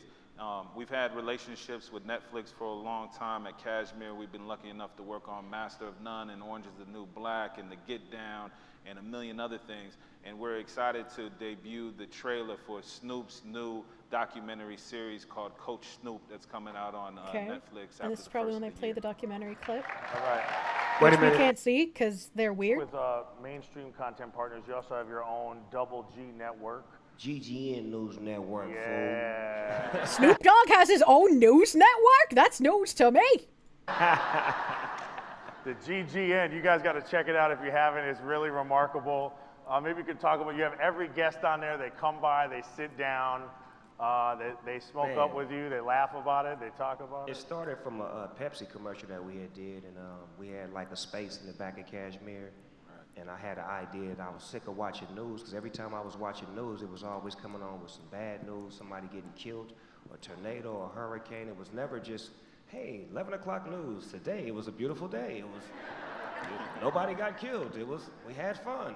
So I was like, you know what, I need to put together a news show, but I was being funny, where it was just all about fun and no negativity. So I came on with me, Bishop Magic Wand, Andy Milanakis. Like that. Oh my, Andy Milanakis? That's a name I haven't heard in ages. What the hell? In the beginning, I had to fill it out. But once I figured it out and got it right, it became good content, and people started coming on and doing interviews with me. So it was like a late night show where you could get interviewed. I had weather girls on there, and my weather. Andy Milanakis is alive. That's what I'm saying. It was just different components of me being me, but bringing some good news to you, bringing some global good news, some news that was always happy and never negative and always upbeat, and giving you something to look. Well, if you're only consuming good news and you don't read about any of the things that are happening that might be not so good, you're gonna have kind of like a not so great worldview. I think Andy Milanakis is still doing IRL streams on Twitch. What the fuck? What the hell? Didn't he have? I can't remember like how I know him. Didn't he have like his own show or some shit, like the Andy Milanakis show? Toxic positivity, yeah. How's he gonna compete with $1 billion industry? I don't know, man. I mean, Snoop's got money. I'm sure he can have his own little news site. I'm sure it's doing well. It's not. I mean, it's kind of like having a whole bunch of like celebrities and streamers come together and put their shit on the same site, right? So it's like it's not gonna fucking crash. Speaking of crashing, Aiden Ross said that he was going to be stepping away from Kick and trying to come back on Twitch. Which makes me wonder, what the fuck is going on with Kick? If Aiden Ross is leaving, that's gonna be an issue, isn't it? Doesn't he like partially own Kick? Am I wrong with that? I thought he partially owned the website. Ominous. Yeah, that's what I'm saying. He had a show on MTV 20 years ago. Yeah, this guy is perfectly happy killing people for money. Might not have my best interests. Most likely they're going to enforce more rules. I mean, maybe. I have no idea. Kick had a lot of terrible people. Johnny Somali. I mean, I started streaming on Kick recently, and I was going to add in Twitter. I mean, if Kick shits the bed, it's not like I lose much from it, right? I just switched the Kick to the Twitter already instead of having to worry about quad streaming. We already did the automod test with Kick. Might be a slight reason why. Kick banned Johnny. I mean, yeah, good, right? Terrible people like Kirsche. Yeah, I'm the hateful, bigoted fox woman. Probably something to do with future legislation on gambling. I have no idea, but that seems really strange. I want to see why the fuck he left. Hopefully, you thought Aiden Ross is permabanned from Twitch. He is. He said he's gonna be trying to get reinstated. He said he's gonna be doing his best to try and get unbanned on Twitch, and he's leaving Kick. Powder keg Greg, thank you for the 2. Here you go, Kirsche. Thank you. Thank you. Look forward to watching that can make you smile instead of making you frown. That's what the hell is GGN this? News was We're always playing something about. else. And now we've been picked up understanding money and them understanding that I can make that cool. Yeah. That's all they buying. You just buying cool. Let me break it down to you real quick. Okay. Marketing and branding is all about cool. Uh-huh. You're buying cool. You're trying to find out what's cool. Because if it's cool, it makes everybody else want to buy whatever the product is that you're pushing and promoting. Snoop Dogg is cool. That's enough said. So you can put him in anything. You can put him next to that. You can put him in that. You can put him in that because he's not doing anything but doing himself. And he's cool. And if he does it, he makes others want to emulate or either be a part of the movement that he's pushing. That's cool. Yeah, it's interesting too because we've taken that voiceover concept and partnered with a bunch of different people, including UFC, where he does the Snoopcast every Tuesday for their up-and-coming fights on the UFC Fight Pass. And hot dogs and gin, those were 2 things that when I started working with Snoop nearly 10 years ago, I'm like, Snoop Dogg gotta do hot dogs, and he has to do gin because of gin and juice. And in the last why hot years, dogs? we've been able to do that deal with Burger King and also have him as the official spokesperson for Tanqueray. How do you know what? Can I do something with Hamburger? I don't know what Hamburger, but I'm gonna do something with Hamburger. I could be the Hamburger to Snoop Dogg's hot dog. What the fuck? 20 years late, but it's still cool. Yeah. 20 years late. How do you know which brands to pick and which to pass on? That was a great question, even before you asked. That was a great question. Now, let me tell you the Snoop Dogg train of thought. Yeah. It has to be fun. It has to be something that I like. Yeah. It has to be a whole lot of money connected to it. And I got to look good while I'm doing it. Mm-hmm. And you got to own some of it too. The ownership, that was the part I ain't had to tell you. You already know that. I told you that earlier, remember? Yeah, you did, yeah. You have a segment on GGN called Rapid Fire. It's called Real Trigger-ish. Yeah. That would be the edited version of what it's called. Oh God. So we're just going to play a little Q&A here, just to get this or that. Would you rather play for the Steelers or the Lakers? Okay, I don't care about that. See how easy that was? Yeah. Thank you, boys and girls. Didn't matter. What is the first thing you do every morning when you wake up? Get high. Next question. I pray while smoking a blunt.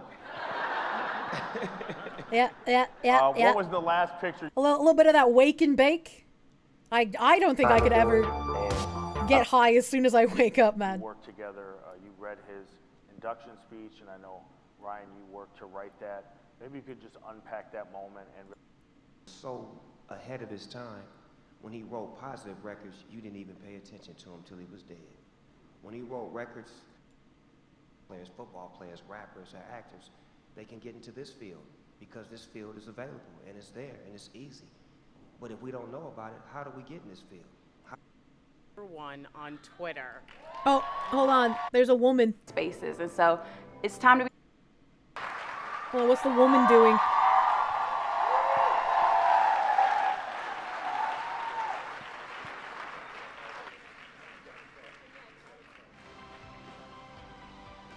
Oh yeah, inspirational music. I am cautiously optimistic about our future. I have to be honest. If you look at all that's happening in the world, there's more division now, I believe more than ever. And so I see the need for Add Color. We have to be very intentional about how we're including inclusion and diversity into very important spaces. And so it's time to be intentional. We have to push a very specific agenda forward in order to see the change that we seek. And so I believe that Add Color is a wonderful, powerful machine and tool to help us get there. All Please right, welcome okay. the Director of Diversity and Inclusion at Omnicom, the Director of Add Color, Christina J. Pyle. I was not expecting an Omnicon person to be here. Holy shit! What the evil organization shows up? I had a pretty long stream segment on fucking Omnicom. I mean Snoop Dogg. Some other good news. We are trending today #1 on Twitter. Ew. Yeah. We're also a sold-out conference this year. Thank you. And we did it without selling out on Add Color's purpose and our mission to serve creative industries by building diverse communities. We designed this conference to be a safe place to share our stories, ideas, to meet hidden figures, to listen to experts, to hero our heroes. What? We wanted this to be the place where you come to feed your minds and your souls. To hero our heroes? What does that even mean? And collectively we expand our perspectives. So I hope you experience that today. I want to congratulate the Winning Futures team, Team Make.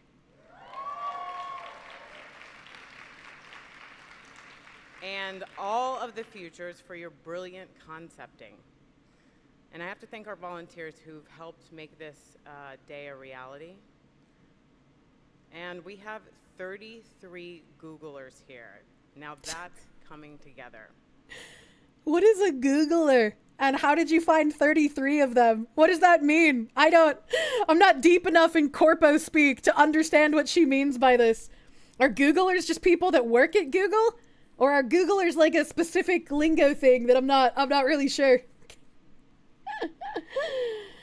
Something retarded. I also want to thank our speakers, our partners, and our sponsors, including Omnicom, GSDNM, Viacom, 72 and Sunny, Google, Sparks and Honey, Digitas LBI, Twitter, Facebook, HuffPost, Apple, TBWA, OWN, and Oath, a Verizon company. And I can't forget AdColor's fearless leader, Tiffany R. Warren, whose vision and accomplishments grow greater every year.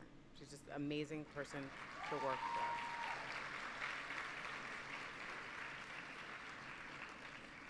So where do we go from here?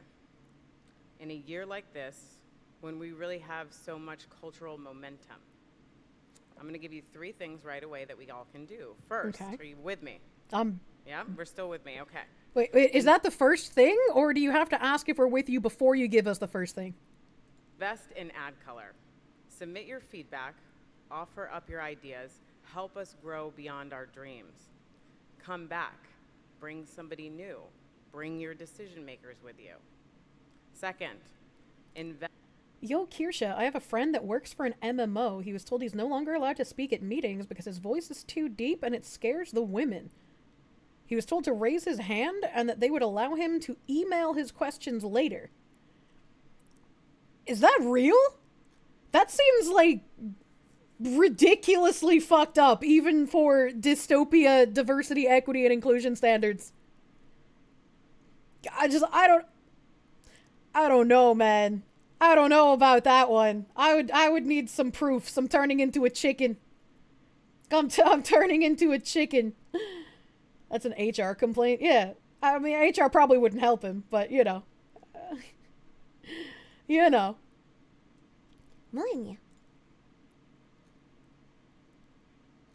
I don't have another message from this guy, unfortunately. Unfortunately. Why is your icon bot? He's being executed. He's considering contacting a lawyer. If that happened, he absolutely fucking should. If that is real and they're just like, you can't talk because your voice is too scary to the women, absolutely talk to a fucking lawyer. What the hell? Invest in our community. Recommend our speakers that you've heard today for other opportunities, for other conferences. Recommend them for top 40 lists that are often sorely lacking diversity. They say we can't find them, but here we are. What? Third and last, invest in the future. Join an official mentorship program or mentor unofficially and off the record. This is the heart of the Rise Up and Reach Back mission that's helped AdColor grow from an award show into a movement. AdColor was an award show? I've literally never heard of this organization before, chat. I don't know what AdColor is, but you know. That's how we come together. That's how we rise up and reach back, and I know that we all can do it. So we look forward to celebrating the best and the brightest in our industry tomorrow night at the 11th Annual AdColor Awards. But for now, please join us on the 5th floor pool deck so we can build some relationships and have a cocktail. Enjoy your evening. What are the AdColor Awards? Hold on. Before I look at more of this guy's fucking weird shit. AdColor Awards. Help, I can't type being a leaned back gamer.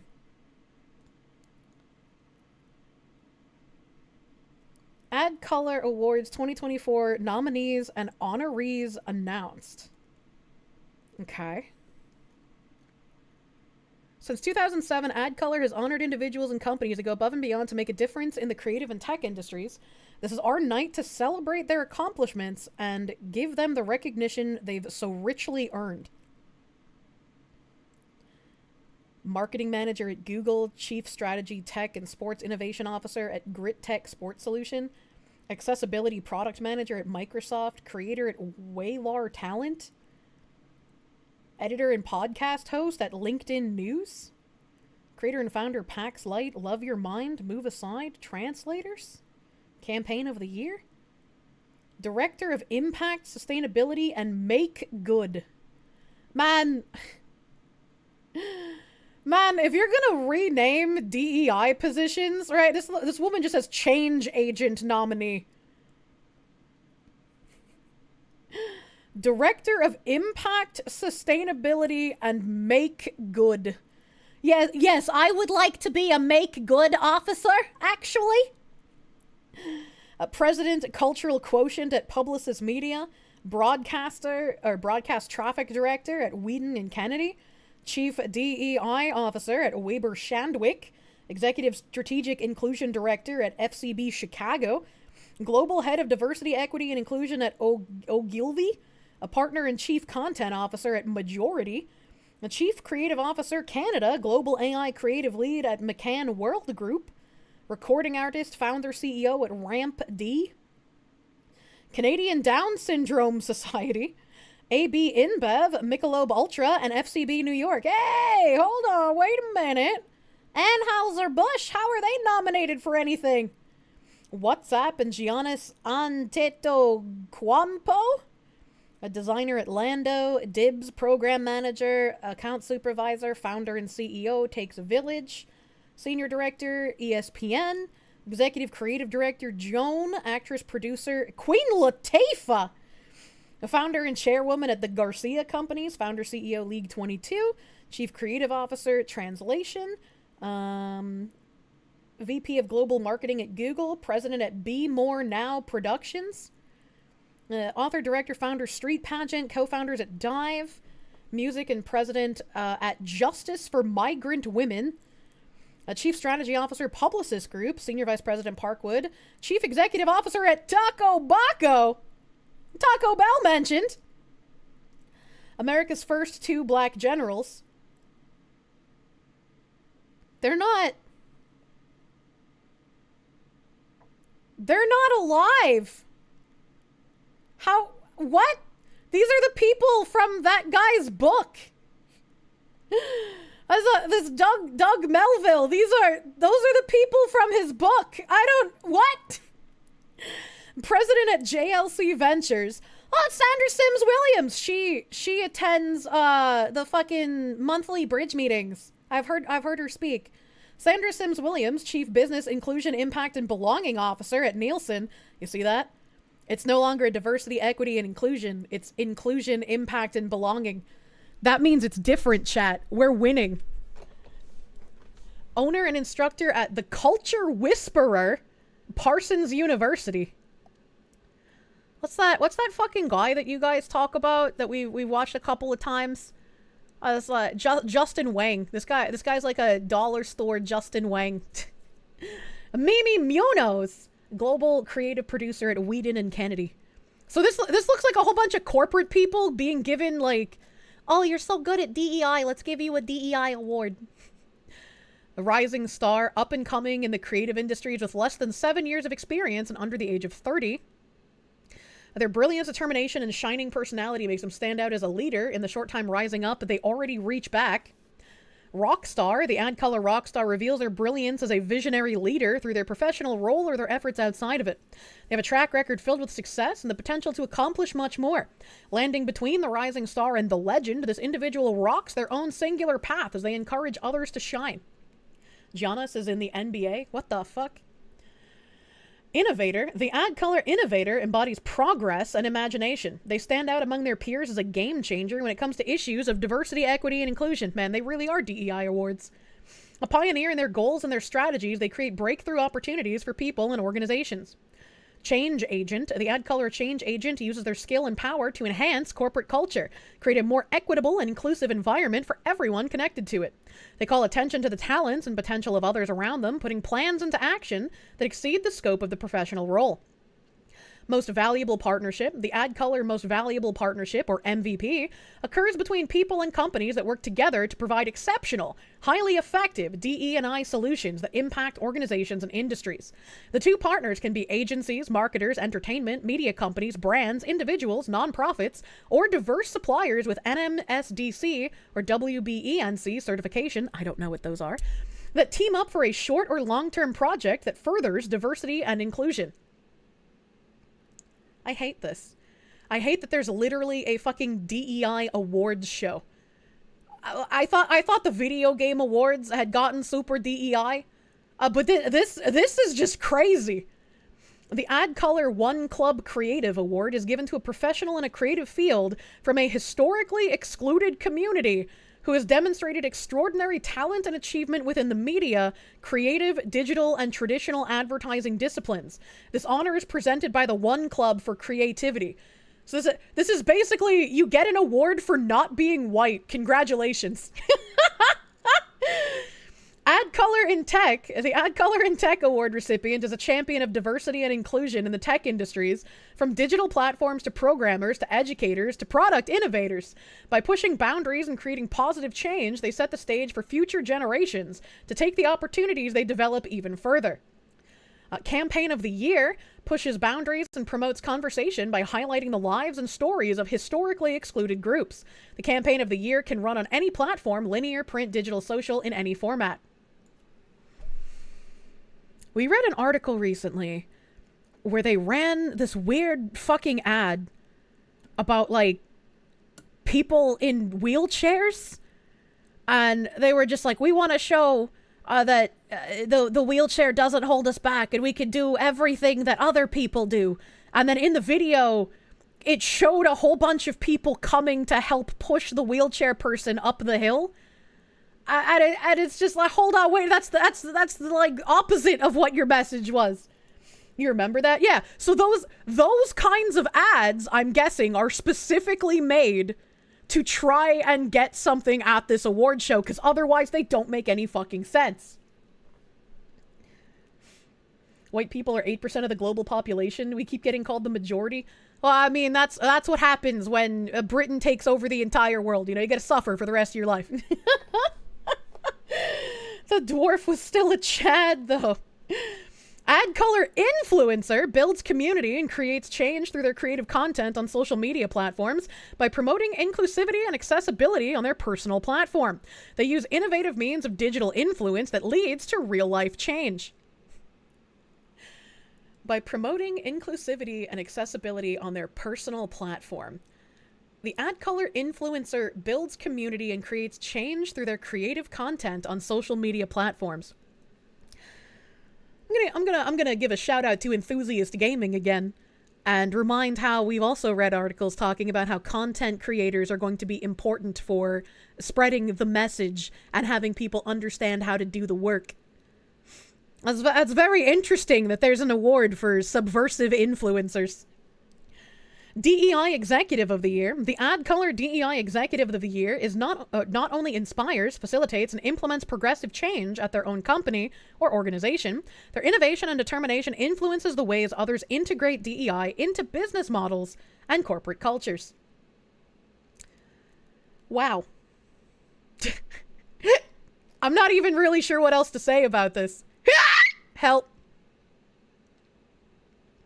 Board members, maybe? Let's see who's on the board. We have the founder and president at Ad Color, CEO Publicist Creative, principal at Cardinal Change Consulting, global lead business equity at Meta, CEO at Agencia Every, head of sales, senior sales director, health and wellness at Microsoft, CEO at Jody AI. Hey, that was mentioned in that other article by the... Oh, wait, no, that is the guy who wrote the article. That's the... Oh, no wonder he was promoting his own AI for diversity, equity, and inclusion, much like he's trying to promote, hey, You should maybe make your diversity officer CEO, since we're changing the language and getting rid of that position, you know, is make me a CEO. President and CEO at the Advertising Club of New York. Founder and principal consultant at the People Plus Culture Method. A CEO at Deutsch LA. How can you just, what? Executive Director of Talent Strategy at MLSG or MSL Group. Dyslexia. Global Marketing, Diversity, Equity, and Inclusion Lead at Google. CCO and CEO at Essence Ventures and Expectant Media. CEO and founder at Cole Consulting. I think that's an L. Cole Consulting. Global Chief Talent Officer at JKR. I don't know what that is. A Global EVP, Chief Diversity, Equity, and Inclusion Officer at McCann World Group. And Associate Director, Communication and Information at Princeton University. Interesting.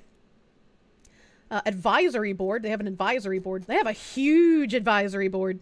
Leader advisory board. The Omnicom Media Group here. American Express.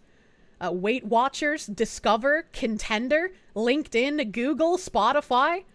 Pinterest. Apple. Microsoft. Hilton. The NFL. Capital One. Delta Airlines. I don't know what FIG is. Gray New York. Translation LLC. Fleischman Hillard. The Martin Agency. Another Microsoft. Anomaly. Microsoft Ads. Discord? Discord? Hold the fucking phone. Is this the Discord I think it is? What the fuck? What is happening? Discord is super woke. Yeah, I know Discord's super woke. I know they're like fucking gay furries, right? But like, I was not expecting to see somebody at Discord on the fucking board of advisors for a DEI award show. What the fuck? It's so Jover. Oh my god. No platform that has that many furry dating groups could possibly not be on the DEI award show. Do I need to bring up Disboard again? Do I need to bring up Disboard and go down the dating servers again, chat? The DEI award show? Can we call it the Wokies? Oh my god. Esky, they give the 20 knock. I guess we can go back to using TeamSpeak. TeamSpeak was right all along! They tried to warn us! We didn't listen! Is there a more diverse company? Cats, dogs, wolves, foxes? Jesus Christ, what are the community groups? What the fuck? Oh my god, this woman has crazy eyes. That woman has crazy eyes too. Oh my god. I don't like any of the eyes in this picture. No. AdColor's goal is to create community of diverse professionals who support and create one another. One of the ways we do that is through community groups. These groups are a way for folks within the AdColor community, folks mentioned, to find each other and foster networking and mentorship. When started organically in 2018 with Asians for AdColor, it's now expanded into 6 community groups.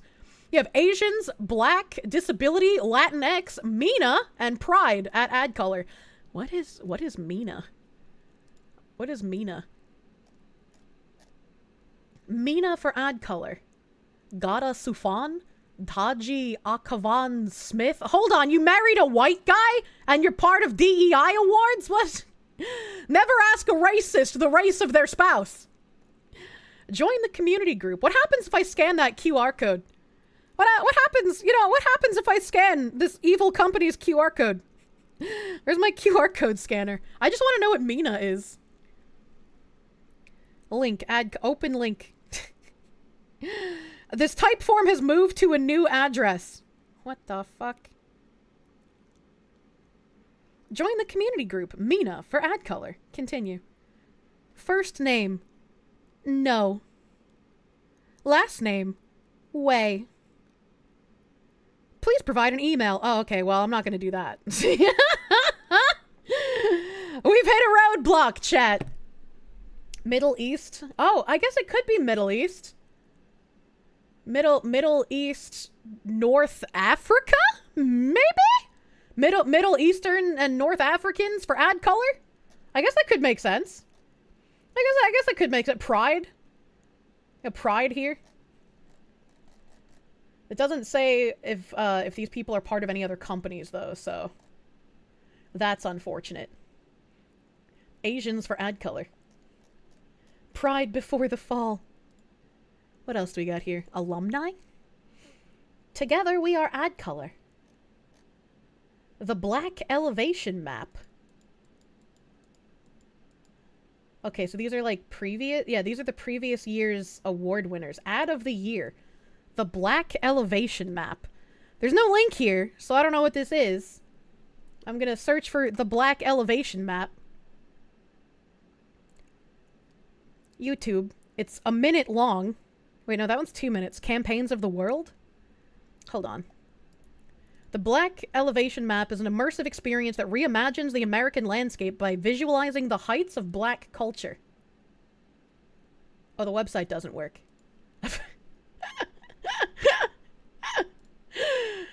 So I clicked on the website and it doesn't work.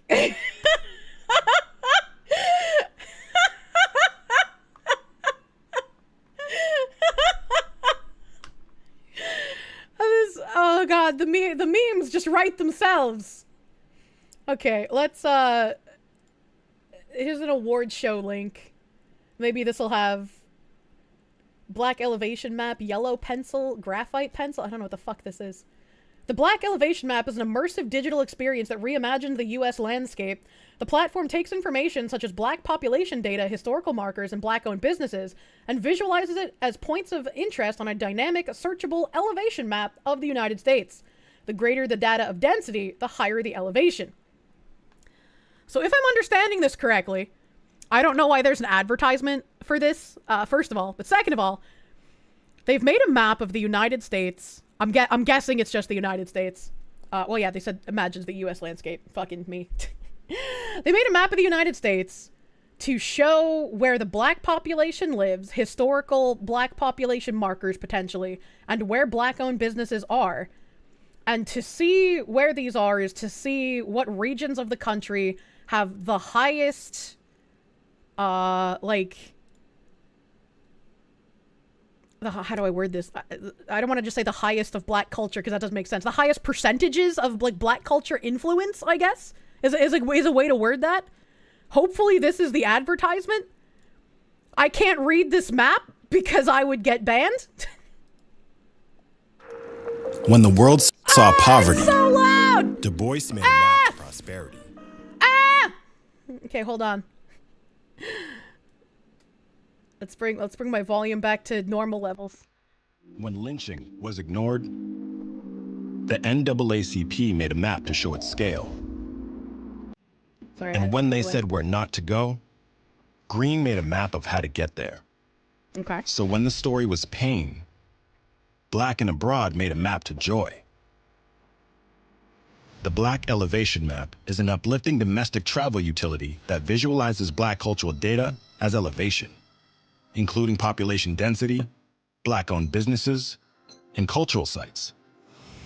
The greater the density of data, the higher the elevation. You could search, discover more than 30,000 points of interest, from like a save pure favorites, technological point of view, this and is actually explore pretty dozens neat. of curated guides. We launched with a film called A Hymn Away from Home. We are a people of many first steps. Directed by Kelly Fife Marshall. Black voyagers making a home of sun and clay. With original poetry from Jasmine Mans. Discovering time through skyline. Featuring Black-owned businesses from around the country, each one getting their own mini documentary to share with their network. And paid media that pulls points of interest from the map to connect with travelers paid media who are on their own journey.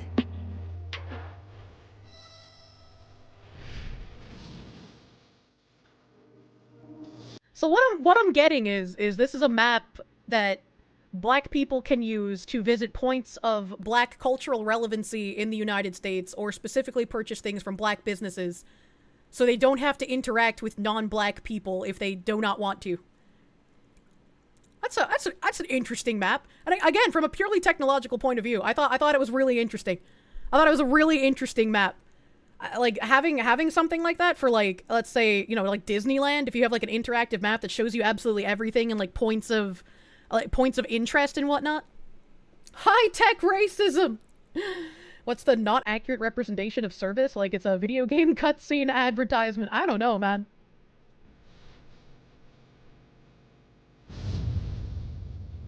A modern green book.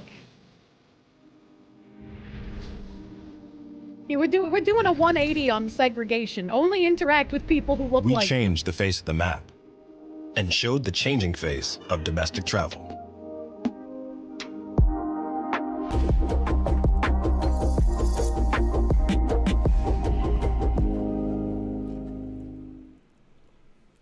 That's interesting that they compared it in the beginning of the advertisement here.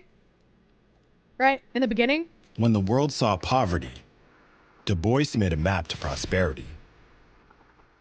When lynching was ignored, the NAACP made a map to show its scale. And when they said where not to go, Green made a map of how to get there. So I think that's interesting that they're comparing the elevation map in current year to like back when segregation was a thing and they had to actually figure out how to go places without getting fucking murdered. Jim Crow. Get a temporary email.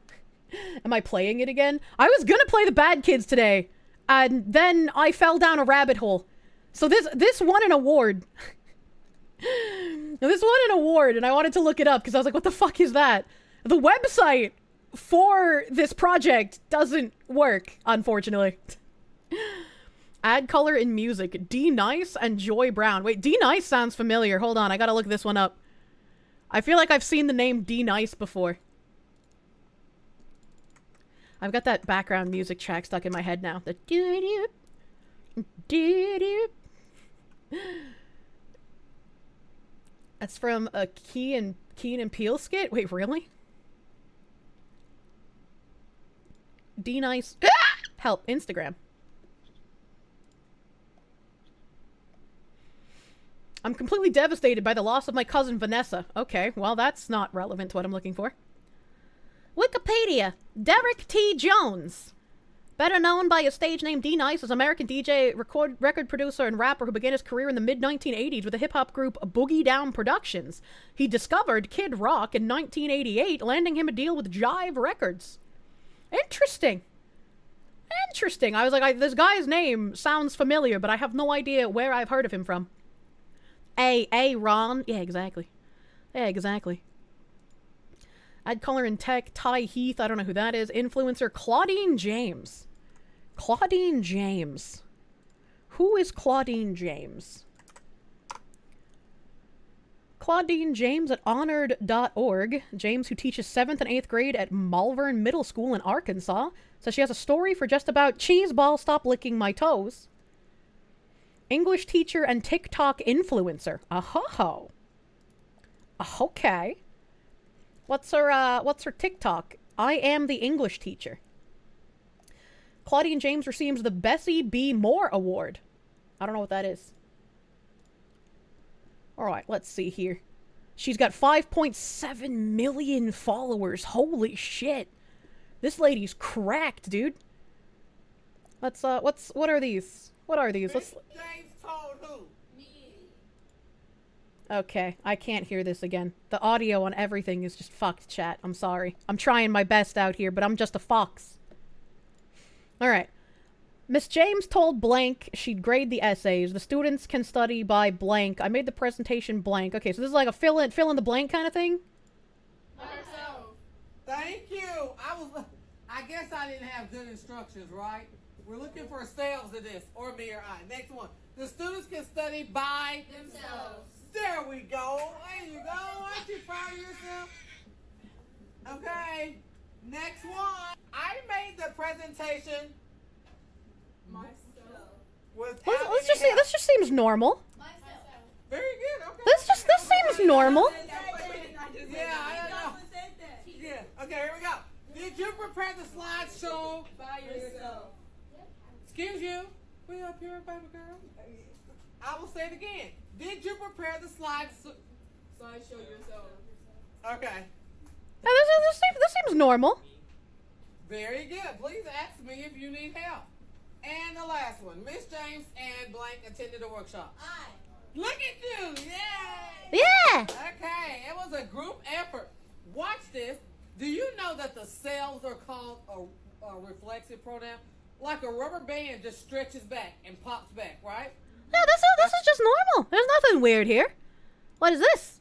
I say the best for last because if you aren't familiar, you may accidentally mess this word up. I told you that was an adjective, and it's an adjective for a reason. So how do you say this word as an adjective? Deliberate. How do you say it as an adjective? Deliberate. As a verb, it is what? Deliberate. Did you know that it was two different ways you could say that word? Okay. Now, they got the heteronym, I got the homonym. I made a deliberate attempt to trick you. Okay, so that means what? On purpose, right? Yeah, so far, she just seems like a normal teacher. That just seems like a normal teacher. I made it surreal. What is this? You know the TikTok trend where everyone takes a picture of themselves at the airport and they jump over their luggage and they show you where they're. Guess what? I cannot do that. Why? Because I am incapable of jumping. My back hurts so bad. Relatable. A relatable lady. This is effect and effect. Let students find grammar mistakes, homophones, commas, debut, patient, condolences. That just seems like normal teacher content. Writing tips and practices, correcting writing errors. Yeah, I can't. Nothing weird here. Well, not even any like weird neo pronoun shit. It just seems like a normal ass teacher lady. Well, that's good. Good for her. Good teacher is good. Kirsche has the back of a middle-aged black woman. True and real.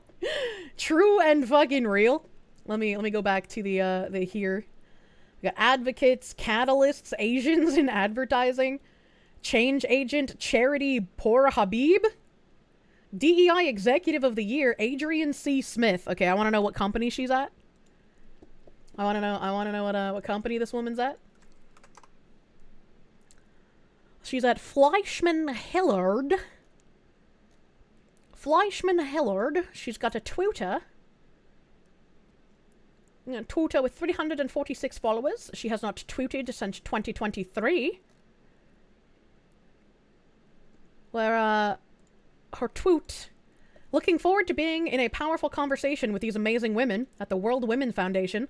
Power of inclusion and hashtag equality moonshot at World Woman Davos Agenda with Comic Relief US, Najant, Gina Badnock, Claudia Gonzalez, Chandra Gwynn, Magnet Media Inc., Adrian Smith, and Fleischman. Ah! Chat, I hate audio. Chat, I hate audio.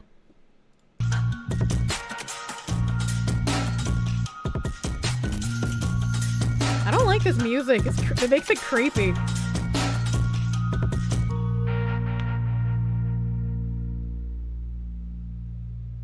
She's probably in Blue Sky now. World Woman Davos Agenda. In collaboration with NDTV, Queendom, A Woman-Made World, Pfizer, what the fuck? NYU School of Professional Studies, and Organon? I quite literally only recognize NYU and Pfizer.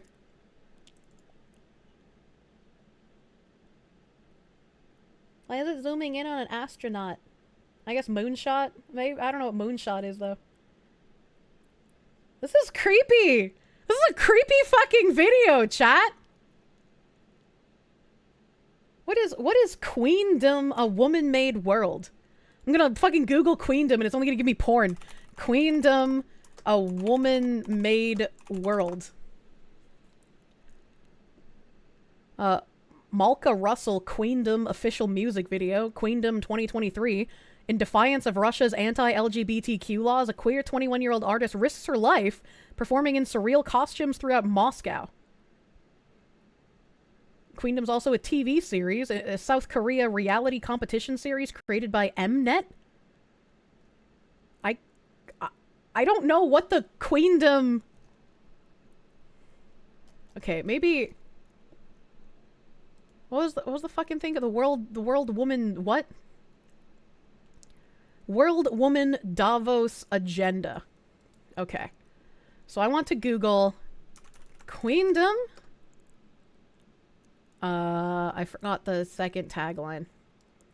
Queendom, a woman-made world. Queendom... Oh god, this is so difficult. I can't remember all their fucking weird words. Queendom, a woman-made world. World Woman Davos Agenda. Davos Agenda. Welcome to the World Woman Foundation. Okay. Queendom, a woman-made world, refers to the concept of a society where women hold significant power and influence, often discussed in the context of the World Woman Davos Agenda, which is an initiative focused on promoting gender equality at the World Economic Forum in Davos, Switzerland. Hosted by the World Women Foundation, essentially advocating for a world where women are central to decision-making and leadership roles. That sounds horrific. That sounds horrible. Why would we do that?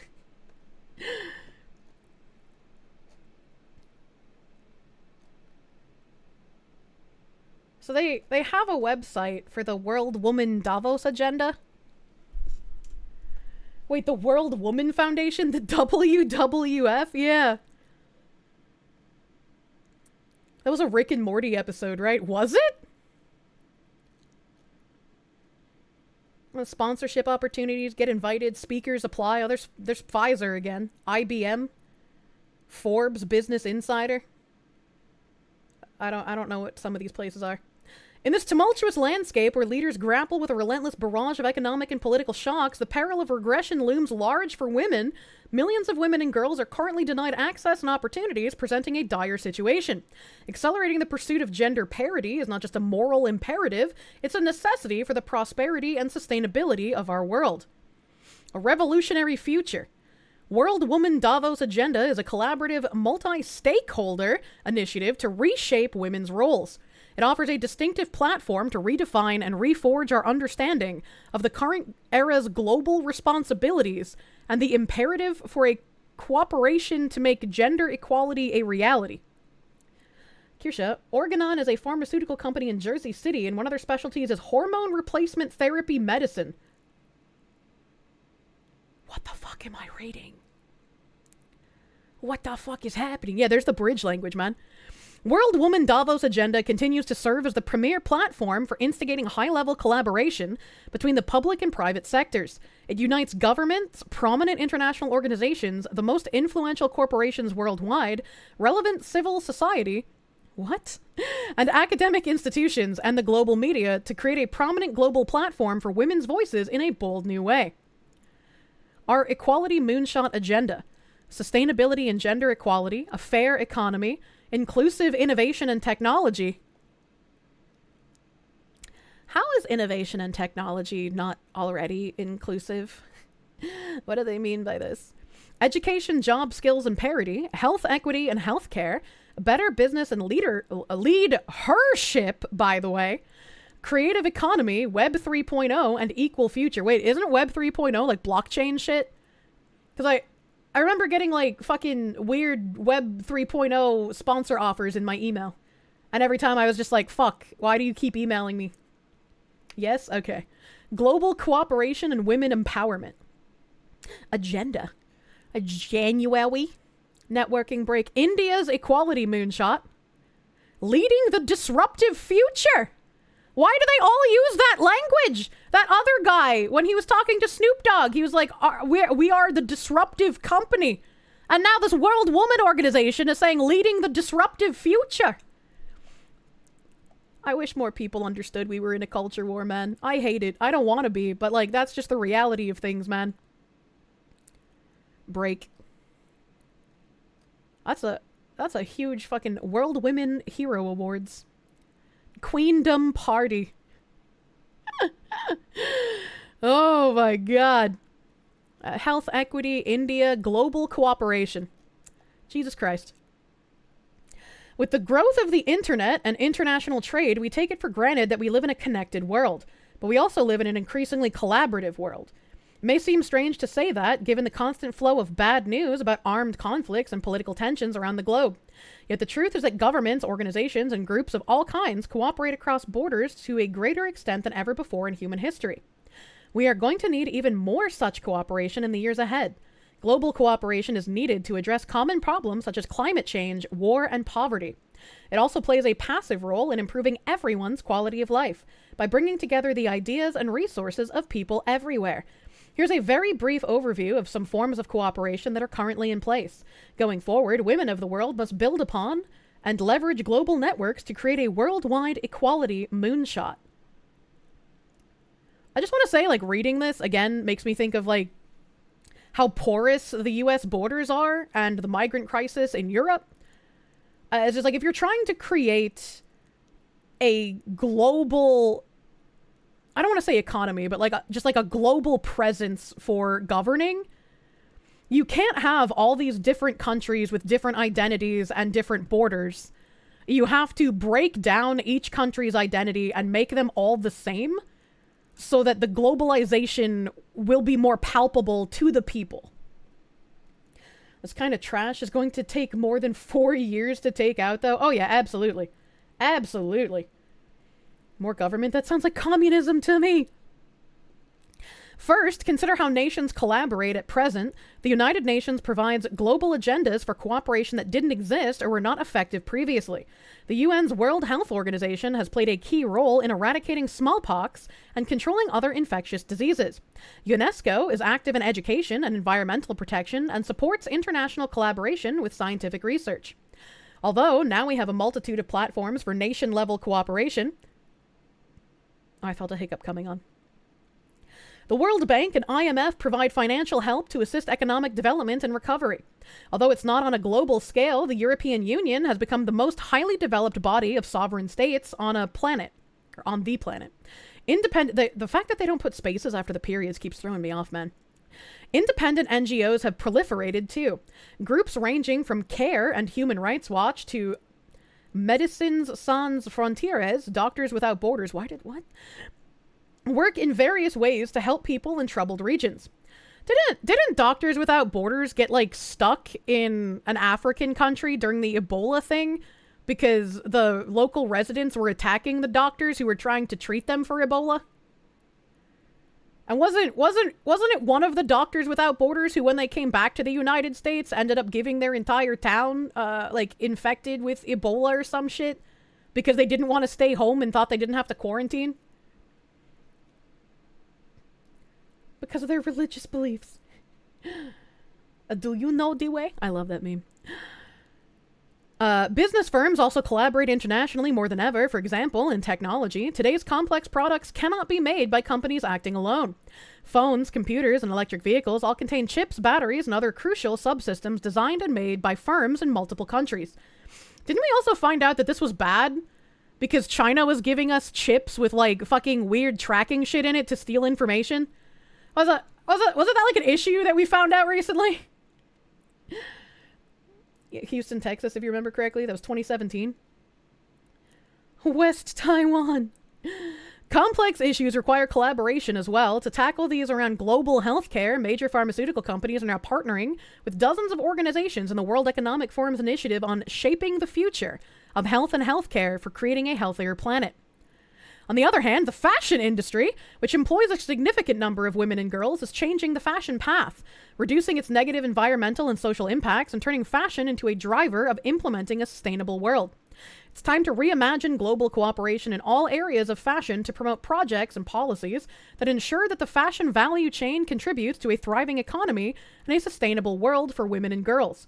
Our purpose is to focus on women's roles in building momentum in global cooperation in financial inclusion, sustainability, health equality, and access to equal opportunities. Many international women's organizations exist or have existed. The oldest, the International Council of Women, was founded in 1888 and is still active. Groups for specific purposes come and go. Now that women finally have the right to vote in most places, the suffrage movements of the past have largely done their job. While new groups keep being formed for women in fields like technology and environmental policy. Women are also gaining greater representation in organizations such as the UN, the EU, and their numerous agencies. The task is to multiply and accelerate global efforts for a sustainable planet and inclusive economic growth for women and girls. Bro, my head hurts after reading that. Head of the FIFA Women's World Cup! The Prime Minister of New Zealand is part of this? This one's not a woman! Why is Alexander Kwaniski here? Former President of the Republic of Poland. Poland, I thought you were based! What the heck? Art collector, philanthropist, founder and managing partner for Pegasus Private Capital, Saudi Arabia's ambassador to the United States. Is that Her Royal Highness Ambassador Rima Bandar Al Saud? Al Saud? I'm bad at pronouncing things. I don't like these pictures. They're like weird cutouts from newspapers, and it makes me uncomfortable. There's an astronaut lady here. Kantar Public. Hey, wait, Kantar is a familiar name. I know we've read about them on stream before. A Google company here. CEO of Jigsaw, which is a Google company. Hold on, wait a minute. If it's Al Saud, then yeah, she's royalty, the Royal House of Saud. I hope I'm pronouncing that right. I'm trying, dude. Co-president of the Club of Rome. Ambassador of the European Union to the United Arab Emirates. This is an interesting group of people, as it were. Those are the only pictures. What website is this? This is the worldwomanfoundation.com, and I'm on their Davos Agenda 2024 page. It's a lot of corpo speak. It kind of wrecks your brain here. And they have a lot of words on the page, man. There's a lot of words here. What? Notably, teenage girls are swamped with messages promising to make them more attractive. Influencer marketing has grown into a booming industry, especially in Asian countries, with legions of glamorous young women selling sexy clothes and cosmetics to their online audiences. All this has to change. But why? But why? No wonder you've got brain damage. This is the same messaging of like removing all the sexy ladies from video games, which there was some like screenshot that like Grums posted. Let me go to his timeline. Well, not a screenshot, it was like a video. Let me Grums. I know it was posted by other people, but I guess I have to put Twitter because there's just so much shit about this guy online. Grums Twitter, here we go. It's not that. It's not that. Where is it? Where's the jiggly booty? Where's the jiggly booty? Grums, give it to me! Here we go. I found the jiggly booty. So there was this thing being posted around. I have no idea how to like embed the video and then have the like from some other person. I don't know how to do that on Twitter, man. But this was going around, and there were some people who have been, you know, on the side of hey, we shouldn't have censorship. They shouldn't be censoring the outfits. They shouldn't be making women less attractive in video games. Like, they should just, like, let this stuff be. Some of those people are now just like, this is too far. This is too sexualized, and we don't need pornography in our video games. And it's like, bro, man, you've been crying about censorship this whole time. If you don't like something with a sexy, jiggly booty, just ignore it, man. Why do you have to ruin it for everyone else? Why do you have to do the same thing that the people we've been arguing against are doing? Stop it. Get some help. And Grums isn't doing this. I just pulled him up because this is I remembered that he tweeted the video. So Grums isn't doing that, to be very clear. So I'm not taken out of context. I will now play First Descendant. This is why Trads lose the war every time. Yeah, it's just like, it's so fucking weird, man. You argue about how censorship bad, and then you immediately turn around and you're like, well, I want this specific thing censored. And it's like, no censorship. I don't care why you want the jiggly booty censored. Stop it.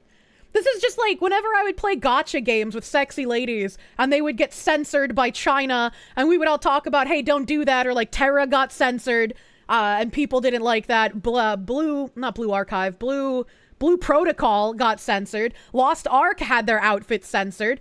And every response is just like, you're a fucking coomer. You don't really need the extra 2 inches of cleavage. If you really want to jerk off, just go watch porn. And it's like, why do you fucking care? Why do you care so much to censor it in the first place? Why is your first response to protect the company censoring things and not thinking people who are anti-censorship might have a point that's not just tugging on their schmeat? It makes me so upset, man. It makes me upset. I'm not even sexually attracted to women, but I like playing dress up. Why would you censor my outfits, man? The problem is that they play moral over fiction, and with that, you call them out for being a hypocrite? Yeah. It's fucking frustrating, man. It's like, if you're going to be anti-censorship, be fucking anti-censorship. Don't immediately crawl back and be like, well, censorship's okay when it's something I want censored. No, fuck you! The point of free speech is to even defend things that you personally might not like, as long as they're not actively harmful. Jiggly booty is not actively harmful. But Kirsche, porn addict. Jiggly booty in a video game is not going to give a man a porn addiction. I know porn addiction is real. I've donated to fight the new drug. I have t-shirts from them. I'm very well aware of it. Bless. W jiggly ass man. Yeah, lame stonks. Thank you for the 1,000 CLP. It's about power. Always has been. It's just frustrating. Which is why I've said before, like, yes, the left are the people primarily trying to censor things right now. But once the pendulum swings, I don't want the people on the right to start censoring things by their sensibilities, right? And usually I would point to someone like Matt Walsh in that case. But there are more people on Twitter doing it, and it's frustrating. Azure Lane Bros. My values I must enforce on everyone else. I know best how you should live and what you should enjoy. This is where the, like, I just want to grill part of my life comes back. It's like, after we defeat the Marxists and everything is starting to get slightly better, don't fuck it up! Don't fuck it up by doing the same fucking power plays that they did! Just let us fucking play Vidya and grill, dude!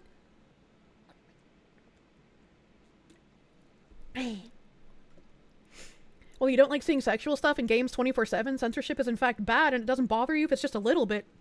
That's like, you don't have to wear that costume probably, right?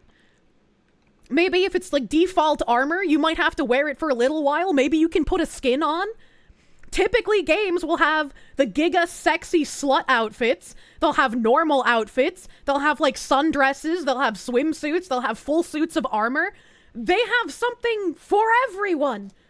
So it's like, if you don't want the jiggly booty on your screen, put your woman in more clothing. Cover up your ankles, harlot. And let the person who wants the jiggly booty have the jiggly booty. Usually I want to make the sexy stuff. The high-end armor. Yeah, exactly. I think it's a little too soon to worry about the opposite direction swing just yet, though it feels a little premature to jump that gun. It's just like, I'm not trying to like both sides here, right? Because it's like, I understand it's the left doing everything right now, and the right doesn't exactly have power. Maybe things will change when Trump is in office. Who the fuck knows? But it's just like, once that swing happens, I don't want the same puritanical censorship, moral busybodying from the right that the left has been doing and we have been fighting for years. I don't want that.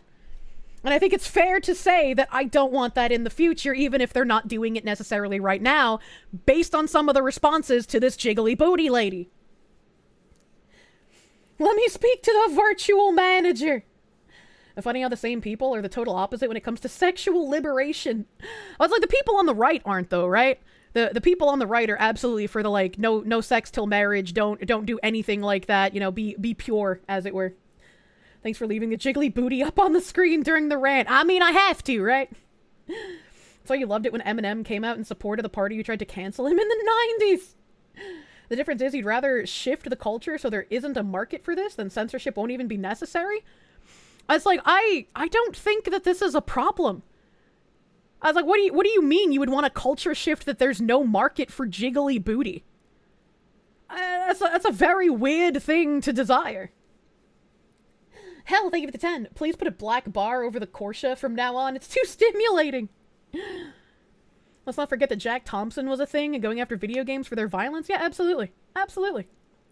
That's why gamers will always be neutral, both left and right. Try to hold us down.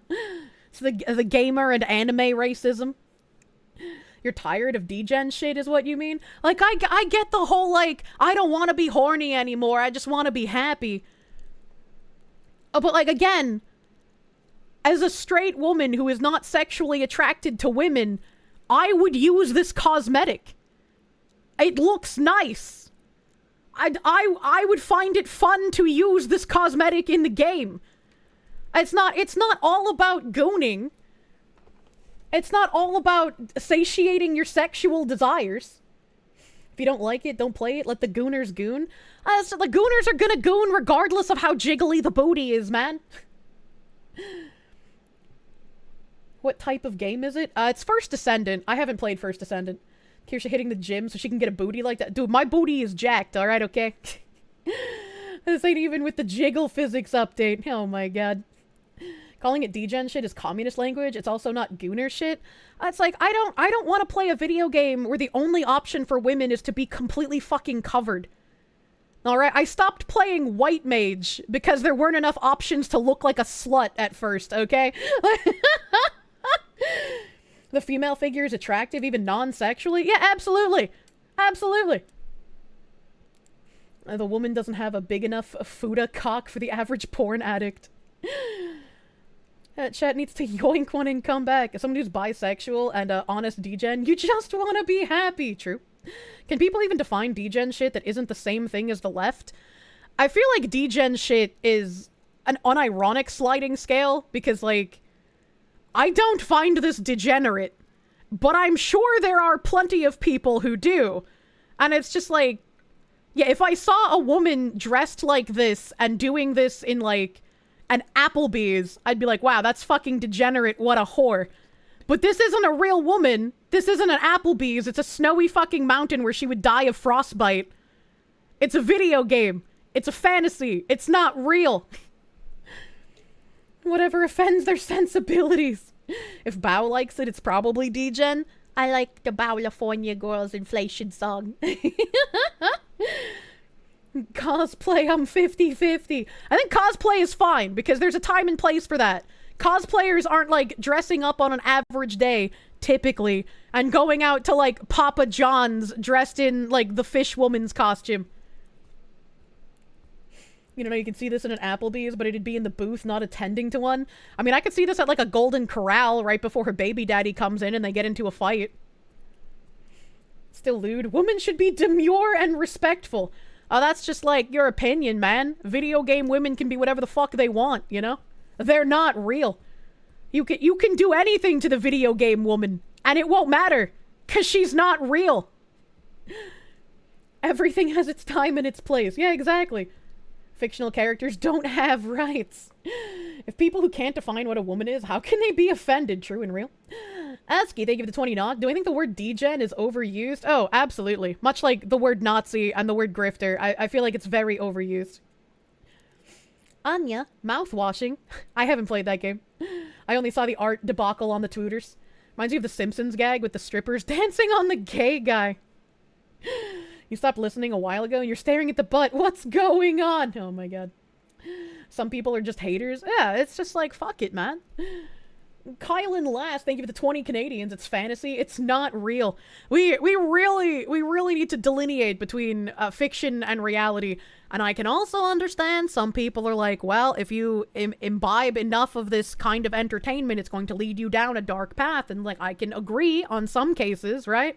When you have certain ideologies that are pushed in entertainment, it can proliferate, it can create issues, it can create a separate worldview that people believe in because they're inundated with it in entertainment when it's not actually reflecting of the reality they live in. I understand that can happen.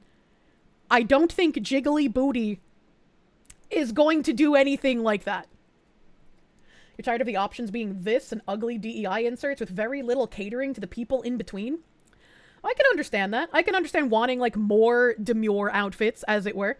I think some games have knocked that out of the park. Like Final Fantasy XIV has tons of outfits that aren't jiggly booty outfits, as something I can name.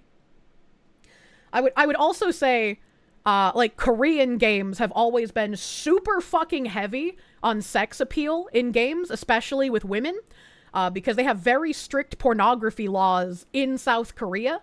So an outlet to be able to get any sort of sexual anything is to make the jiggly booty in the video games. So when you play Korean games, they typically have a much higher ratio of sexy costumes to non-sexy costumes. I've played Korean MMOs all my fucking life, man. They're my favorite. Oh, Mogus! As Charlie Critical said when talking about lollies and shotas in general, they're fiction, they're not real.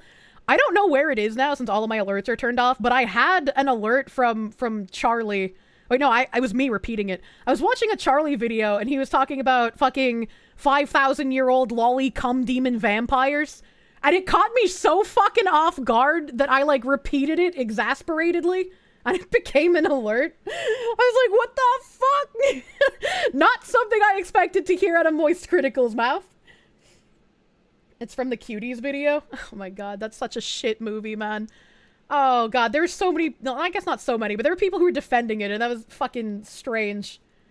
Anyone complaining about this makes you suspicious? It's minor. Am I gonna cover the Mutahar and Nux situation? I don't know what I would cover with that. The medallion fucked over Mutahar like it's fucked over everyone else. Mutahar made a weird fucking choice. I don't know. I don't know. And then there was the time your earbuds went out and that alert played in your office! Oh, fuck. Cult of Personality, thank you for the 1999. The Go Watch Porn Gooner crowd are a combo of a couple of things. Projection, being a moral hall monitor, wanting validation from their peers, brain rotted to the point of viewing attractiveness as something pornographic, etc. I mean, I can understand why someone with a very puritanical view would look at this jiggly booty and think it is pornographic. I think this does go a step beyond just, like, attractiveness, right? Because she's wearing basically, like, a thong, and she's out in the winter mountains, right? It's not, I don't think it's pornographic, but I think it goes a step beyond just, like, base attractiveness. It is lewd. It is lewd. I don't think it's bad lewd for a video game. It's performative outrage. Yeah. Hold on, what about the old WoW female models? The full moon is out. It's just sexy, for fuck's sake. Why don't they complain about GTA hookers being able to have sex with them? I'm sure that was a complaint back when GTA came out. Like I mentioned before, my grandparents, very strict Catholics, when my mom was arrested for illegally selling firearms and she lost all custody to both me and my brother, and we had, like, supervised CPS visits. My brother was staying with me at my grandparents' place because they didn't want him to go into foster care. He brought his PlayStation. He had Grand Theft Auto. It was his favorite game. I was playing it on my porch. My grandma came in and she knew what the game was. She popped the disc out and broke it in half and said she won't have that in her house. So, you know, stop, back that up. What do you mean? Ought to be in a mature rated game, but definitely not banned entirely. I don't even think this should be in a mature rated game. I think this is fine for, like, T-rated games. Part of the reason you played Terra for so long, the outfits were so good for the female races. Korean MMOs in general had really good outfit designers. Yeah, absolutely. Absolutely. This isn't mature. Yeah, it's absolutely not mature. There's no actual nudity. There's no, like... she's not wearing, like, pasties and an actual string, you know? Legend of Dragoon was too much for your mom. You know that feeling? Grandma Foxy was savage, you know? She wouldn't even let me watch The Simpsons. She was very strict. You mean the game's 18 plus, meaning adult, meaning having adult content? What's the problem? I don't think that this outfit here should not be considered for an 18 plus game. That is actually crazy. That is actually crazy. I think this is perfectly fine in, like, a T for T game. Maybe I have, like, a strange opinion because I grew up playing JRPGs and these were just normal costumes in my JRPGs. I didn't turn into a lesbian. I didn't turn into, like, a raging gooner. I'm not like, yeah, I want to dress like these women and get fucked, right? Like, I never, that didn't happen. Wait, isn't that a costume, a reference to Haiti? I don't know what that is. Your parents let you watch just about anything when you were a kid and play GTA? My mom let me do just about anything. She didn't give a fuck. True, but you do like gay men. Look, my proclivity for being bad at picking men has nothing to do with video games. That's entirely trauma from my mother. Haiti is an 18 plus FPS. I'm sure there's a reason it's 18 plus that isn't just this costume if this is from that game. You'd like to dress the women and not get fucked. You just want to feel pretty. Yeah, exactly. And sometimes you might not feel like having the jiggly booty thong on. Maybe you want like a nice fucking floor-length ball gown, you know? Game ratings are a scam anyways. I mean, yeah, I'd abolish the ESRB if I could. You think it's absolutely 18 plus? It's nothing extreme, but it's not appropriate for below 18 people? I would say it's completely fine. Like, the games that I played that had T ratings, like, look at Final Fantasy costumes, man. Look at Final Fantasy X. Oh my god. Look at Final Fantasy X. Where's fucking Riku's costume, man?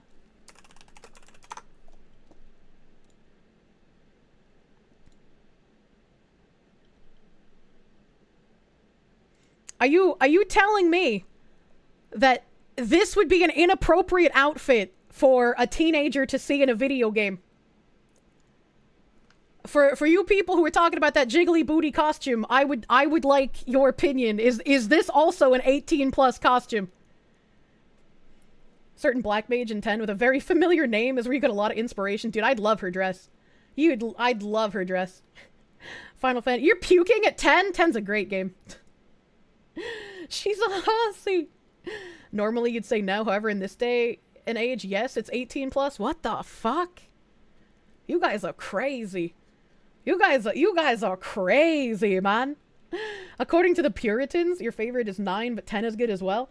If I had a teenager who was like 14, 15, I would absolutely let them play Final Fantasy X. I would see zero issues with them playing 10 or 10-2. When did Kirsche become Jamaican? If female gym clothes are worse than this? Yeah. Why do we expect video games to have stricter dress codes than public schools? I don't fucking know, man. I grew up playing video games, and I feel like the amount of games I played vastly improved, like, cognitive abilities as well as my language skills. I learned so many words from games that I wouldn't have seen until way later in life. And a fucking fan service outfit isn't going to prevent me from letting my future children play games that I think would be enjoyable for them to play. Final Fantasy VI Supremacist? Dude, 6 is the best one, I will give you that. If remakes weren't fucking tragic in current year, I would want an absolute remake of 6 with, like, a high-end current year graphics. 6 is so good. Yeah, 6 is my favorite, but I also have a very soft spot for 10. Satanic panic, more like sexy panic. It's like, I can understand, and I'm not going to tell you, like, your kids must play the sexy lady game, right? Because it's like, you do what you want with your kids, but you shouldn't push what you do with your kids on everyone else's kids. If the game is T for teen, and I let my teen play the game, that should be completely fine. Begone, vile succubus. The Elder Scrolls 4 Oblivion taught you how to read. You liked Final Fantasy 12, the Zodiac? Oh, dude. When I imported a Japanese PlayStation 2 to play a lot of these games before they got butchered by the ESRB, importing 12 Zodiac was one of the first games I got. And we ended up getting the Zodiac edition in the US, like, I think 6 or 7 years later. But I don't know if it's exactly like the Zodiac one that I imported way back when. They probably have changed some things with it. What would they do to Waka if they remake X? You can't remake Waka! His racism is part of his character!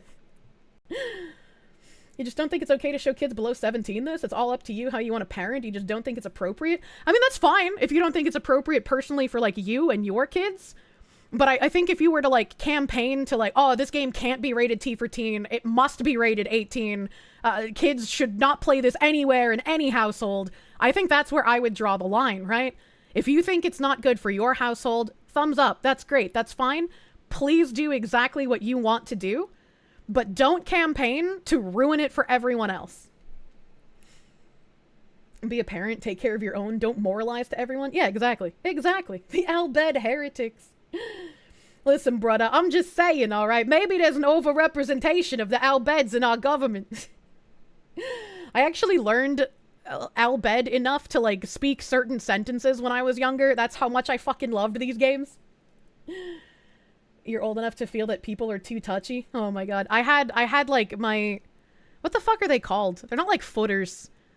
There was, like, you could have, like, little banners and, like, GIFs and text in, like, a... I think it was a signature, maybe, on, like, Gaia Online. For, like, half my time playing Gaia, every signature I had was only in Albed text. And just let parents know what sort of content is in the game so they can make decisions for their own family. Yeah, absolutely. I think parents need to get back to parenting in current year instead of trying to moralize all of media. You're so old. This anti-sexy is Zoomer thing, or is it just a few loud voices? I don't know. M is 17 plus, not 18 plus. Yeah, that's why I said adult only earlier, because there's an adult only rating above M. Kirsche, look at the related searches at the top. Albed, Kingdom Hearts, cute, drawing, screenshot. Pregnant! Why is that an image of Waka where it says pregnant? Please do not M-preg the Waka! Jesus Christ. We went down a crazy rabbit hole. I don't even know how we got here. Dear Puritans, we're beating the libs. We can beat you too. Don't bring us into another dark age. What do you think Lulu is, the bottom in that relationship? You agree completely, but you also hate it when people call you a Puritan for not wanting to show your future kids this stuff. Mainly happens on Twitter, though. I think the Puritan accusations come from when it's like, you would want to change it, right? If you're explicit in being like, I don't want to change these things from the ratings that they have or the audience that they're able to reach, I just don't find them suitable for my household. And I think a lot of people would be much more agreeable to like that kind of conversation, right? And it's hard to have those conversations online because everybody just, you know, immediately takes the worst interpretation of any message. Speaking of Waka, a guy was a Chad. I need to remake them for a modern audience. No! I feel like most children can handle M-rated content around 15 so long as they aren't retarded. It really depends. Like, there are certain things like my mom showed me that I definitely would not show my children. Thank you so much. No, thank you, Chip. Thank you, Chip. There's a review site from the early days of Gamergate called Christ-Centered Gamer. They did their reviews by splitting the morality score based off of Christian ideals from the traditional gaming score, gameplay, controls, graphics. It's a reasonable way to split ideology from the game review. I feel like that's fine, right? If you want to have that sort of review thing to help other people who are in your faith decide whether that game is good for them and their household, I think that's perfectly fine to do. Middle ground is hard to find. It really is. It really is. We must bring back purity. Remove the lewd. Absolutely not. Absolutely. A world without fan service is a dull world that I would not want to be part of. You can't have freedom without base morality. The Waka pregnant thing probably is about Waka finding out his wifey is preggers. Yeah, probably. Yeah, probably. Lord War, thank you for the 2. You love watching Pippa Pipkin. Pippa Pipkin picked a Piper pick a Pepples. Not here. This is nice. Lulu Love. I would love to get her dress made in real life. If I had her dress made in real life, I would wear it around my house non-fucking stop. Could you imagine a nice Victorian home with beautiful interior and exterior, a wonderful sprawling garden, and me just trawling around in a belt buckle Lulu dress? Oh my god, that is the dream. That is the dream. I want it. I've got new goals, chat. I'm reinvigorated to find a house. This isn't a Pippa stream, but Asmon said you were. Look, Asmon will remember who I am one day. The Pippa you're looking for is in another castle. Anya. Yo, brother, I be drinking the milk, brother. Don't want those greasy albeds to get their hands on it. What the heck? Alright, I have somehow managed to go overtime despite my arm being in crippling pain. I'm going to go kill myself in Minecraft. I feel terrible, chat.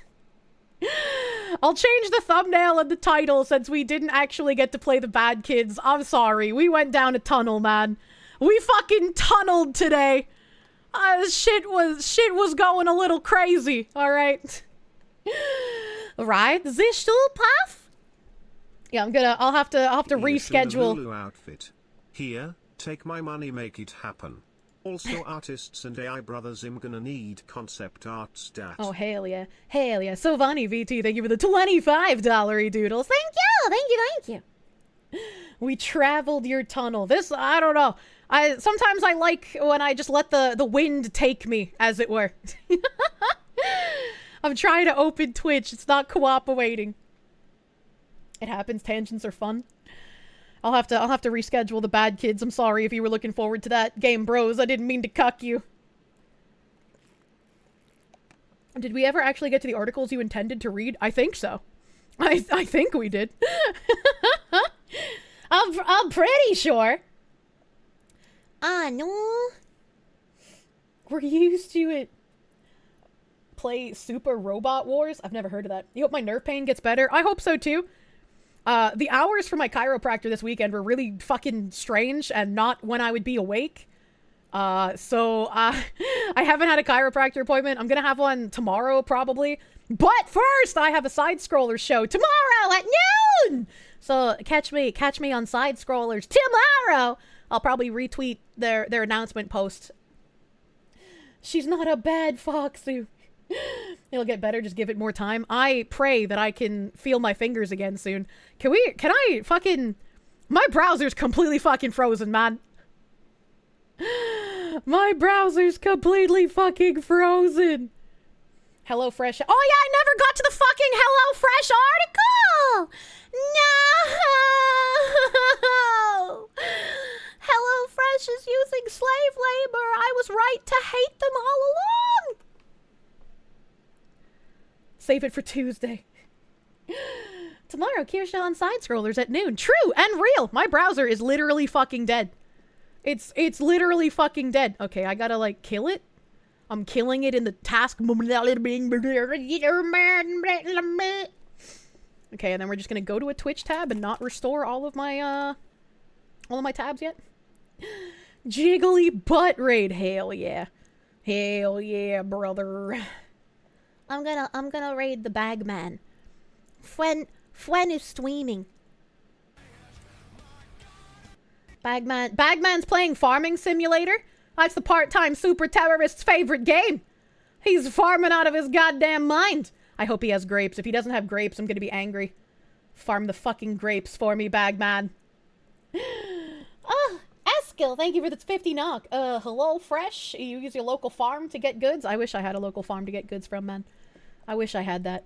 Right, I'm rating Bagman. I'm sorry I'm bad at taking care of my health, chat. I just love ranting with you. I love ranting with you, chat. I'm sorry. Please go give Bagman some fucking love. And I will see you guys tomorrow on Side Scrollers channel at noon Eastern. See me there. Probably talk about more DEI bullshit and whatever else they have lined up with pop culture that I sometimes don't pay attention to. Thank you for spending extra late time with me again. Have a great rest of your night.